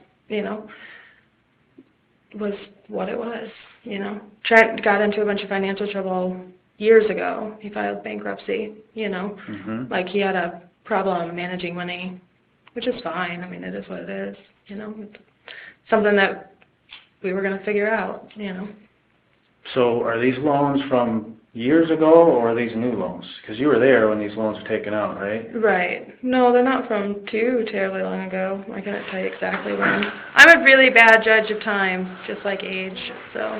Well, here's the thing, Amber. You're sitting there getting a loan with your fiancé, and you don't even know what they're for? Well, because we needed money. For living expenses, or for covering house payments, for cars? I couldn't tell you exactly what for. Trent just said that we needed money, so. But you got $800 to $900 sitting in a safe? We did recently because he had just, sold that chainsaw and that TV, and, so that was just money that hadn't, well, either one of two things would happen. You know, it'd either go into the bank or it would get used to buy something else. And so none of these loans, you didn't take any of these loans out in your name. I'm just trying to, do you have any loans in your name? From recent? Yeah. Like, I don't know, how recent are we talking? 5 years, I don't know. No, Okay, I don't. all right. Do you have a problem with debt collectors calling you? Well, they call me, I don't know, because there's like this, I don't know, like a bunch of different numbers show up, and say they're Michigan numbers, but when you answer it, it's like some foreign person, and then you Google it, and it says that they're just, you know, like, I forget the name for it, like phishing scams, but like with a PH. Well, it's obvious that we have phones and we have records to your phones, and as I look at those, you have several debt collectors calling you a day at some point, and he has one on Monday for 11 minutes. Mm-hmm. And the debt collector is... For everything, well, not everything, but most things, Trent used my phone number because I was the one home. Okay. It's just like the Craigslist thing. Like, I was the one home, able to talk on the phone or take messages or whatever else. So. Okay. So Trent's surprised on Monday that this debt collector is calling him. Okay. And knows nothing about this loan. Okay. Says he knows nothing about this loan. Okay. And you say that will surprise you. That would surprise me. iTunes. You talked about iTunes. When I talk about iTunes? Yeah, you said you gambled with it, right? No, I On said your phone? played games on my phone. Oh, I thought you said you gambled on your phone. Yeah. Okay. It's not iTunes, it's just a game that's on my phone. Okay, well there's several. I know there are. That was ridiculous. What are those? My kids have the password to our phones, and they play with my phone constantly. And I tried to call iTunes about it, and then I tried to block the purchases through Apple because you can. I don't know. There's a way to block in-app purchases. Okay. And so eventually I changed my password, and then I don't know if the kids know our passwords for everything. So did you change your password recently? No. I don't know how recently it was. And I'm not to, it's no surprise that I'm going to get that information here pretty soon as far as what was purchased Yeah, that's for your fine. iTunes. But do you know the last time that they did that? Did what? Made a purchase on iTunes? Yeah. It was just the other day. Marshall stole my phone. And I didn't even know he had my phone. I heard him giggling in bed. What did they purchase? What's that? What did they purchase? You know what? I can't tell you what it was. I saw the charge for it, though. And it was like $3.17. Okay. Well, what do they normally purchase? You know what? I don't know. There was a game on my phone for a while. It was a Bart Simpson game that they were playing. And I don't know what they were purchasing. So I didn't realize that that they weren't turned off, the in-app purchases. Okay. All right. And so you're saying all those purchases were your kids? Yeah, because I didn't purchase any ringtones or anything like that. Well, some charges are $20 to $50. Yeah, I know. Okay. Because when it pops up, the option pops up, there's just like a button that you click. Mm-hmm. You know what I mean? For any of the games. So that was a stressful situation for a minute there. But, I mean, it is what it is. Marshall, he spent so much time in the hospital that, little things that he can do just laying there. He's a very lazy child. That aren't too taxing on his hands. That's what he likes to do. So constantly you would turn around and he'd have your phone, Mm-hmm. and he would take, he'd sit down and play games, or he'd take 100 pictures, or... Who is Brendan to you? Brendan is a guy that I used to be engaged to. Okay. Did you ever take out a loan in his name without him knowing? No. If I knew and proved otherwise, would you be surprised? Yeah. Okay. Right. I have a hard time with your financials. I think that I think you got yourself into a rut, and I'm a little concerned about that. Okay. And when we talk about these loans, and we talk about what name or what phone number or what's purchased, whatnot, doesn't make a lot of sense to me based on what the information that I've received so far, okay? Okay. So I think that you got yourself into a little rut, and certainly like to talk about that. And if you're, as I spoke with you before, I mean, anything that's dishonest at this point, we're going to have a problem with down the road, right? Right. Okay, and if there's any dishonesty about the loans, it's not a big deal. It truly is a big deal. I'm just trying to make sure that you shouldn't see a reason to be dishonest about the loans, about anything else, because that's not, I'm just concerned about it myself. And if I have Trent, who's surprised that certain loans are taken out in his name and he not know it, that could be a cause or be an issue to your rut or the rut that you're into. Right. So I just want to make sure that that's... Well, Trent and I were pretty honest about everything with each other. So, I mean, it was just kind of one of those things that, I knew from the beginning that, he wasn't, because even when we first got together, he owed his parents a bunch of money, and we had to, we paid off that debt together. It just was what it was. We weren't going to let money stress things out,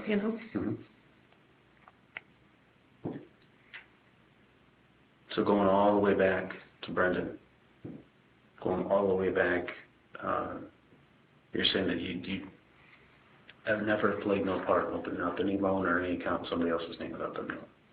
No, I have not. Okay. And any loan that's out there now, it's Trent's, not yours. I mean, when Mark had asked you a question about your finances, you made ends meet.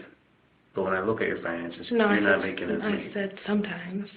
Well, it's looking like none of the time when I look at what's going on. Okay. And you say that that Trent does most of the finances, but any phone transfer from saving to checking is done through your phone. Right. Okay. So he's not doing all the finances. Okay. Or is that correct? Sure. Okay. So like I said, we're transferring savings to checking to cover iTunes purchases or covering loans and covering just things, shuffling back and forth is all done through your phone. Right. And you're saying that Trent took If anybody that you ask, Trent is, he's the boss. Like, that's all there is to it. So if Trent, tells me to transfer money, I transfer money. I mean, it's easier for me to do those things. How would he normally ask you to do that? Just tell me to do it. All those transfers? Yeah. You're saying that every single transfer that you got, every well, cash not every, advance, not every transfer ever. I think you like to confuse me. I'm sorry. I just. These questions are pretty simple. I'm not trying to No, confuse you. I agree that they're simple, but I'm not saying that every transfer ever that Trent specified for me to do. But if he told me to do it, then I did it. All right. Well, there's several transfers a day sometimes. He tell you to do that? Would he text you, say, transfer $200 out of checking, or just get out of savings into checking? Well, he would. Yeah, he'd tell me what to do. So. Okay.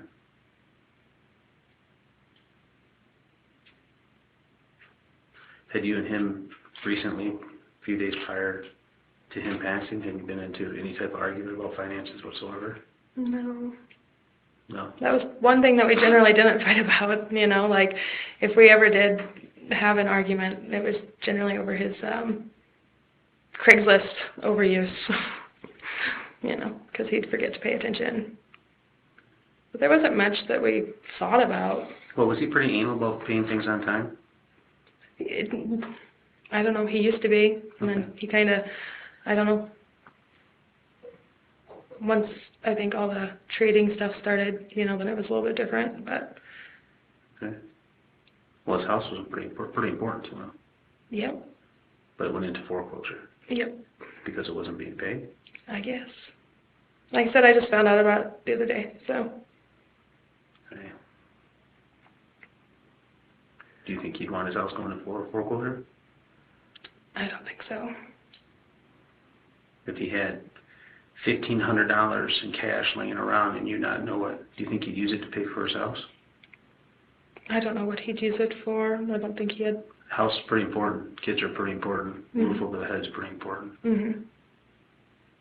Yeah, I don't know. Maybe. Dignity is pretty important. Yeah. So if there's $1,500 that is just laying there in cash you didn't know about, it'd probably be used for the house, I would assume. I would hope That so. would be the last thing I'd want to lose. Right. All right. Well, that is the case. What's that? There was $1,500 that was hidden in the pole barn. And if he knew that his house was in foreclosure, if he knew that these loans were catching up to him, I would assume that he'd use that to pay. I don't know. I didn't know that there was $1,500 in the pole barn. I know. But so what I'm trying to say is that much of what you're telling me doesn't make a whole lot of sense. It doesn't make a lot of sense to me either. So when we talk about loans, when we talk about, I mean, it's quite obvious that Mark and I are going to find out how loans were taken out, who were they to. I already know about as far as phones being used or your phone being used to transfer from savings to checking and those shuffling. There's so much shuffling back and forth of money in your accounts. Mm-hmm. And so it doesn't make a whole lot of sense. And I think that this thing's finally caught up with you, Okay. the financials. And I think that I'm pretty confident based on information that we've received that Trent was starting to learn things that he didn't know. Okay. Such as that phone call made on Monday. It's pretty important. It's an important phone call. And I'm just curious to know if he confronted you with those things at any time. No, he told me about it. Okay. He told you about it because they were looking to collect a debt, or he told you about it because he wasn't aware that the loan was open? No, he told me about it because they were looking to collect a debt. Okay.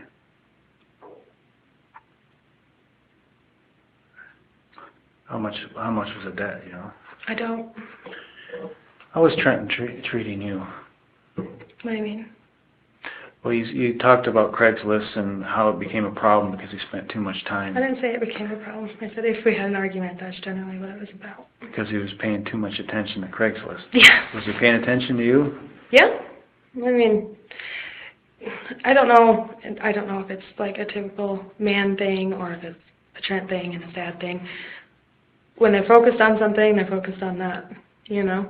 But, if you just told him, hey, you're not paying attention, he would pay attention.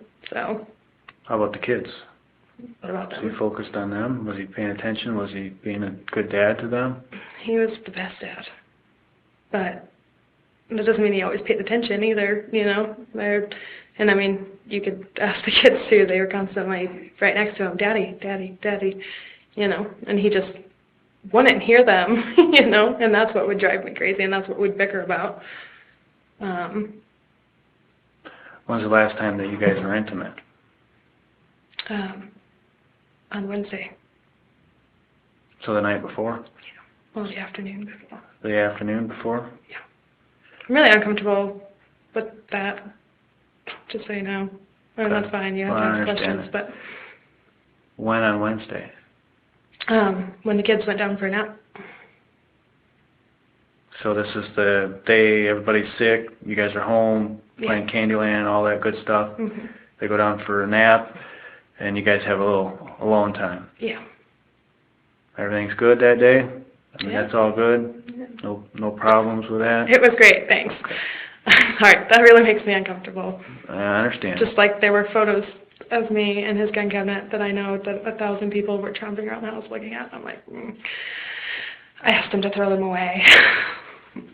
I'm uncomfortable talking to other people about stuff like that. Well, do you understand the importance of the financial issue? No. And there's some serious questions. Obviously, JL's asking you some pretty straight up, straightforward questions about your financial situation. What I'm afraid of is exactly kind of what he was trying to express to you, that if you're not being honest about something like that, that's obviously, this is something, I know this is personal, this is kind of like asking you about your sex life. Your finances are personal to you and to Trent, so it's not comfortable to talk about. But if you're dishonest about it, Right. then it starts building. Well, okay? I can't make you guys believe anything you don't want to believe. I can just answer your questions.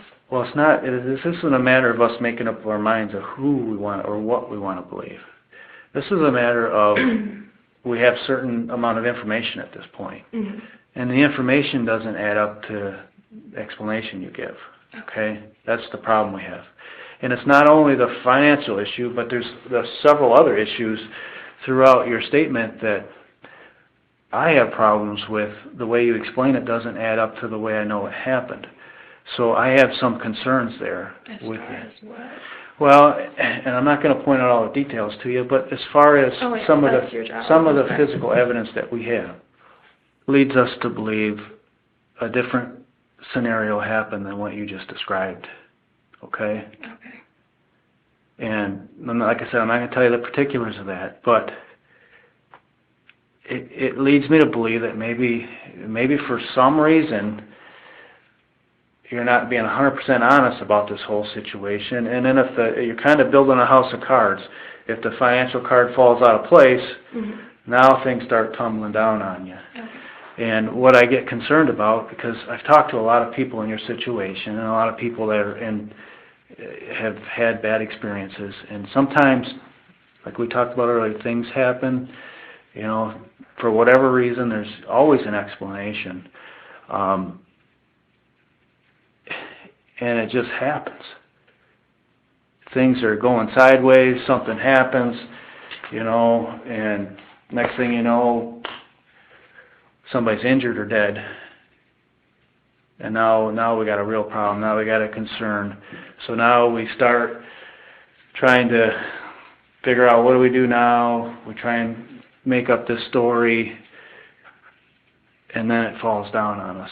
And then our explanation never comes out for what happened, and maybe there's a darn good reason for what happened. I don't know. And I've seen it where it's like I was talking to you earlier about it, you get blindsided with the reasons. And you're like, geez, I never expected this out of this person. Never thought that this was going on in this house, and you realize why things happen, and it changes the whole scenario. I don't want you to be living in a house of cards. I don't want this to come crashing down on you for whatever reason. I don't know what that reason could be. My whole life has already come crashing down. Well, I understand that. I understand. You don't? Well, I do. I do, and I don't because I'm not in your shoes, but I do because I've sat in here and I've talked to people in your shoes many, many times. And it happens. I understand it happens. There's all sorts of reasons. I just don't want you to get caught up in not telling the truth about one piece, you know, because I'm embarrassed, because of whatever reason, and have this thing come crumbling down. This is your opportunity to be totally honest with us, completely. And if there's something that you haven't been totally honest about to this point, we need to straighten it out before you leave here today. Okay, well, there's nothing that I haven't. Okay. Because you understand the process that we got going on. This is No, I don't understand the process. Okay, well, let me explain it to you a little bit. This is a piece of the process, is to talk to you, get all the information we can from you. Behind the scenes, we got all sorts of people working on this thing that you don't know about, you probably never know about, but this includes people from the laboratory, forensic science people that this is what they do. They study, analyze. Everybody's probably seen CSI at some point in their life. No. Well, crime scene investigation stuff. Right. Okay? There's always, virtually almost always, some forensic evidence left behind. Okay? Which starts to tell a story. Mm-hmm. Those pieces get put together with the pieces of the guy that's working on your cell phone right now. Mm-hmm. the guy that's looking at Trent's cell phone right now, the guy that's looking at all the buy-sell trade stuff right now. Mhm. You know, these things start to pile up, and pretty soon there starts to be some focus, some direction, some place where this thing is going. Mhm. I don't want that place to be you without an explanation, okay? Okay. That's what I'm afraid of, Okay. because that's what can happen.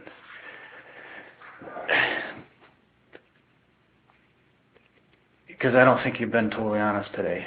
Okay. I really don't. And that's what's going to come back and haunt you. It always does, believe me. Believe me, the truth always comes out in the end. It always does. Mhm. And if you're part of that, you know, then you got to pay the consequence without ever an explanation, without ever your side being told. Okay. And so far, you've said there's nothing like that. You're sticking to no abuse, no reason, nothing for your fiancé being shot in bed. No, I don't have a reason. I would like to know the reason for that. Did you handle that 1022 at all? Yes, we all did. We all did. I Did told you you. did you shoot it? Yes. Okay, because that's new. Oh, I didn't think that it was new. I thought that we were all out there. Yeah, you did, but you never mentioned you shot it. Okay, tell me about shooting it. Well, everybody shot it. Everybody except for Marshall, I guess I should say. Okay, so who's everybody then? So tell me who everybody is that shot it. Carson and me and Trent. Okay. And the guy we'll call the friend, because we don't have a name, is standing there? Yes. Did you load the weapon? Did I load the weapon? Did you load it? No. I don't know how to load it. But you know that the magazine goes in the bottom, right? Well, I watched Trent. You watched Trent do it. And that weapon leaves the house that day. Yes. Doesn't stay there. No. It's not leaning against the sliding door. No. Not in the kitchen. Next to the shotgun. No. No, because I set the shotgun there because it was on the table. It was in the way for dinner. And what shotgun was that? I can't tell you. It was one of two. It was either the Winchester or the, I don't know, there was a crappy, well, I guess it could be one of three. There's crappy little 12 gauge and a crappy little 20 gauge. The Winchester was sold by then, was it? Or was it not? We never sold the Winchester. Never sold a Winchester? Mm-mm. It's okay. The Remington 870 is the one that you sold for cash. Yes. Bought for cash, sold for cash. Yes. Winchester's was still at the house. Yes. So when you shot the weapon, where were you at? With everybody else down by the barn. By the barn? And what were you aiming at? A KitchenAid box. A KitchenAid box? Yeah. From like a KitchenAid mixer? Yeah. Target on it? No. Just a box? Just a box. Did you hit it? Probably. I don't. How far away from the box are you? Not far. We showed Carson that it wasn't scary. You know what I mean? So, I can't tell you how far. I don't know. I'm bad. From here to the door? No, further than that. Here to that wall? No, shorter than that. Here to the end of the table? Maybe. I don't know. Maybe as far away from the door. So maybe 15 feet from the door? Approximately? Something like 15 feet. Yeah, maybe. Okay. Might have been further. I don't know. And is that the general spot where Carson shot it from? Yeah. Okay. That's where they would shoot their BB gun. I mean. You see the importance of telling me that you shot the weapon? No. You don't see the importance of that? I didn't realize I didn't tell you. So, like I said, we were all out there. I just assumed it was. Well, that kind of information is important. First of all, because when we locate this weapon, and we will, to determine, well, is there a reason that your prints would be on the weapon? And obviously there is, right? Right. So that would make it very, very important. Okay. Okay. It's concerning to me that you don't think that you're sitting here telling me that that's not important. I didn't say it wasn't important to tell you. I just figured you would have made the assumption we were all out there.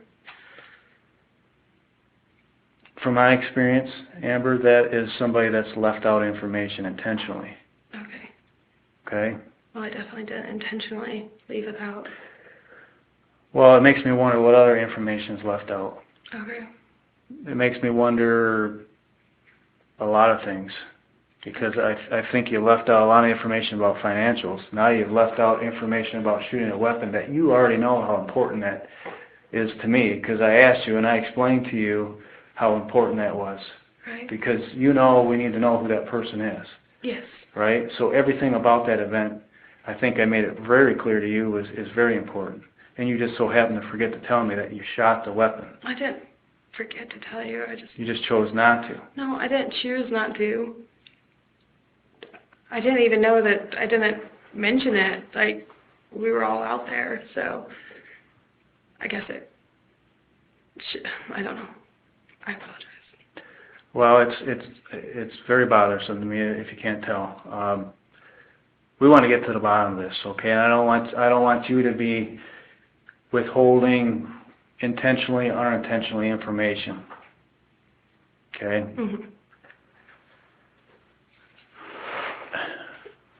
Again, I think there's more to your story that we need to talk about. I think there's more to this perfect life that you I didn't say we had. Well, I'm not saying that, but you're portraying it as we don't fight.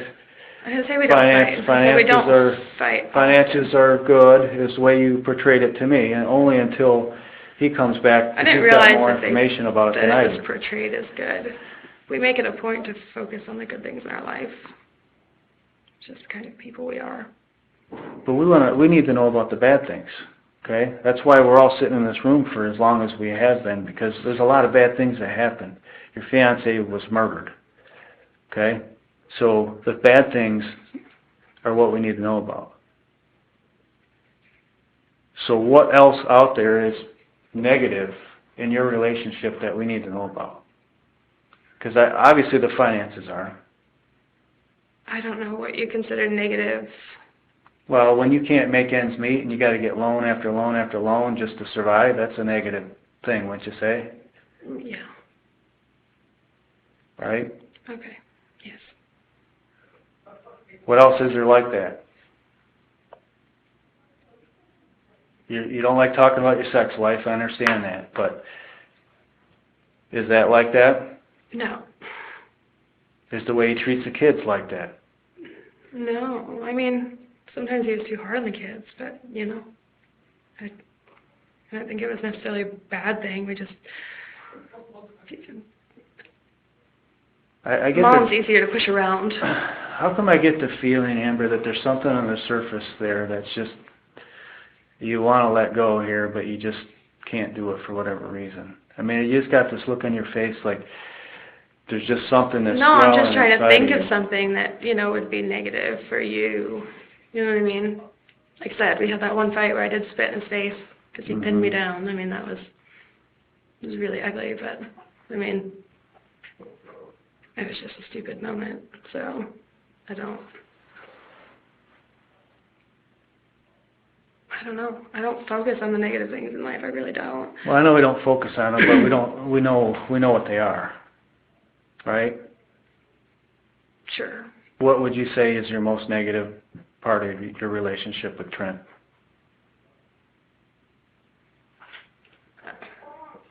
I don't know. There wasn't really anything negative recently. You know, I mean, we got along.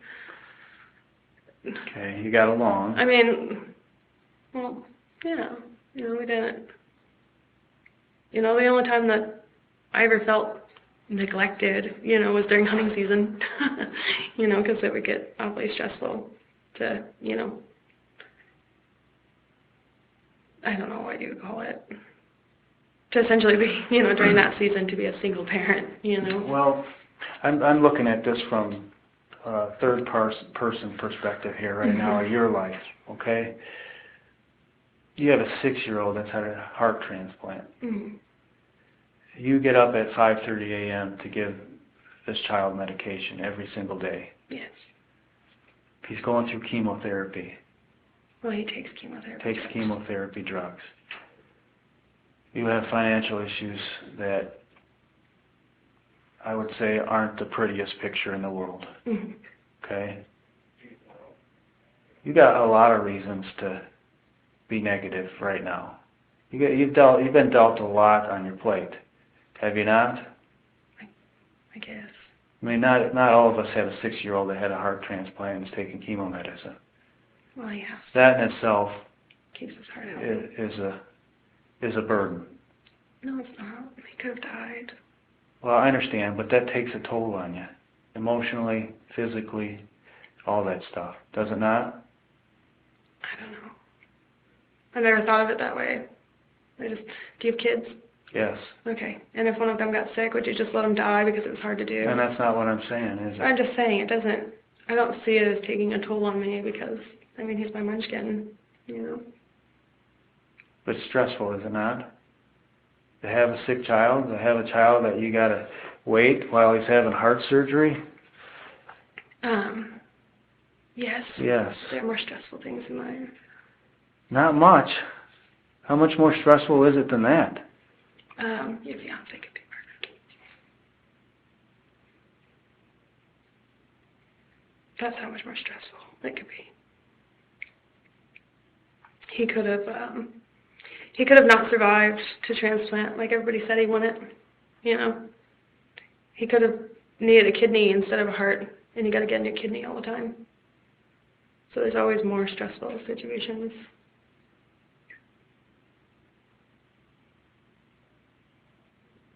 I don't think of him as a burden. And I'm sure you wouldn't if it was your kid or And I wasn't saying it was a burden. That wasn't my point. My point was to say that you had some stress in your life. Yeah. You've been through some things. My whole life. You have some financial issues. It sounds like your house was going into foreclosure whether you knew it or not. The walls were caving in. They really were. You know, you can't sit in a loan office in multiple places getting loans and not realize that this is coming. That just adds to all the other stresses that you have going in your life at that time. Mm-hmm. My life has been stressful since the day I was born, so stress doesn't really, doesn't get to me. I mean, it does, but it's not. Ever since Marshall got better, we've made a point to find something to be thankful for every day, rather than sit around and pout because your life sucks, you know. I don't know. We're pretty firm believers that life could always be worse. That's like the mantra in my household. Do you have anything to do with the death of Trenton? No. Nothing? He's my best friend. For a long time. Him and the kids are the only people that I knew I couldn't live without. So how do we prove that? Proof. That you didn't have anything to do with it? Well, I wasn't home. And, you know, as far as, like, legal proof goes, but I don't know. How do you know you weren't home? Because the time of death was on his death certificate. What's the time of death? 9. 9 o'clock? That's what it says. So that's what you're going with? Nobody's told me any differently. He was alive when I left. He may have been alive when you left. Even if you did shoot him, he may have been alive when you left. I didn't shoot him. He's the one person in this world that I could always count on. I literally don't know how to function without him.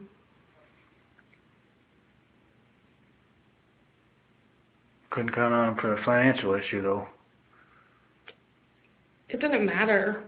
And I know it matters to you guys, but it didn't matter to me, because it's Trent. I knew he figured it out, That's what he did. He would figure things out.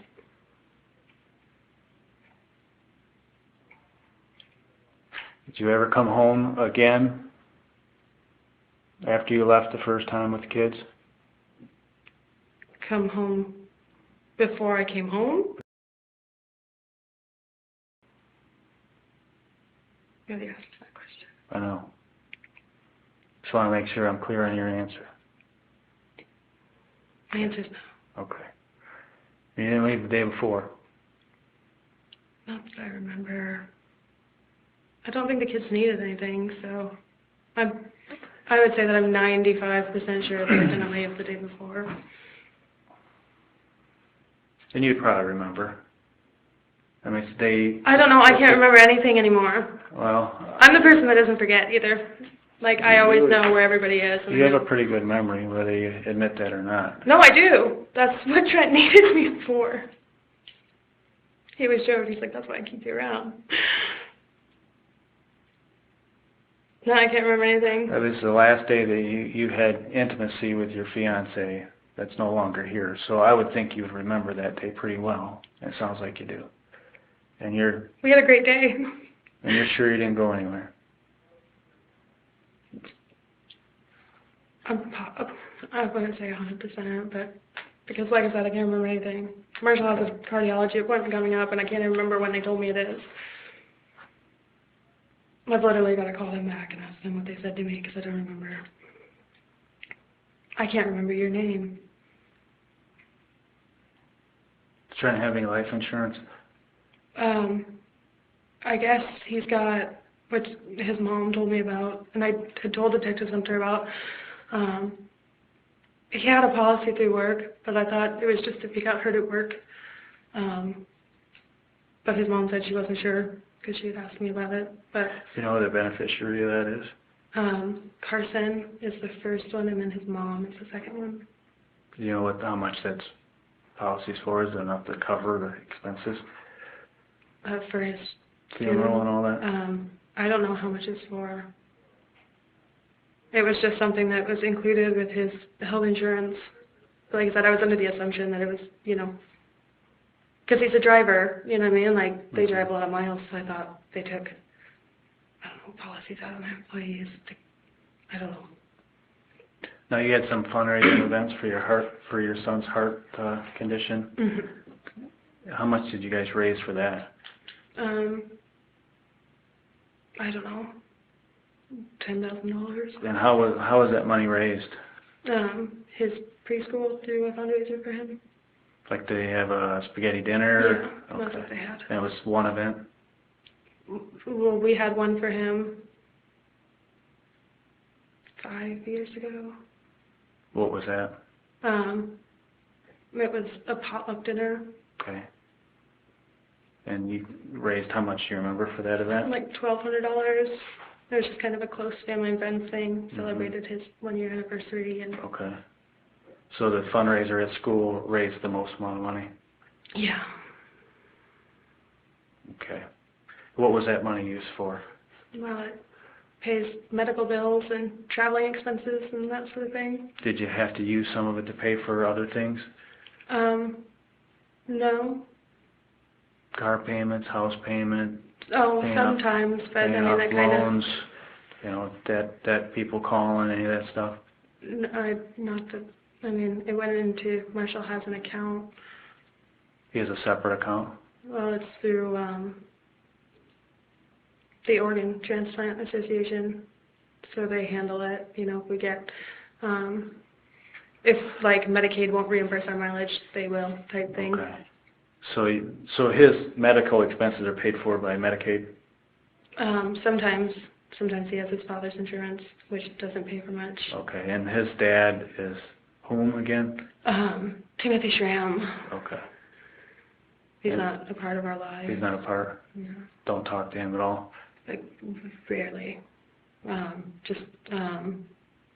last time that I actually had like a conversation with him on the phone was to ask him if we could figure out some way for him to sign off his parental rights. Would he do it? Oh, he'd be more than happy to. Are you collecting anything, child support? Yeah, he pays child support Does he pay? most of the time. It kind of depends if he's between jobs or not. Mm-hmm. Who are your closest friends? Trent's my closest friend. Which I know doesn't help you. Marcy and Jason. I guess. Marcy Bortz. Bortz? Jason who? I can't pronounce his last name. He's Marcy's boyfriend. He's Hawaiian, but he's got like a Mexican last name. Where are they from? Charlotte. They're in Hawaii right now. But What about Trent? what about him? Who are his closest friends? Well, Jim is his closest friend, but you already know that. So, What was Jim's last name? Knight, Knight? K-N-I-G. Oh, okay. Who else? Closest friends. I don't know. He didn't really hang out with people. There's people that I talk to, but Shannon across the street, he was a friend, but it was kind of like when they saw each other type thing. That's how everybody was. Jim was the person that he would go out of his way to talk to. They had a serious bromance.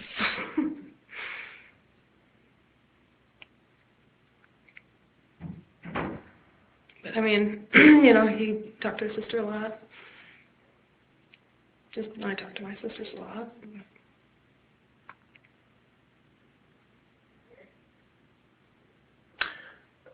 I listened to an interview that you did with JL. I believe it was in his car in the driveway still. Okay. And in that interview, your description of the morning before you leave was that you never mentioned, first of all, you never mentioned that you woke Trent up and had a conversation with him. Well, I didn't wake him up. He woke up. Okay. You didn't mention him waking up and having a conversation with him. As a matter of fact, you said that he was snoring so loud He was. that you didn't wake him up, and you left, and he would have basically snored through anything. He would. That's different than what you just told me today. Okay. Well, when you have time to sit around and think about the last morning that you saw the person that you loved, you can remember absolutely everything. When I talked to Detective Sumter in his car, I barely knew what was going on around me. Okay. And so if I forgot to mention that Trent kissed me goodbye, well, I apologize. He kissed you goodbye? Said goodbye, kissed me goodbye, whatever. I kissed him. Okay.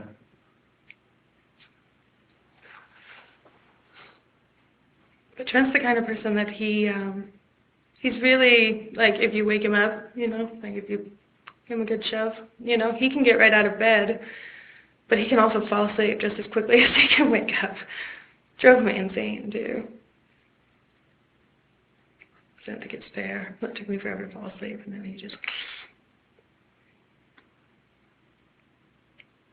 This is the first time you said you kissed him goodbye. Okay.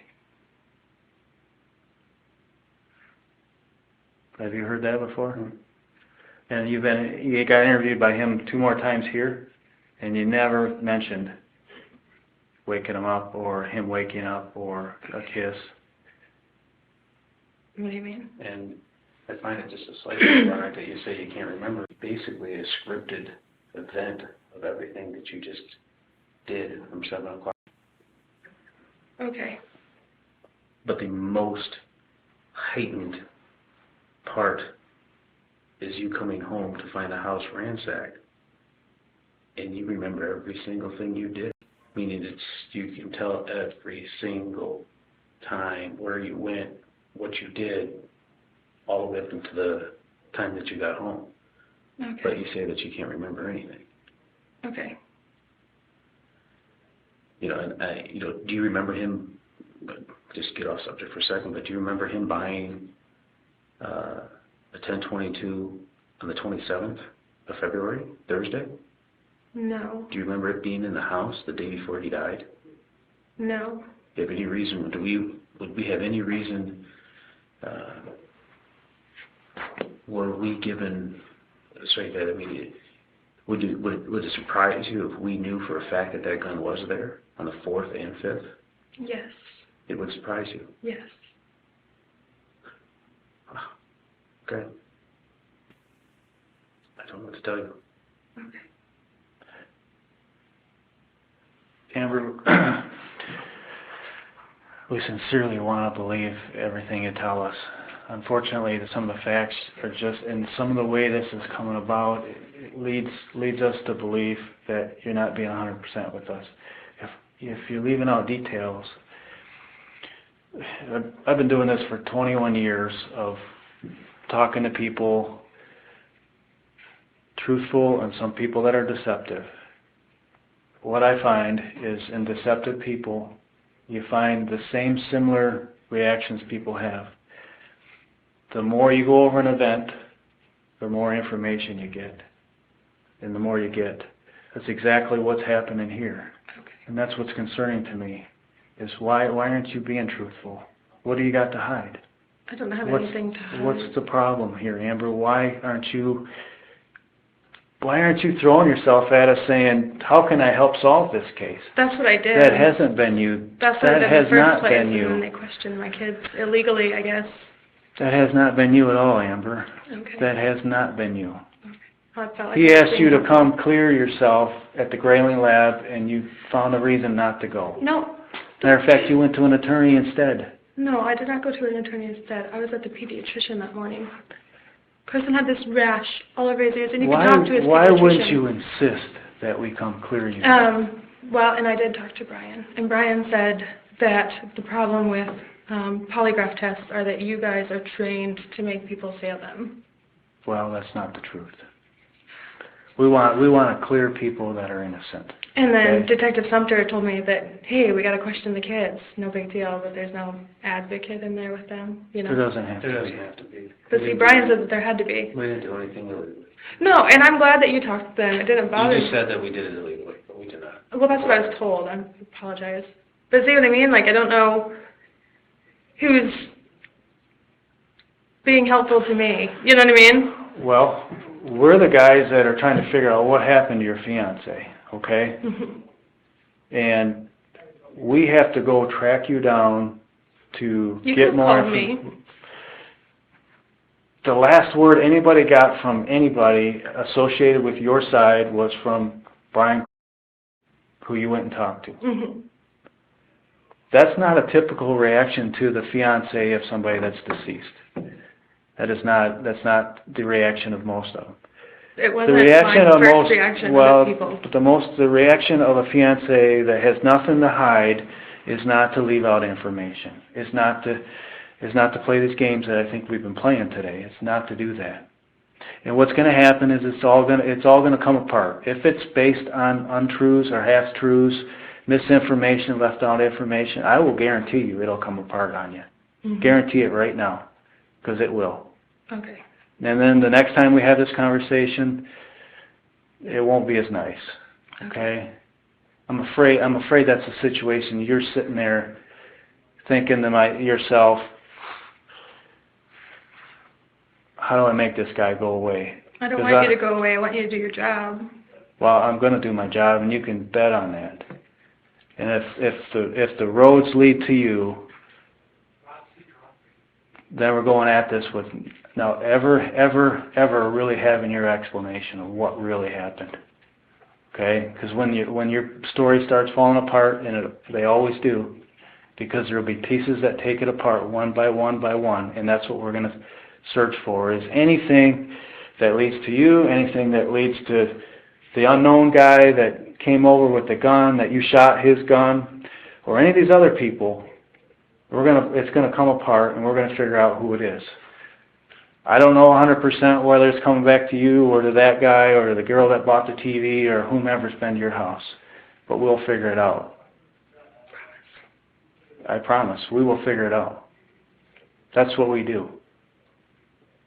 And we're not going to leave the murder of your fiancé unsolved. It's not going to happen. We will figure this thing out. But I'm cautious because I'm afraid that it's going to come back to you. I really am. That's what worries me. Because I don't worry about solving it, because I know we will. What worries me is you. Okay. And based on those things I told you. Kind of makes me want to be. Well, I'm sorry. No, you have to do your job. But the facts are the facts, Amber, and right now some of them are unexplained. And some of them are going to be explained. And right now some of it points to you. Okay? I would love to clear you out of this. So what I don't want to do is waste a whole bunch of time. But there's not any way to do that. Well, sure there is. And how is that? We know how to get a hold of you. Are you going to stay with your sister then? No, you don't know how to get a hold of me. There is no way to get a hold of me. Well, you're at your sister's parents' house, right? Just until Thursday. And then where are you going? To dog sit for Marcy and Jason. To where? To dog sit. Dog sit? They're in Hawaii. That's what I just told you. The people in Charlottesville? Yes. Sorry, I got the sun shining right in my eyes right there. You know how to get a hold of JL though, right? No, I don't have his phone number. It's in my phone. Okay. Well, I keep my whole life in my phone. Well, we'll get you JL's number so that you can let him know where you're at. Okay. And you're more than welcome to my phone. I gave it to you the first time you asked for it. The second time you asked for it, I gave it to you. So, you know, if it can be helpful, that's great. But no, I don't know how to get a hold of anybody. Okay. Well, we'll make sure you do. Okay? I wrote down the cardiologist's phone number. That's who I wrote down.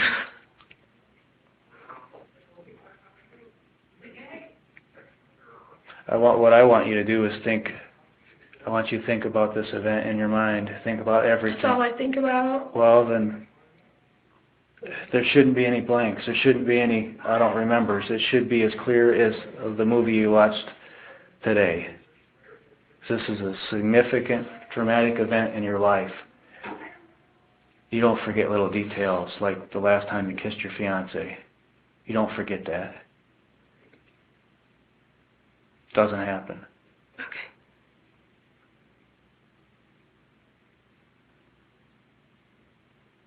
So.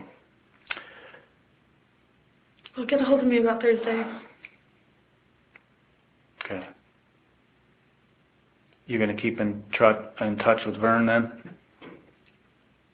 No, I don't have a way to keep in touch with anybody. You just mentioned earlier that you could get another phone. You have Yeah, but I have to find one.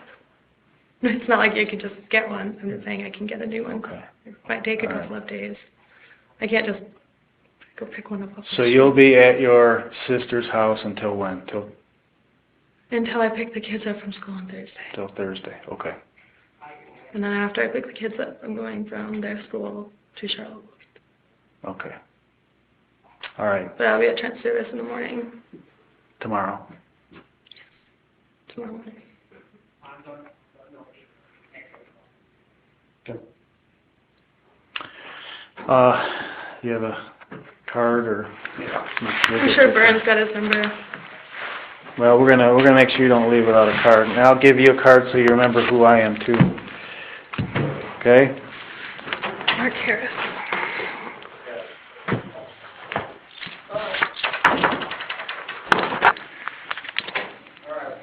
Okay, it's 6:40 p.m. Investigators search for the murder weapon, but are unable to locate it.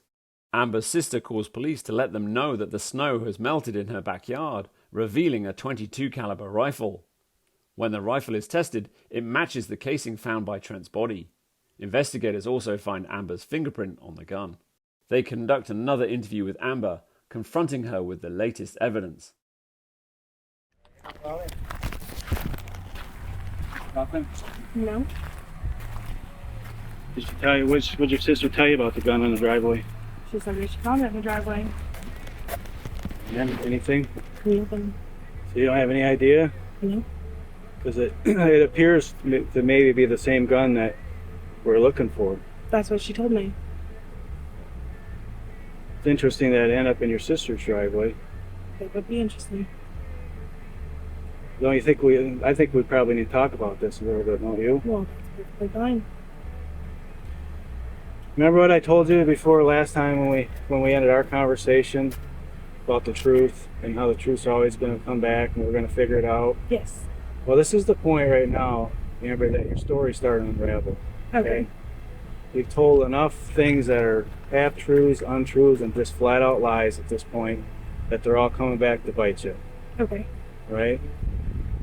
At this point, for us, in our minds, we're trying to figure out an explanation for why this happened. Okay? Mhm. This is your moment to give us the why. If you don't give us the why now, you may never have the chance to tell your side of the story. Understand that? I didn't do anything. Well, it's not working out that way, Amber, and you can continue to deny that, but we know that's not the truth. We've now collected the murder weapon that killed your fiancé out of your sister's driveway. Okay? And where do you think that is right now? I have no idea. That's at the lab being processed for a lot of different things, a lot of different trace evidence stuff. Okay? It's all going to come back to you. It's all already coming back to you. Your story that you told us is falling apart in the midst of all this. Okay. It's coming apart. I told you that's what's going to happen, did I not? I did. You can't let it ride like this. You got to give us an explanation. I didn't do anything. That's just simply not true. It's just simply not true. So why are you lying about all this stuff? Why do you continue to lie to everybody you know about this case? Why? I don't. Why are you lying to me now? No. You are. You're going to roll the dice and it's not going to equal out in your favor. Okay? We'll go in there and tell the story for you. And it's going to be about all the lies that you told us. And that's what's going to happen. So you never get your chance to say what happened. Is there a reason for this? Or is this your cold-blooded killer?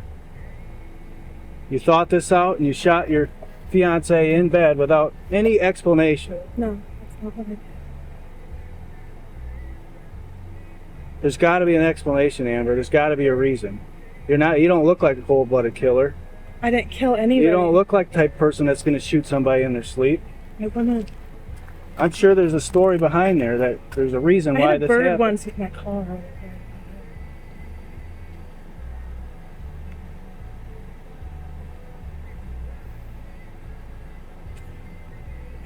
Telling you, Amber, this isn't going to work out in your behalf. Okay? If you want us to tell a story for you, we'll be more than happy to do it.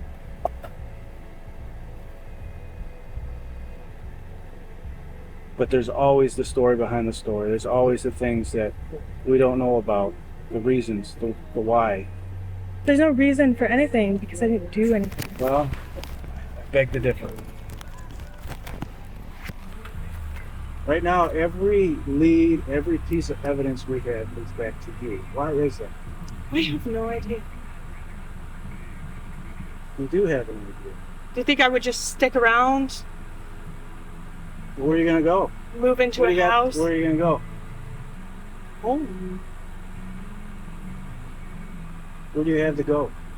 What do you mean? You got 2 kids in school, right? We can't just not stick around. Those are the 2 things that mean the most to you in this world. We know you're not going to abandon those kids. You better start thinking about them right now. I do Right nothing at but this think about particular my children. second, think about them. I don't do anything but Because your lies are not thinking about your kids. Because all it's doing is digging your hole deeper. Because that's what you just did.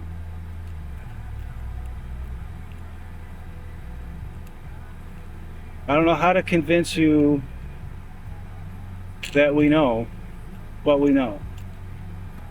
Okay? We know. The gig's up. We know. We're not looking for anybody else. We found our person, and here she is. And we've given you the opportunity to tell the truth again and again and again, and you refuse to do so because you're only thinking of yourself. You're not thinking of those kids. Those two things that mean the most to you in this life, you're not thinking about. You're only thinking about you. It's time to think about them. It's time to think about your family. It's time to think about Trent's family.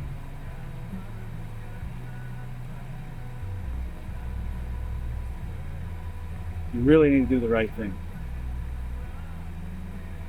And continue to play this charade is not going to work for you. I'm telling you, it's not going to work.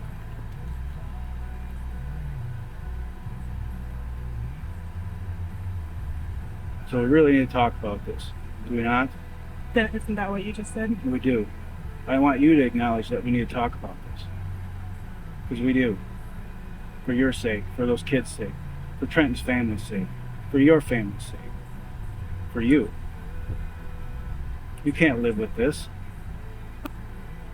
With it never getting explained why.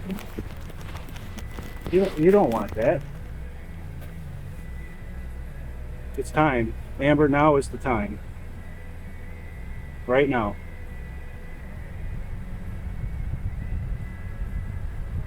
As hard as it is, as difficult it is, this is the time.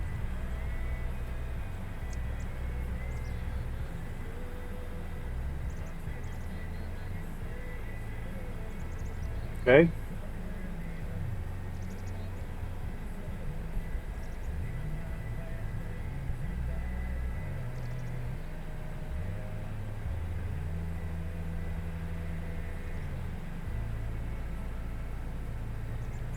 It's time, Amber.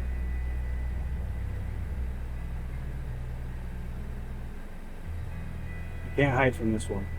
It's not going away. I'm not hiding from It's anything. not going away, Amber. You've asked me to talk to you. I've come and talked to you. I haven't hidden from you guys. I haven't hidden from anybody. Agreed. You have not. And we do appreciate that. But we still haven't been told the truth. And it's time. That's what it's time for. Well, I don't know what to tell you. Well, you start by telling me the truth. Everything I tell you, you don't believe anyway. So there's not really much use in me saying anything. Well, if you start telling me stuff that makes sense, that adds up with the facts, then I can start believing you, and I want to believe you. I want you to tell me why. There is no why. There because is I a didn't why. do it. Well, there is always a why, because you did do it. I'm telling you, you need to get to the why part. This is the why time. It's not a matter of if Amber did it or if Amber did not do it. Because Amber did it. No, Amber. Amber did do it. And it's time for your explanation to the world, to your kids, to your family, to Trenton's family. That's what it's time for. We're beyond all this other stuff.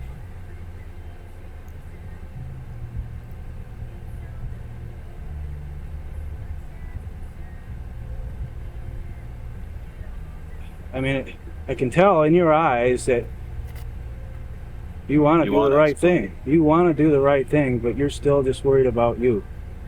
I'm not worried about me. I You didn't are. do it. By saying that, you're worried about you. I know that. The only thing I'm worried about me right now is the amount of anger that I have inside of me for you saying that I don't think about my children. You know what I think caused this whole thing is you thinking about your children. I think the shit hit the fan that night. I think probably Trent threatened to take those children away from you, or leave you, and I don't think that you could bear the thought of being apart from your children. And I think that you did the best thing. And that's a possibly really could. good theory for you to come up with. But I'm just saying. Trent would never threaten to take my children because he knows that he has no legal right to Marshall. Oh, I'm just saying that I think the whole reason behind this whole thing is you thinking about your children. I really do. And I think that the only possible thing that you could come up with is what happened. And if that's a, to me, that's a viable explanation as to what happened. It is. I understand that explanation. There's no viable explanation. I'm just saying, I understand that explanation. All right? But this is your time. This is your time to explain. There is nothing to explain. Remember, it doesn't go that way. I'm sorry. It doesn't. Just like my partner said, everything is coming back. You owe it.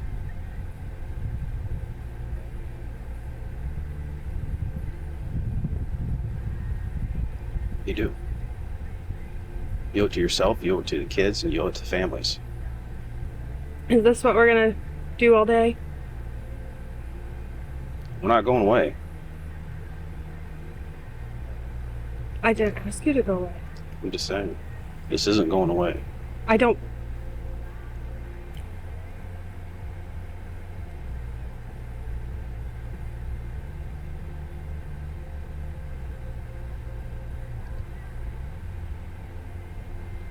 How are you going to explain the murder weapon being connected to you? How are you going to explain it? Not connected to me. It is connected to you. You've already connected it to you. It's already done, Nate. That's done. That's a piece of history. So how are you going to explain it? By the truth, by giving us the why. That's how you're going to explain that in the room. Otherwise, I'm telling you, him and I will get up and testify to your untruths, and that's what'll tell the story. So without your explanation, that's what you're stuck with. Everybody, including your family, like to hear the truth. I would like to hear the truth too. But you know the truth. You know it.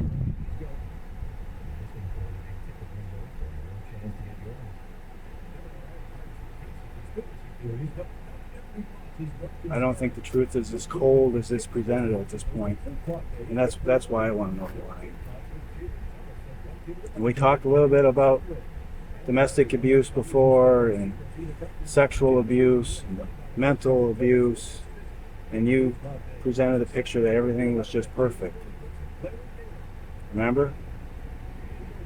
I don't think I presented it as perfect. Well, you presented that there was no issues, that everything was good. I don't think that's the case. I think that's where the why is myself. And I think that's what J.O. was getting to too, is there's always something that happens behind closed doors that we don't know about, that maybe sheds a little light on the situation and what was going through your mind, what could possibly cause somebody to do something drastic. That's what we're looking for at this point.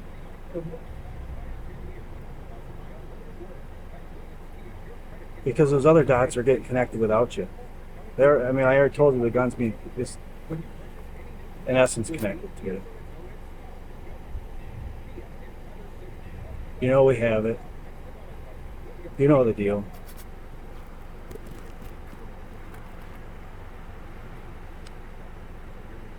We know you lied about the gun.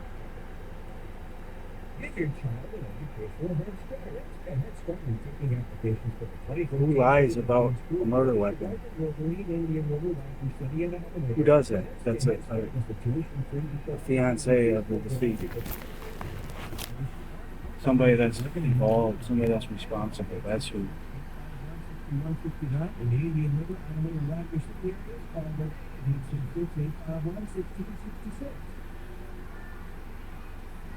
I don't know what it's going to take to convince you, Amber, other than that's just a little taste of the things, okay? I told you before, we got lots of people working on this thing, lots of people. Not just him and I, but lots of people behind the scenes are working diligently. We want to figure out what happened to Trent.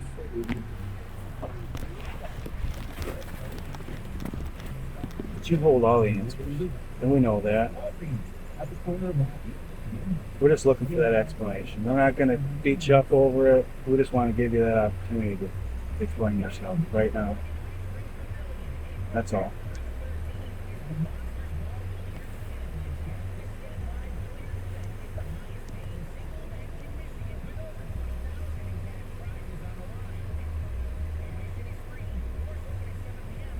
Is it possible it's a self-defense issue?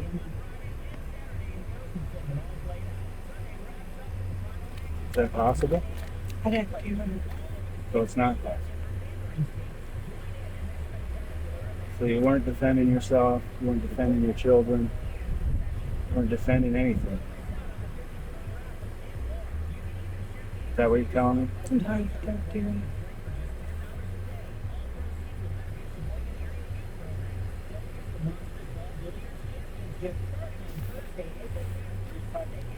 So where should we be looking? Connected you to the murder weapon. Where else should we be looking? Name one person. I don't know. Because there isn't anybody else to look at. That's the problem.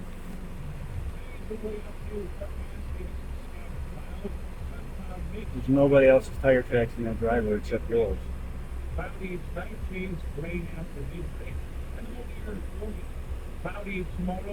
There's no mystery guy. None of them. That all went up in smoke when it collected this way.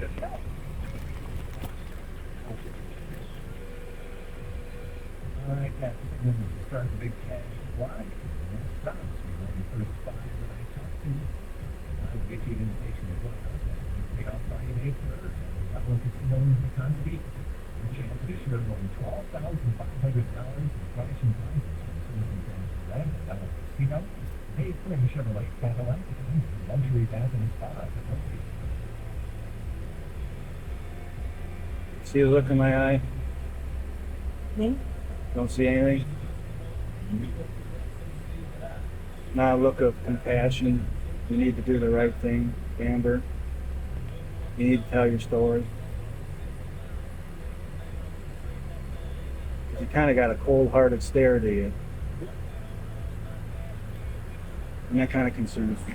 When people upset me, I tend to get that look on my face. You don't seem that upset. I upset you because I said you don't care for your children. I understand that. And whether or not you think I look upset, I do a pretty good job at not showing my feelings to people.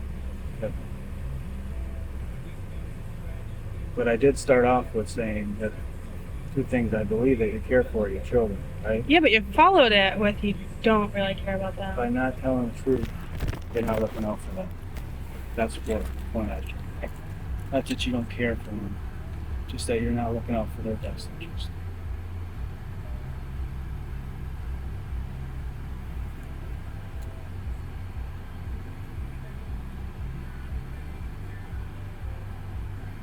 I'm not really sure what you want me to say to you.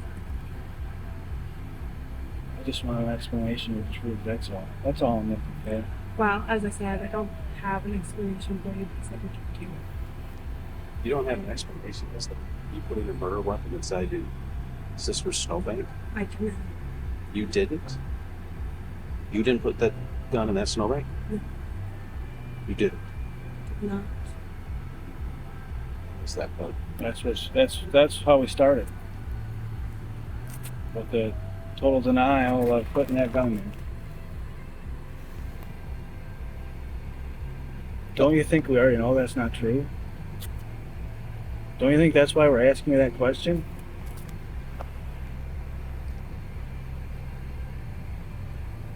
You've got yourself in a corner that there's no way you can lie yourself out of it at this point.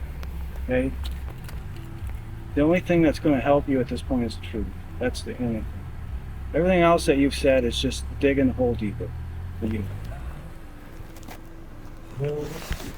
You're at a decision point. This is your crossroads right now. What are you going to do? Are you going to tell the truth?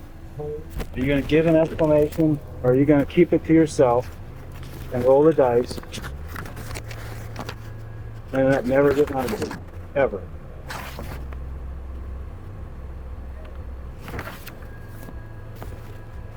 That's what you're faced with.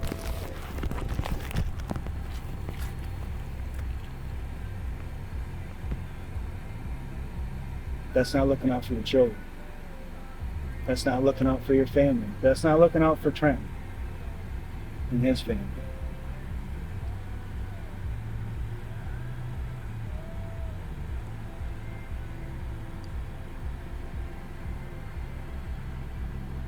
That's what I'm looking for.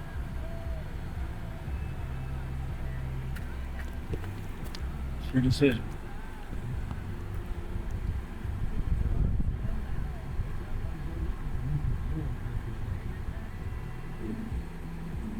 It's time to do the right thing, Amber. It is. Gotta do it now. This is your opportunity, okay? We can stare at each other all day, but the fact that you're not driving away, I think you want it. I think you, and truly deep down, you want to give us the one. I didn't know I was allowed to drive away. There's nobody holding you here.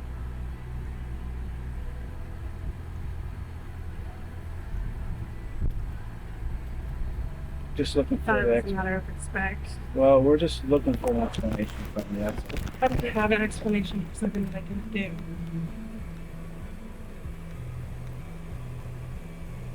Okay. And regardless of how many times you say it or apply it, my children and Trenton, my life revolved around them. And now it revolves around my 2 children.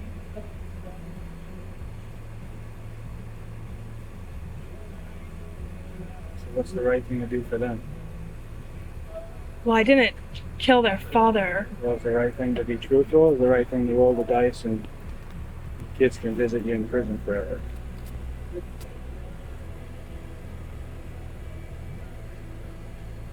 I'm serious. I'm not pulling punches with you here. I'm at all. not, I didn't I'm think being- that you were. I'm being directly honest with you and right up front. Because that's the result.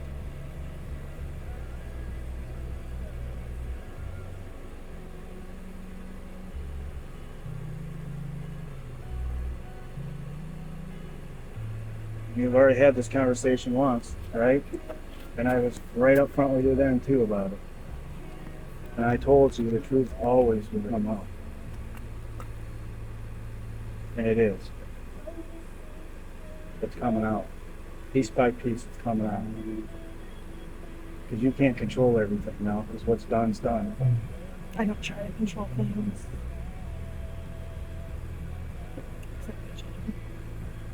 That you've seen them in action.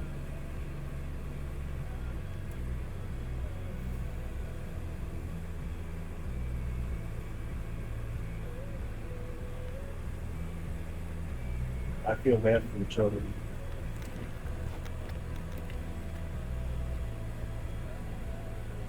Especially everything they've been through. It's not going to get any better from here on out.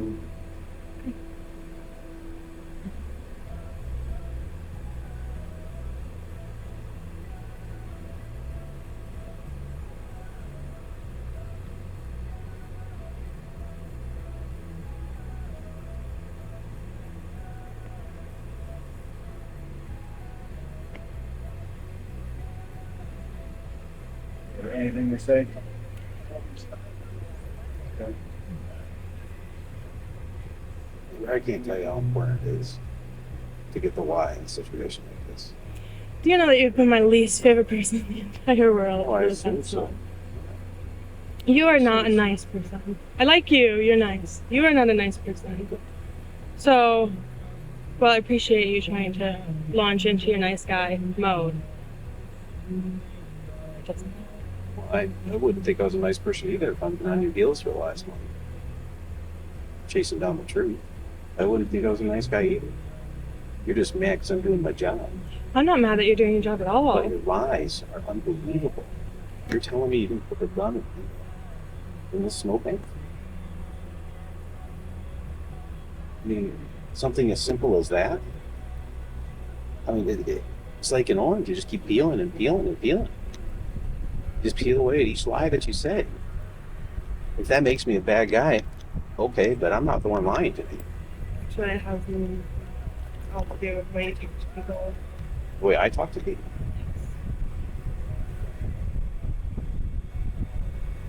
I don't care. I didn't think you did. I mean, I'm just saying, I don't. But, I mean, you owe it to your children. You owe it to the people. You owe it to your sister. You stuck a gun in her, a murder weapon, in her snowbank.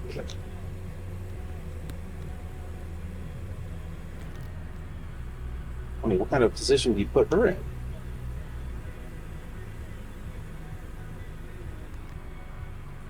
I mean, you drew her right into the middle of this. And she has nothing to do with it. Mike, who's done nothing to you.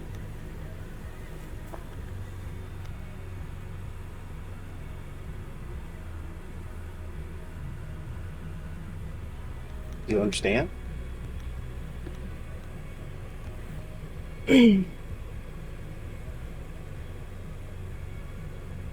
Sticking a murder weapon in the snowbank of her sister's house. You didn't do that? Thank God your sister was honest enough to call her up. Well, Otherwise, you honest enough to call you, really? Because let's see, the night that it happened, Mike took every gun he owns and went and stashed them after you guys showed up here. What's that gonna do with it? I don't say it has anything to do with you. I'm just saying, who does that? So what are you saying? Are you saying that your sister could be involved in this? I have no idea who could be involved in this.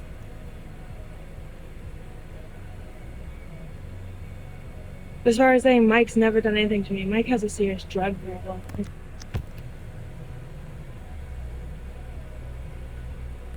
Okay. Doesn't take away the fact that a murder weapon's sitting in the snowbank of his house. No, it doesn't take away from that fact. Right.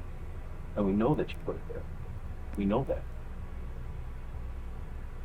Do you have a picture of me doing it? How do you think you know it? You guess. You guess. I have no idea. How do you think we know? I don't know. That's what I'm telling you, Amber. This is the kind of stuff we're gonna be telling a story for you. And it's gonna be that from your own mouth, from your own words, the lies you've already told. Okay? So, I'm pleading with you for your own good to do the right thing. Okay? Whether you like him or like me, it really doesn't matter, because we're not here to really make friends with you. We're here to get you to we're here to get you to do the right thing. Okay? I don't really make friends anyway. We just want you to do the right thing for your benefit and for the benefit of the whole. Okay? Not just thinking about ourself and consequences and everything goes along with that. But think about the bigger picture of what's the right thing to do in your heart. What is the right thing to do? If you're caught red-handed doing something, what's the right thing to do? Is it to continue to deny, even though all the facts say different? What's the right thing to do? Is there ever a time in your mind to tell the truth? Is there ever a time? When? No, we try to. We all try to. But there's times when we can't be honest because we're afraid of being honest. We're afraid of consequences. And we know you're in that time right now. But what we're trying to do is convince you that we know enough that this is the time for your benefit to tell the truth. Okay? We're trying to give you a little bit of information so that you will understand that we're not just shooting in the dark here. We know what we're focused on. Okay? And we know because of facts, not because of any fictitious theory or story that we decided that we're just going to make up and, oh gosh, it's going to end up at Amber's door. No, that's not how it works. We look at the big picture, and when things start making sense, they start focusing on the right person. And that's where we're at. We're at your door. We're standing here. We've been staring at each other for a half hour, 45 minutes now. Right? I'm telling you, I told you this a week or so ago, that we'd be back and the truth would present itself, and that's where we're at. I can't convince you of everything because I don't know all the answers at this point. I can only convince you of the things that I do know. Well, I can't convince you of anything. Well, you can't convince me of things that I know aren't true, okay? I can't be convinced of something in my mind that I already know based on the information I know is not true. You're right. You can't be convinced of that. And when you started out with you didn't know anything about the gun being in the driveway, I simply know that's not true. And I'm perfectly fine, to be honest with you, Amber, I'm perfectly fine with where this case is right now. And you never give me the lie. I feel bad for you because you're never going to have your story told. But quite frankly, as an investigator, I'm very comfortable with it.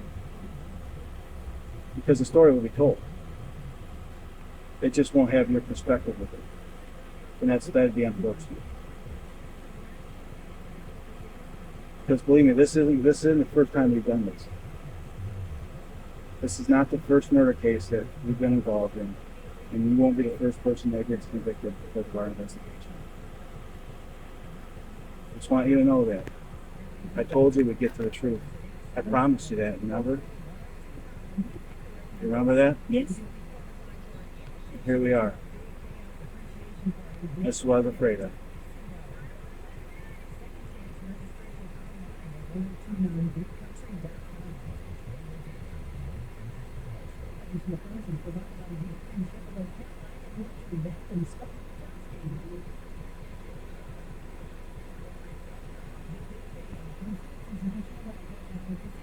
You gotta have the lie for your benefit, not for mine, for you.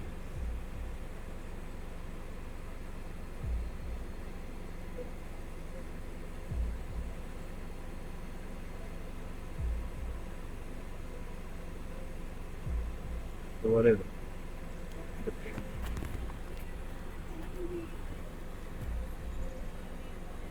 Okay, well, that's your decision.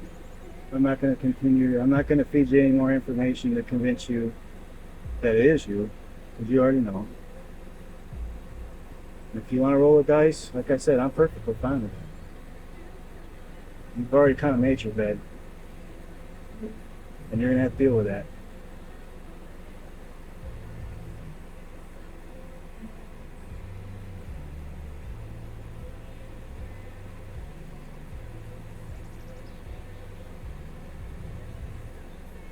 And the truth's going to be told. The truth's going to be that you shot your fiancé in bed while he was sleeping with a rifle that you put in your sister's driveway.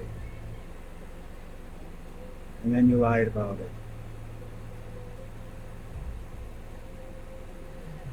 Not only that, but you lied about a bunch of other stuff that's going to all come out. And you know, it's going to make you look like this cold-blooded killer that thinks about nothing except himself. But I know deep down in there's some explanation for this. Whether it justifies anything or not, I don't know, but there's some explanation.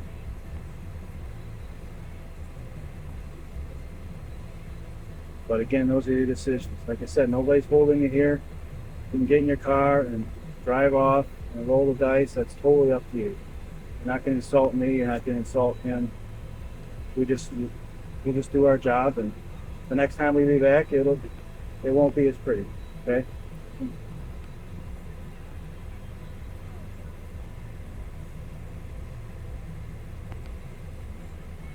Well, I mean, that's all I got to say. Unless you got something more. Okay. Just don't ever say I didn't give you this opportunity. You've got me.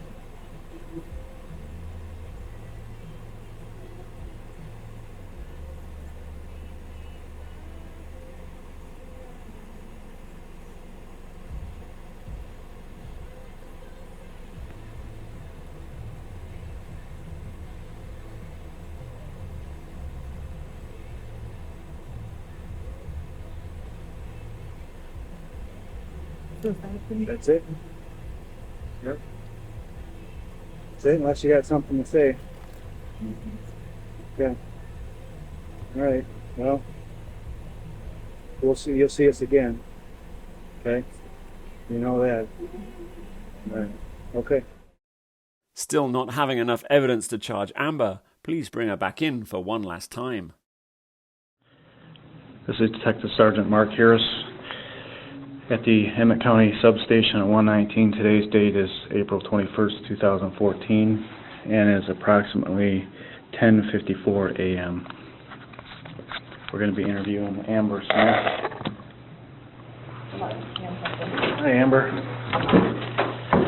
How are you? All right. I'm here. You're here? Again. Hey, I appreciate you coming in. The main thing for me is the Facebook. So you gave me that Facebook post that said that she did information to the case or something. It was actually for her husband. Okay, I don't know who her husband is.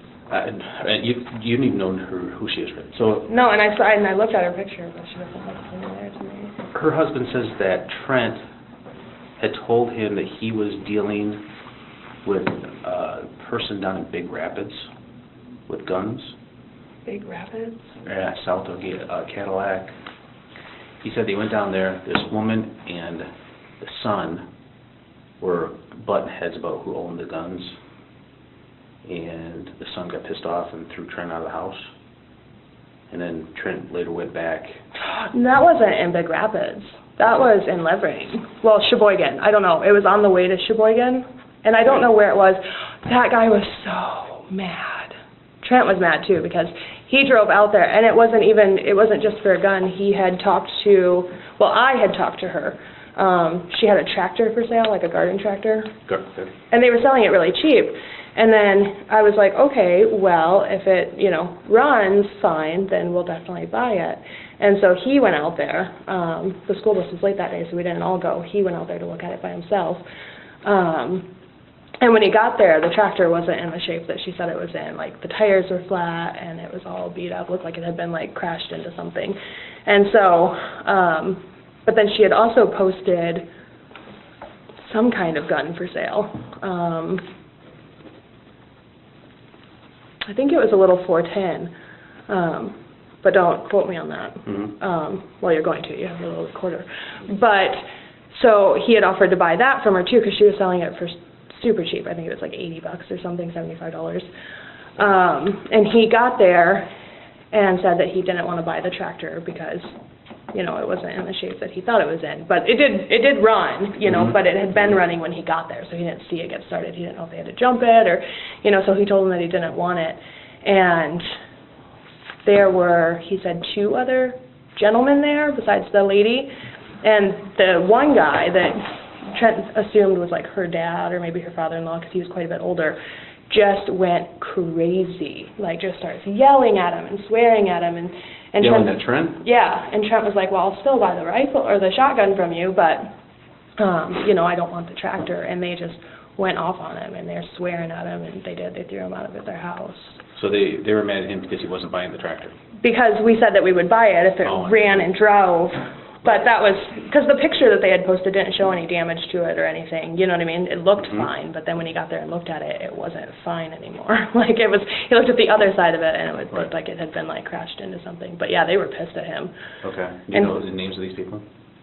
I have no idea. I know they blocked us on Facebook, so we couldn't even see their post. Okay.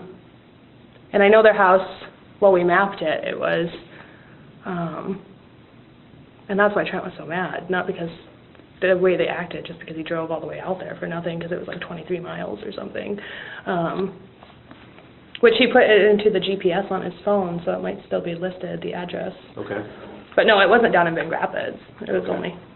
Do you know of any place down in Big Rapids? Because I guess, he was adamant that Trent had said Big Rapids, but can you think of any? I know we had talked about going down in that area to pick up a pig, but just the meat, not right. a live pig, because they have a big meat sale every year. But I don't even think we've ever been to Big Rapids. I'm trying to think of where Big Rapids is, south of Cadillac. We've driven through there on our way home, but I don't know anybody that he was dealing with. But yeah, the people that threw him out of his house, they lived just on the way to Sheboygan, and it was off a side road that I don't know where it was, but Oh, okay. I know we mapped it out just so he didn't get lost on the way there. Okay. And how long ago was that?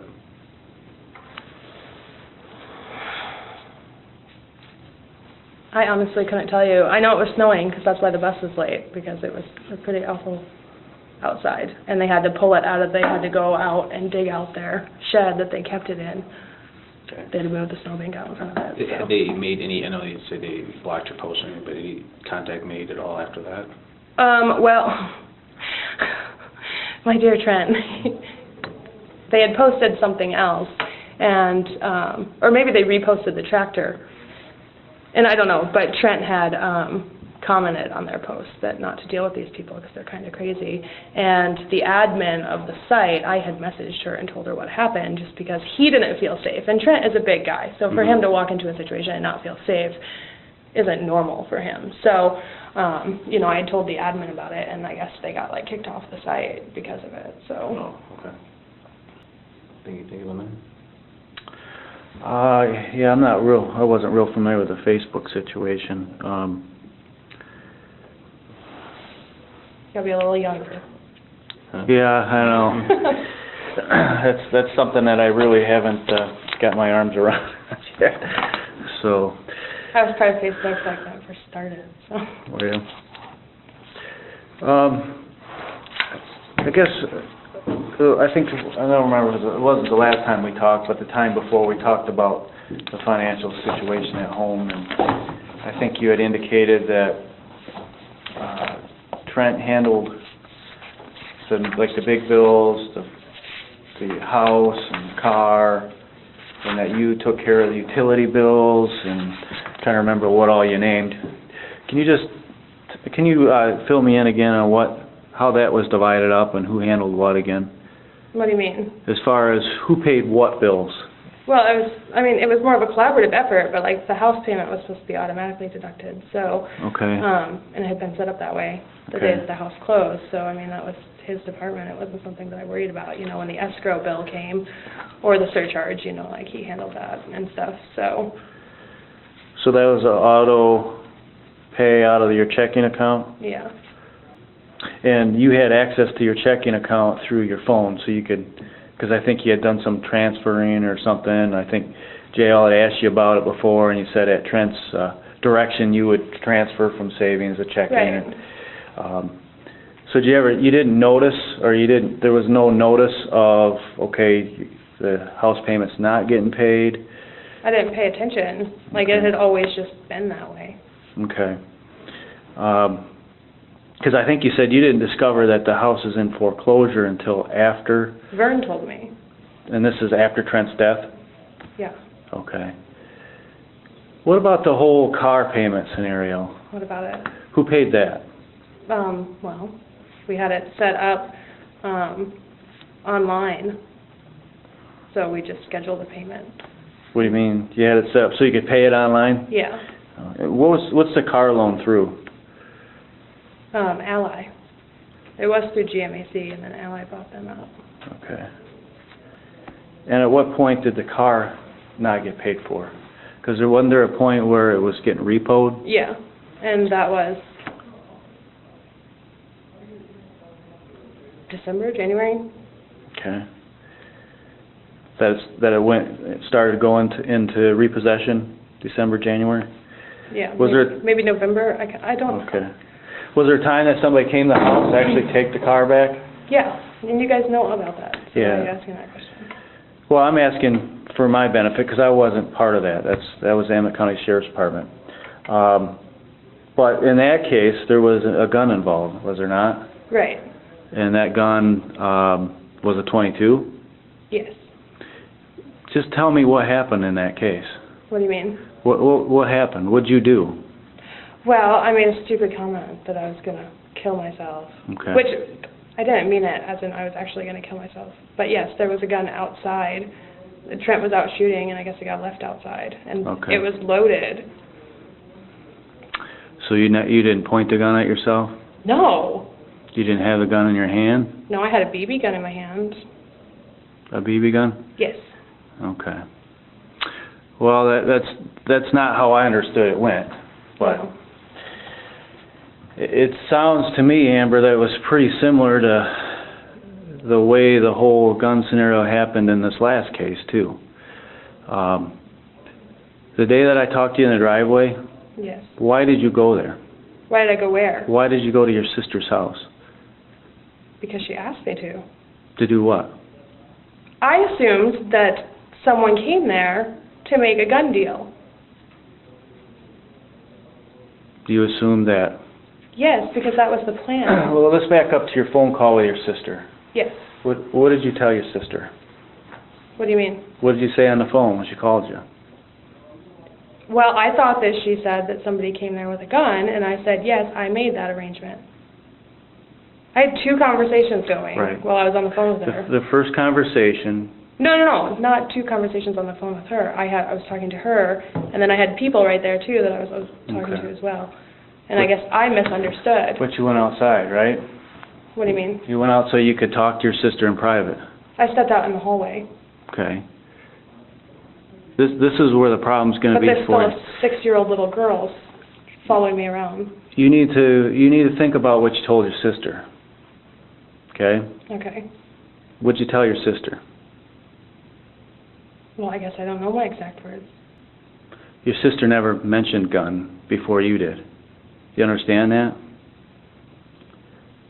No.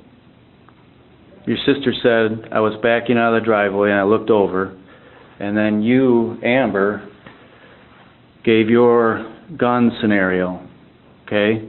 And that gun scenario was that you purchased a gun for your protection and put it in the snowbank the day before. You remember that? I didn't realize that she said snowbank. She didn't say snowbank. You said snowbank. I did? You said snowbank. Huh. And then on top of it, we're sitting in the house and watched you come into the driveway, and by the way, videotaped it. Okay? So we know where the gun was.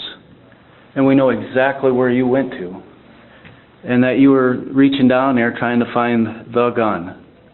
And it's not just any gun, it's the gun. It's the murder weapon. Okay. Okay? And we know that now.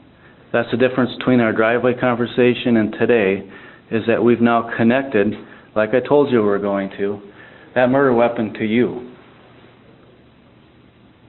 So is there more? Yeah, there's going to be more. Why were you there that day? Because my sister asked me to come. To come do what? I don't know, she asked me to come. She told you to come get the gun out of the snowbank. Didn't she not? Isn't that why you were there? I can play the tape. Isn't that why you're there, Amber? To get the gun out of the snowbank, right? Not out of the snowbank, no. Out of where? I don't know where. I assumed she was going to be there. You didn't even go to the door first. You went right to the gun. Yes, I did. I walked right up to the door. You were sitting right there. And I looked at Mike's van as well. We videotaped it, okay? And you saw me open the van doors. Well, I didn't see it. I didn't see you open any van doors. I'm not saying that you didn't. My recollection is that you walked from the car to where you thought the gun was. And you could see where the gun was because you could see the mark in the snow. And that's exactly where you dug around with your hands. This is a problem, Amber. You want us to resolve this situation, but we can't resolve it without an answer to that question. And you have that answer.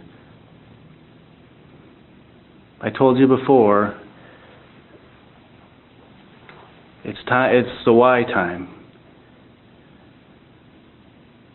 It's not if, it's why. I think Trent deserves your explanation. Okay, so when I asked you if this was for me to actually answer your Facebook question or for you guys just to... But isn't this information you want to know? About what? About that's the murder weapon? Well, you said that it was. Yes, it is. Don't you want to know that? Know what?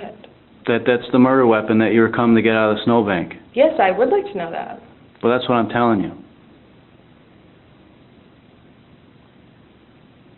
But you still haven't given an explanation for why you put it in the snowbank. I didn't. But you did.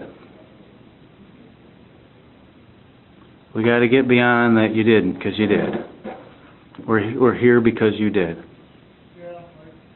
Well, we're not going to get beyond that. Why? Because I didn't. So you don't feel like you owe anybody an explanation? No, I don't. You lied about the murder weapon. You realize that. You lied. On tape, lied. On tape, lied about what you did when you got out to the house. And then you made up another lie when your sister called you again. Why are you lying about the murder weapon, Amber? I'm not. You are. Okay. You are lying. Who does that?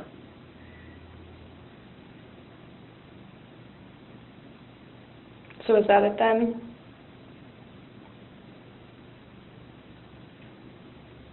This Yeah. whole situation saddens me, keeping me up at night, because your kids, Trent's family, everybody's going to go through life without an explanation as to what happened.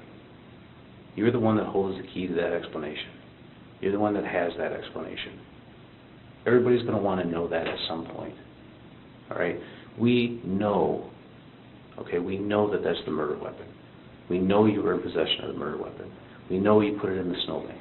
Those are things we absolutely know. So then why do you ask different questions?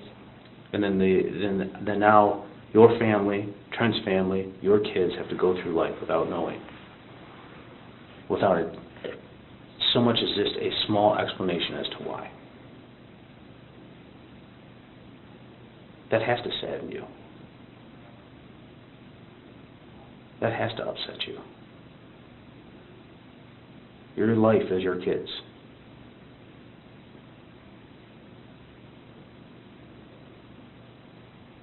That's it. And you hold the key. You hold the explanation as to why.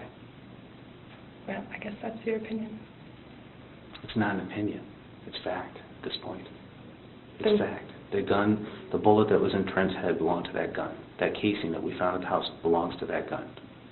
You were in possession of that gun. You took a picture on your phone of that gun. And you hid the gun in the snowbank. It doesn't get any more clear than that. None. It doesn't get any more clear than that. But as your kids go through life, as Trent's family goes through life, there are going to be many sleepless nights for them as well. Oh, Because they I just don't sleep know. like a rock. Because they don't know. You do. No, They don't. I don't. I'm sorry. You owe it to a lot of people, including yourself, to explain what happened. Including yourself. That's a 10,000-pound weight that must be lifted from your chest for you to even function in life.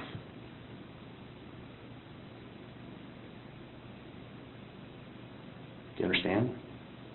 I understand your opinion. There's not an opinion at this point. I'm telling you. The fact is the fact.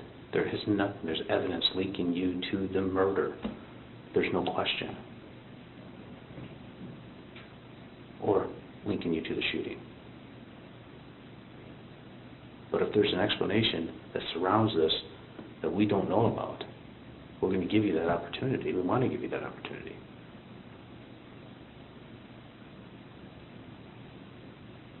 Is it, like I said before, is it something that's been building for a long time, or is it a spur-of-the-moment decision? I don't know. I don't live with you. Mark doesn't live with you. We don't know what was transpired in your guys' relationship. Well, last time we talked, you did know. Remember, he was going to take my kids. Well, I gave you an opinion or a possible motive.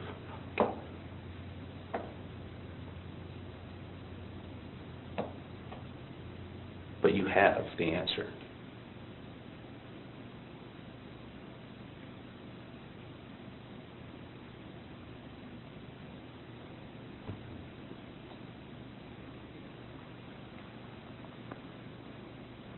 When did you take this picture?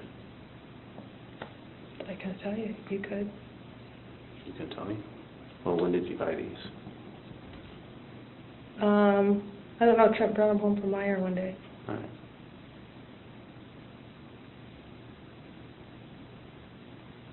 They were on clearance.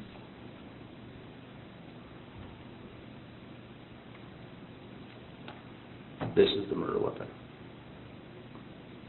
This murder weapon was in your hands the night or morning that Trent was murdered. This murder weapon was put into a snowbank the morning Trent was murdered. The slug from Trent's head belongs to this gun. The casing found on the floor belongs to this gun, without question. You admit to Amy that you put the gun in the snowbank.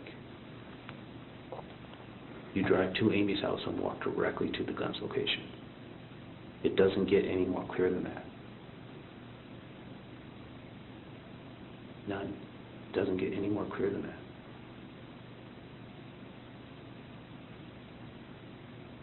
You need to explain that away. You need to have your kids and family go through life knowing what truly happened.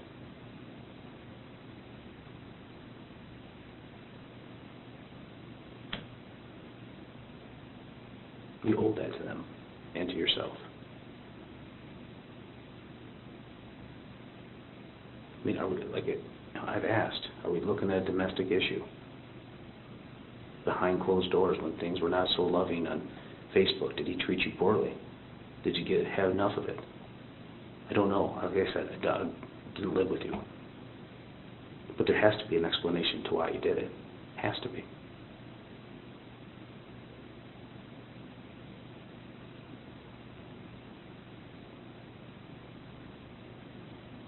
Do you understand? I don't have an explanation for something I didn't do. That's not the case. We're done with that. We're way beyond that. We are. I'm sorry. We are. We're way beyond that. Is it true, Amber, that you're trying to hook up with other men? Once, yes. Is it true that he was contemplating leaving you? Who? Trent? Not to my knowledge. Is it still true that you never loaded that weapon? Did I what? That you did not load that weapon? No, I didn't load that weapon. So any DNA on any of those things is not going to be you, right? You would know one way or the other. You took my DNA. Well, we'll know. We don't have those answers yet, but we'll know. But this is how this has gone so far from start to finish. Is we don't get an explanation. You tell us a story. The story's false. And we prove that it is false. Okay? And it's probably going to happen with the ammunition, too. And the hole just gets deeper for you. We keep coming back to you because we think there's an explanation that you need to give. That's why we both sound like broken records, because it's true. You need to give the explanation, whatever the reason is. If you're going to justify it, probably not. But at least it's an explanation from you. I think you owe it to your family. I think you owe it to yourself, and especially owe it to Trent.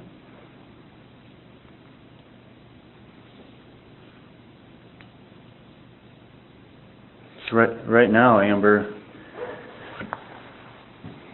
you're just a cold-blooded killer. That's what you are. Who shot her fiancé in his sleep. Never saw it coming. Is that who you are? No.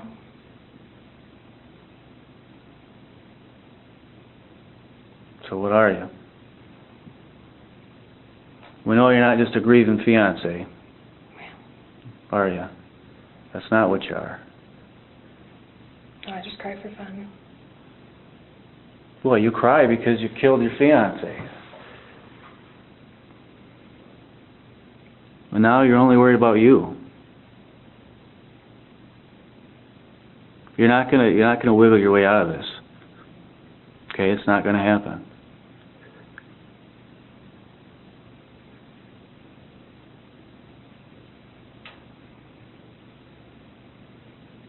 I think you owe Trent an apology.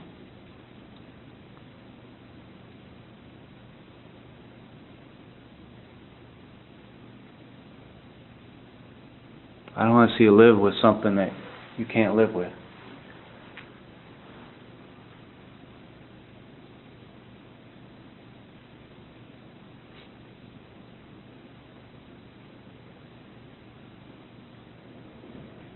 Are you a religious person?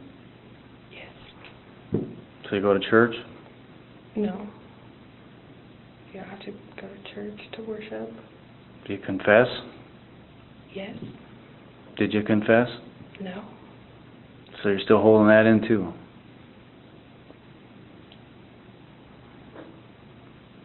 It's a lot to live with. We want to make sure that your boys are taken care of too. Yes, I know. You send CPS to my house every time you talk. Well, we want to make sure your boys are taken care of. Whether you agree with what we do or not, we want to make sure your boys are taken care of. And the way to do that right now is to start explaining. So that we Speaking can... of which, and not to change the subject, but there was a life insurance policy. I got the paperwork in the mail, just so you know. Okay. From who? From Coca-Cola. It's through MetLife. Who's the beneficiary? Carson. They hold it in an account until he's 18. How much is it? I don't know. It doesn't say on the paperwork. So I was just telling you. Okay. Because I told you in the beginning that I thought it was just if he got hurt at work. Right.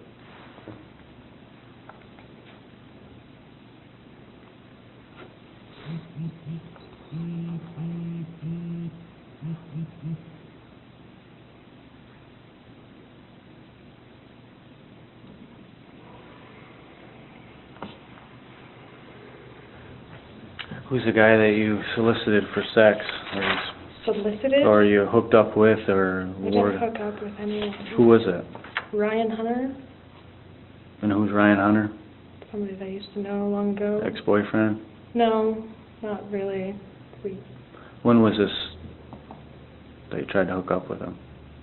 Well, JL says it was 6-8 months ago, but it was a lot longer ago than that. Well, when was it? I can't tell you exactly. Was there anybody else? No. Nobody else? No. I have your text messages talking about meeting up with him. With who? Meeting up with him. Hoping you guys would meet. Can we meet again? Who's Very him? flirtatious. I don't know who him is. We're not at liberty to give you all the names that we have. But I'm just telling you that that is the case.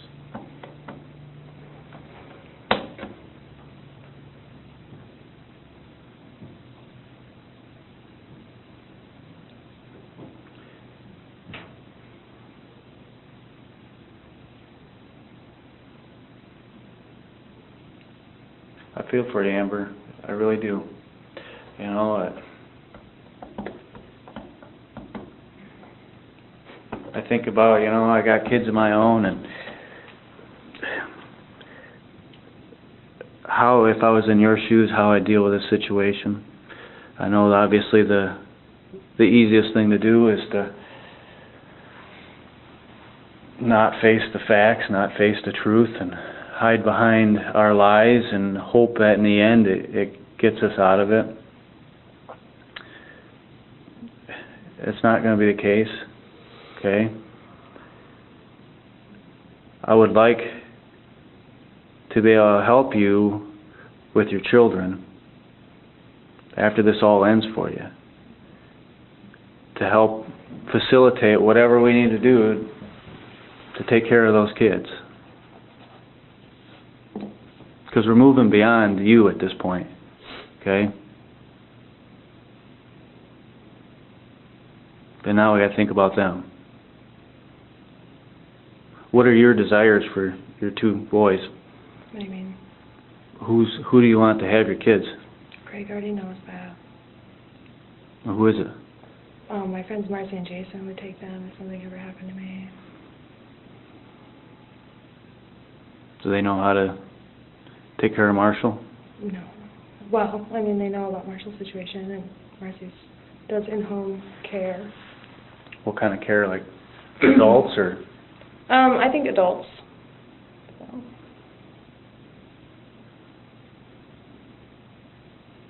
But her daughter has heart problems. Well, I'm not sure that, I don't know. I guess that's something that CPS will be looking at. but you can express your desires to them, and obviously you have. You said you did to Greg. Craig. Or Craig.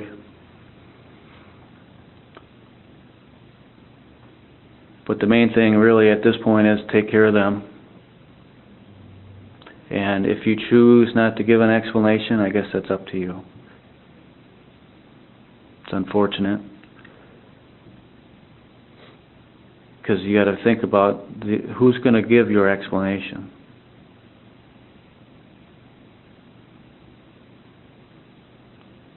It's going to be him and I. By the facts of the case and by the words of your mouth. That's what the explanation will be. And if you're okay with that, I'm okay with that. But it's not going to be you're a victim of domestic violence, sexual abuse, mental anguish, lack of love, that he was an awful father, beat your children. That's not going to be the explanation. It's going to be that you shot him while he's sleeping. Is that the explanation you want? I guess you could say what you want. Well, and so can you. But what I say doesn't matter. It does matter. It matters a lot. That's why we keep giving you this opportunity. The world's going to come crashing down on you. It's coming. Who's going to help you? I wasn't aware I needed help. Well, you're going to need some help. Who's going to help you? Any of your family member going to support you through this? They're going to help you at all? Help me do what? Defend yourself. Do you have anybody in your corner? I don't know. You don't know that either? Sisters? My family isn't really super close. Well, I don't think Amy's going to help you. Because you convinced her of a lot of things too. And that was from you. That was you doing the convincing, not either one of us. You put her in a really shitty position.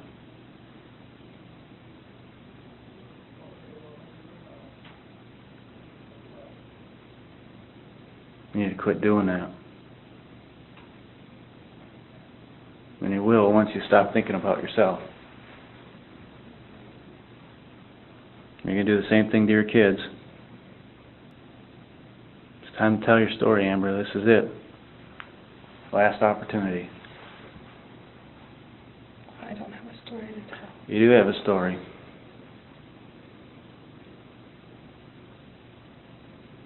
Because the one you've told so far doesn't make any sense. Doesn't add up to the facts, doesn't add up to what you've already said. The story about the fictitious friend coming over and shooting a gun with him, obviously that didn't happen.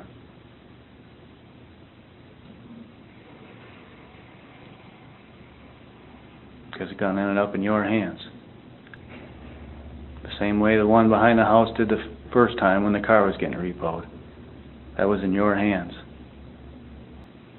The tow truck driver certainly knew what he saw, and it was not a BB gun.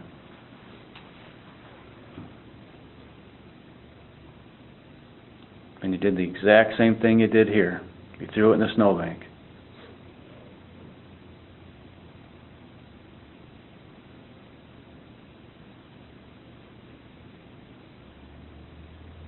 It's interesting that I believe it had 3 rounds in it that time, too. What kind of story is that going to tell? Not a pretty one. Amber, why did you shoot Trent that night? I didn't. We're beyond that. Why did you shoot Trent that night? I didn't. It's not going to happen. That's not going to happen. Like I said, we're way beyond that. Why? I didn't. Every single day of your kid's life is going to be asking why. Every single day. I'm asking why.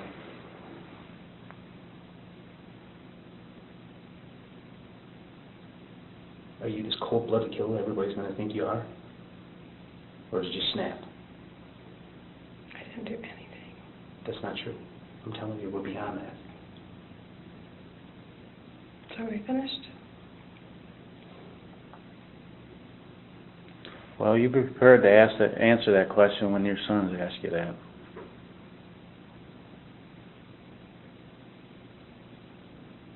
Because they're going to ask you that question. You're going to have to answer them. You're not going to get out of it. You know from past interviews, okay? You know from past interviews, when you voluntarily come in here, you can leave at any time. You know that.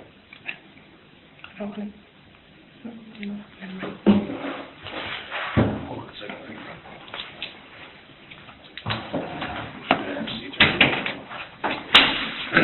I'll be right back. You said that I was voluntary. I said, have a seat there. Be right back. Yes, ma'am. Allowed to leave. Is Ronald back there?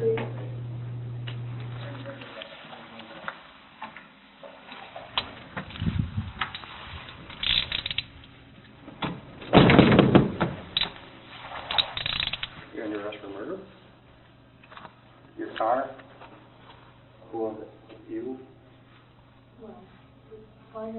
Look that way. A simple auto? Yes.